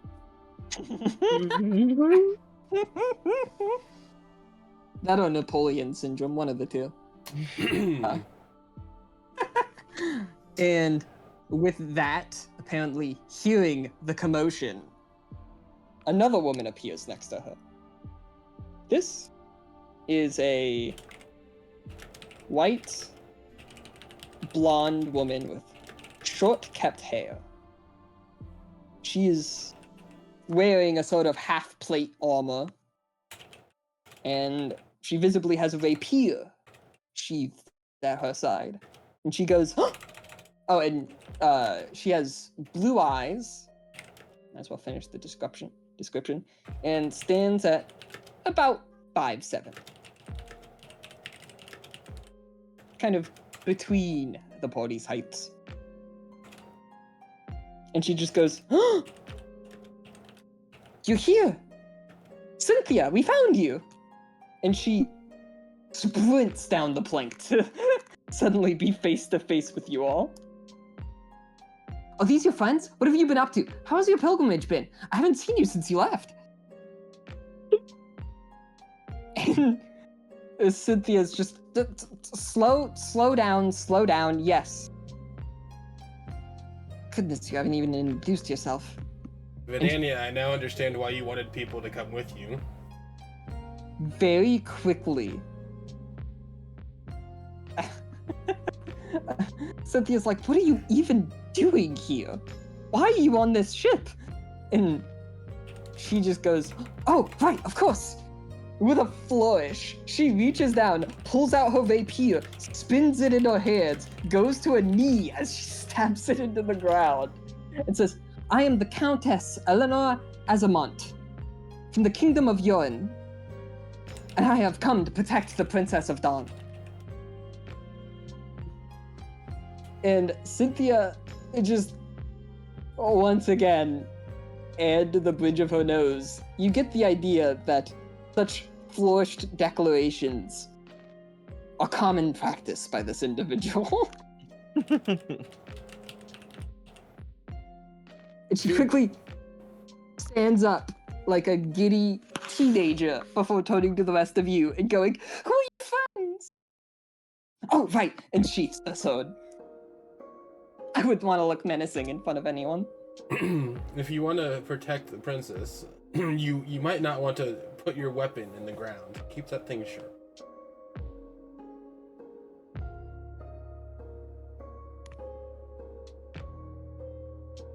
I think Aramis will put her hand out dramatically in front of Uldric. Dragonborn, we must show the same respect. And she's going to unsheath her sword and kind of like spin it in one hand and then stick it into the ground and then get on her knee. And we are the flames of unity. The bodyguards for Princess Cynthia Eleanor. Aldrich's going to join in this spectacle. Performance check. Would you like to roll a performance check? Absolutely. Yeah. Given the opportunity, hell yeah. Can I add to this before you roll this? Seeing you do this, Aldrich's going to step behind you, head looking to the sky, and let out a decent size flame breath, trying to shape it in the form of a candle.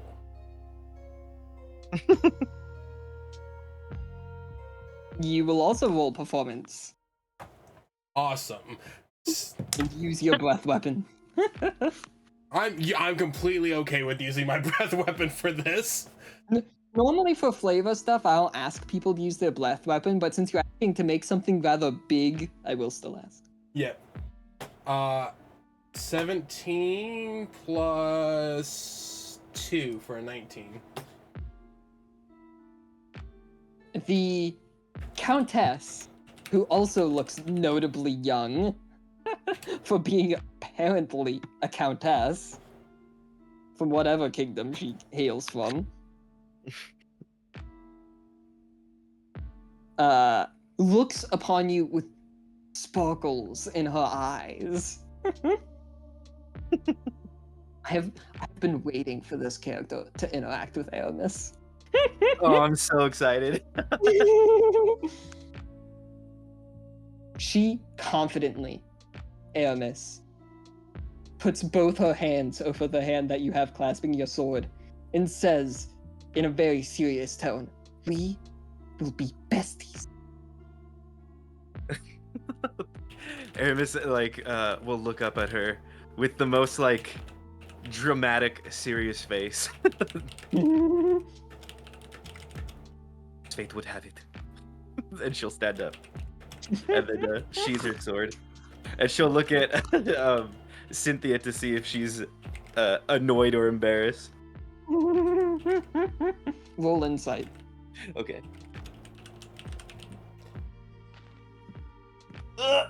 That's what are my modifiers for that? Oh, I get advantage. Oh, thank God. Ah. Because that one was a natural 2. Ugh. Oh. This is way better. This is 23 total insight. She seems pretty flustered. Aldrich not There's normally. a blush in her face, and she's trying to look anywhere else right now. Aldrich's not normally, joining in on the fucking shenanigans, but might as well. I love the show that has been the last 24 hours in Marmalade's life. Yeah. Hitting both sides of the spectrum here. Here's the thing. She would have joined if she had a sharp weapon. She has a mace. She has a mace. Crush the ground. This is 100% why I used my breath weapon, because I've got a quarterstaff in my fists. Don't you have at least one short sword? No, I'm selling that. I don't want to damage it. Yeah, I'm definitely gonna have to have Art fix up my sword after that. So she's just standing there between everyone, just watching. I love that I've said this 1,000 times. I love that for dumb RP rolls, we roll really well, and then we get scared when we have to do something. At this point, Gloy speaks up and just says, "She has been like this the entire time." How many holes in the ship's what's the name of a ship's like top? I forget. The deck of a ship? How many holes in the deck need mending? I can get right on it for you. She looks at you, almost insulted, as if a mere blade could damage a vessel that has lasted ages. Look, I'm just offering to sit down and do repair work if needed.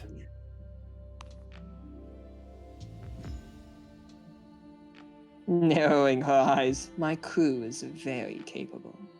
Speaking of, we must get you back to Starhaven. Those are our orders." But Cynthia goes, "Oh yeah? Well, I'm going back to Starhaven anyways. But not yet. We leave in the morning." I very much kind of wish Cynthia went, "Well, we're going to Aurora's Port instead." That would have been hilarious. "Besides, I am still on my pilgrimage." Eleanor immediately, "I side with the princess." Aramis on the other side. As do I. Aldrich. I just want Glory to goes ghost to the bust. bridge of her nose. "There's 2 of them." I side with Vidania. "We will leave in the morning. And yes, I understand you are still on your pilgrimage, but word has it that you apparently got caught up with an Attican bloodstone. Our mothers dealt with those years ago. Need I? Yes, I know how dangerous they are." Glory, you do not need to educate me. I am older than you. By like a century.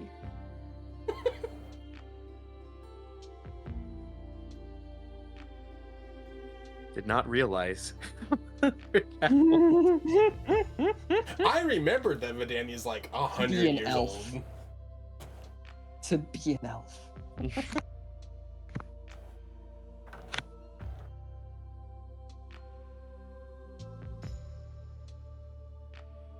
Alright. I will be here on the ship until you are ready to depart.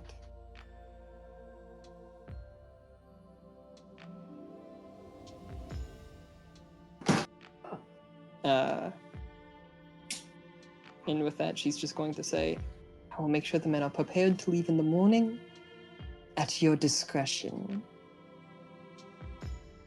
Dawnseeker. And she will turn and head back onto the ship.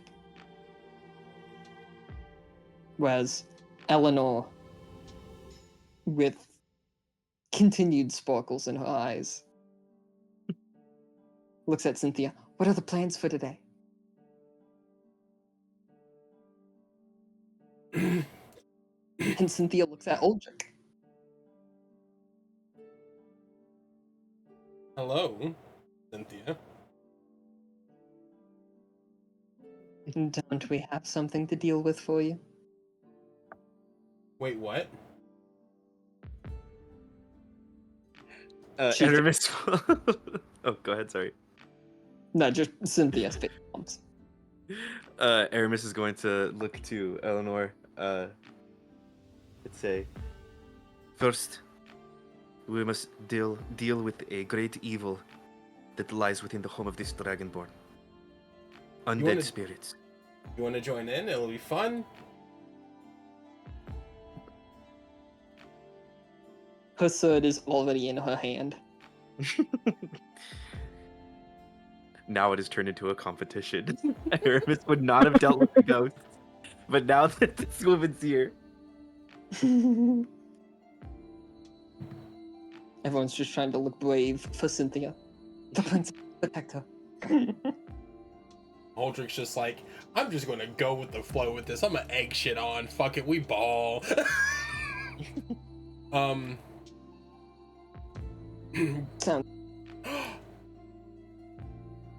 Can I call to the captain real quick? Yeah, by all means. Oh, captain, my yeah. captain. Oh my gosh. I have You may call Captain Callista. Captain Kellerist, I have a question for you. Well, yeah, a question for you. How do you feel?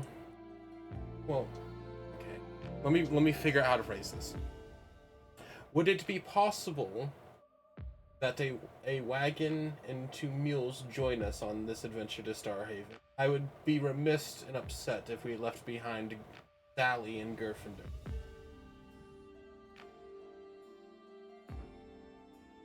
The hold can fit your animals.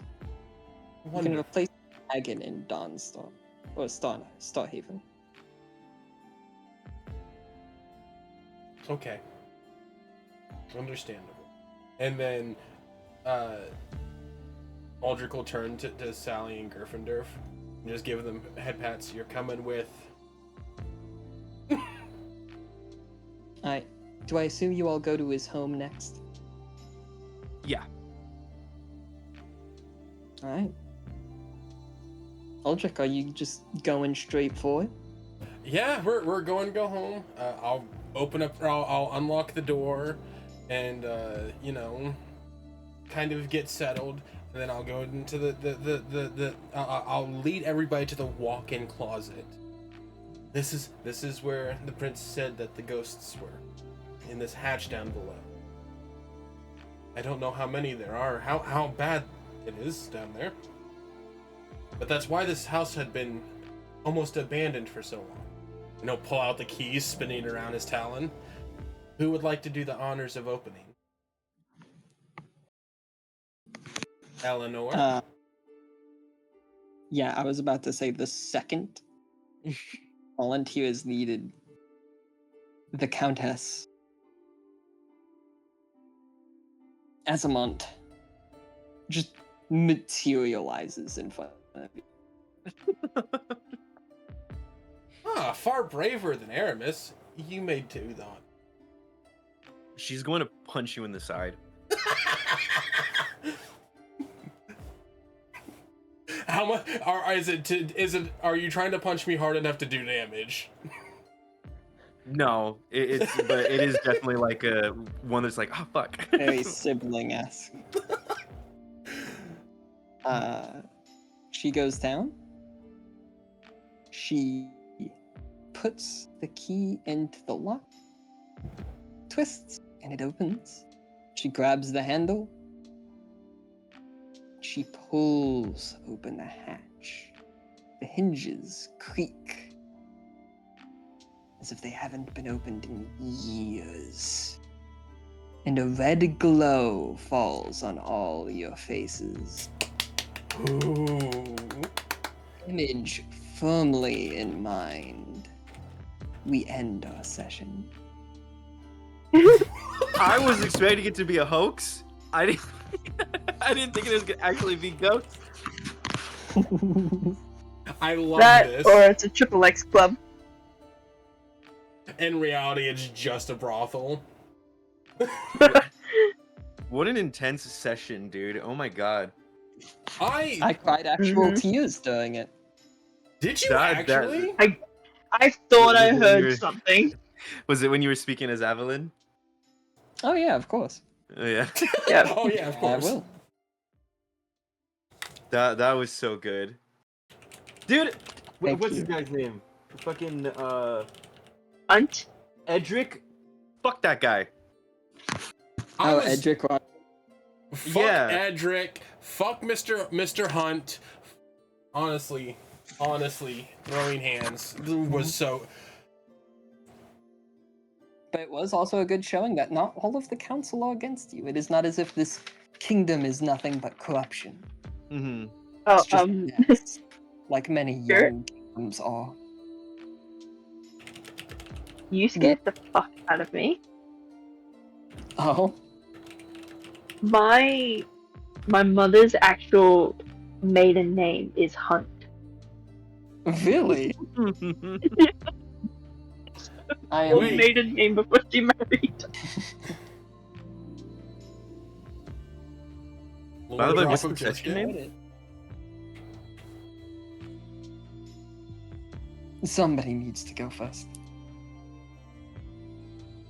No, I just asked what the session name is. Oh yes, of course. Let me go back to the beginning of my notes.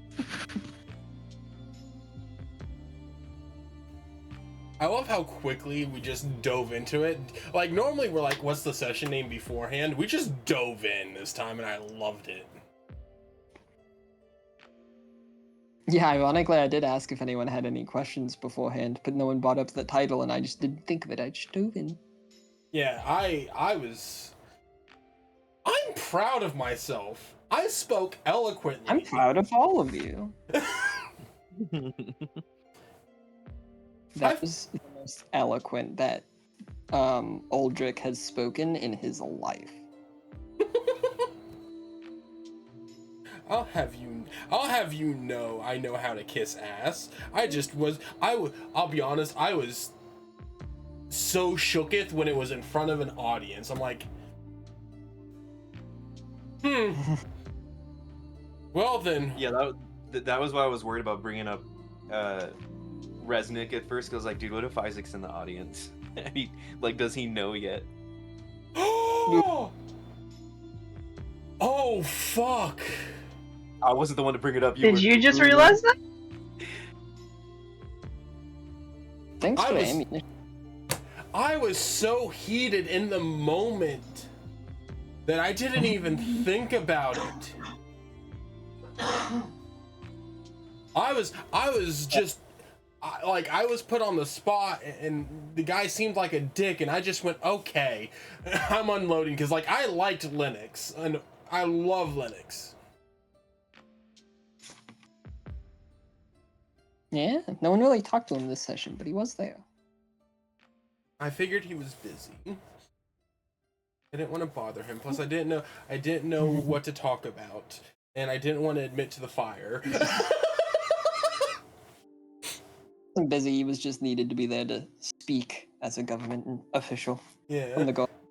I don't know if he's been back to his office yet, but there's still a note incriminating the Dragonborn. Yeah, luckily you're gonna be out of the city on a ship sailing away.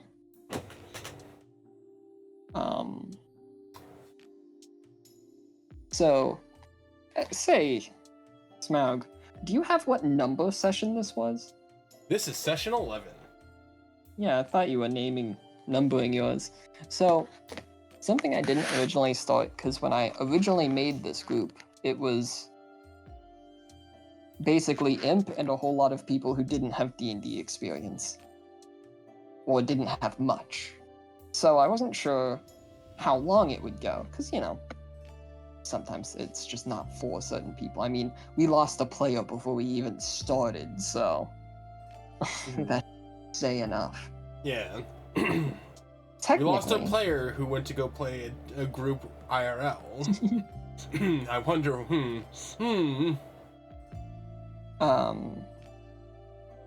I don't normally just number my sessions. I have always called it Tales of Illia, and then I would name a book, depending on which chapter, which portion of the campaign we are in, and then a chapter, with each session being a chapter in the book. As kind of a fun way of telling the tale, almost like the story is what someone is reading off of a shelf about the world. And so I'm actually moving back to that now that I'm confident that this will be continuing. This is Tales of Illia, Book 1, The First Stones. And this, The First Stones. Okay. And this is, as aptly mentioned by Smaug, Chapter 11. So I think I'm up to the right count too, unless we're both wrong. How embarrassing. I got 11 here too. Oh, cool. I've only got 3. Hey, look, if I wonder the why. biggest note keeper, fucked up the fucking session count, I would be devastated.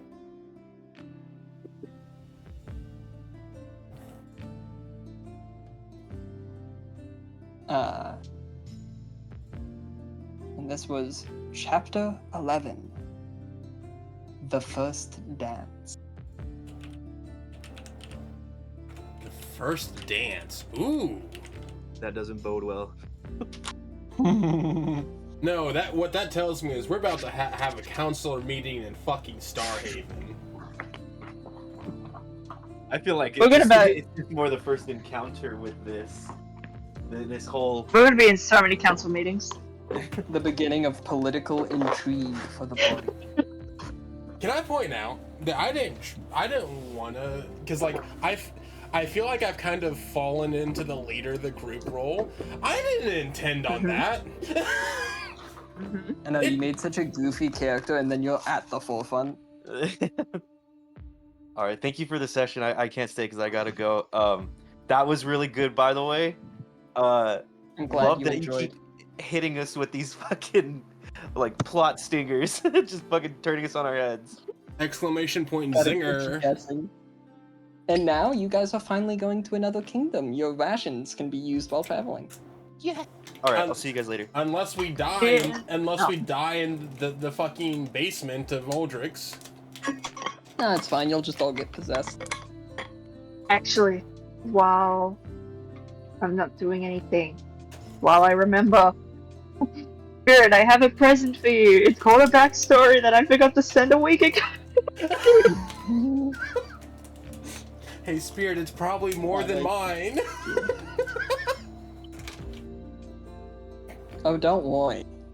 Aldrich has a backstory. Yeah, he does. Especially You'll now. see it when the time is right. Yeah, especially now that I brought the attention to not only the barons but Your problems. the prince. Yeah, hi. So you've put your faith in us. However, was that the right call? Well, I have debt. Yeah, I love how while you were trying to convince them, you kept giving them reasons to not be convinced by you. Yep. You were basically like, despite my questionable character, you should believe me. Look. I figured I'd go into the fact that, like, I'm not the kind of person to do things with people, but, like, these people have changed me. They're good people, you know? Yeah. I feel like the character who has changed the most since the beginning is Aldrich. Yeah. I've definitely went through more character development than, and without story behind it, just like, I gotta be a better person. Fuck. Yeah, it's wonderful, delicious. I'm glad everyone enjoyed. I was a little worried about the fact that this session was largely going to be everyone sitting in a room. But there will be a lot more moving around in the next session. I will say the fact that it was largely everyone sitting in the room made it feel on okay, I don't want to say better, but more focused. It was a session that had a very specific purpose that it had to meet out before it. Yeah, I'm just glad that we didn't all end up in jail, because really, if it wasn't for the fact that it was in front, if this shit was in private and not an auditorium, Aldrich definitely would have ended up in jail.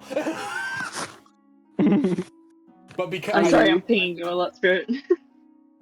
I think because Oh, you're it fine. was in front of the public, Aldrich's like, I'm the only dragonborn. I can't act like a dragon. I'm the more known dragonborn in the city. I can't act like a dragon. It would look bad on Marmalade and everybody, you know? I knew I would catch you guys so off guard because I knew when you asked for a meeting that you were hoping the captain would set you up with a private meeting with just the prince. And then I was like, oh, and they're gonna all get thrown into this highly public council meeting. You know what was going through my mind when I decided that this would be a kingdom that would have very public council meetings? There were two things that I pulled inspiration from. One of them is something you wouldn't know. It's the game Pillars of Eternity. And then the other is something you do know, which is the show Arcane. Oh, that's what I thought it would be like, in all honesty. Pillars of Eternity. I've heard that before is the thing. Pillars of Eternity is a series that Obsidian Entertainment made. The game that just came out, Avowed, is in the same universe as it. Yeah, I know of this. Obsidian. Fuck you mean I feel insulted as a gamer. Have you played? I haven't played it in such a long time, but I did play it a tiny bit back in the day.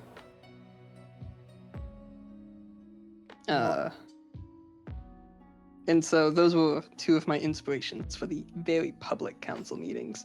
This is why, like, this whole time I've kind of been hinting to you guys that it's not that Greenvale is this evil, terrible kingdom. It is a young kingdom. And young kingdoms are stumbling messes. And the bureaucracy in this kingdom has no efficiency yet. Oh, no, it doesn't. I love that we It's like how that in early America, you could go to the White House and just go inside and talk to the president. Because they didn't even have Secret Service at the beginning. Gotcha. And it's maddening.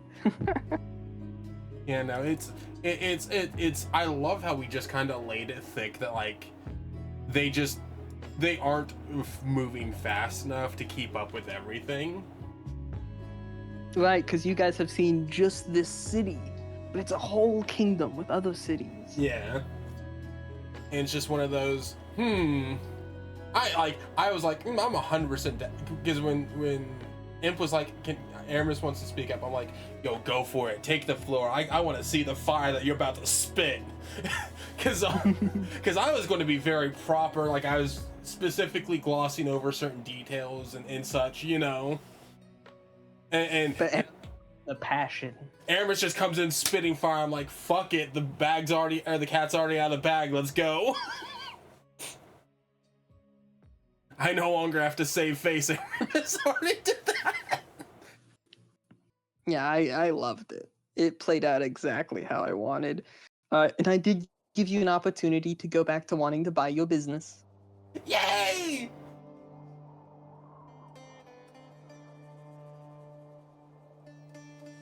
Unironically, Aurelia Typho is one of my favorite council members. You've seen, I'm not very like, I recognize the sexual nature of things, but like I don't dive too deep into it, but like I had to.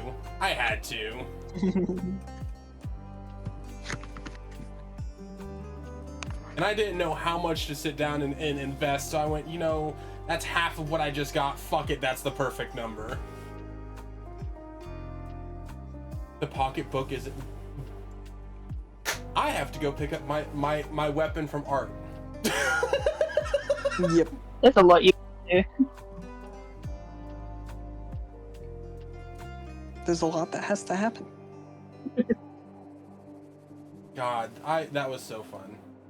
I'm going to end the recording here as well as the stream. Thank you everybody who watched. It looked like the internet stabilized after, I stopped and restarted, so here's hoping. Oh yeah, I did notice I got the notification a second time.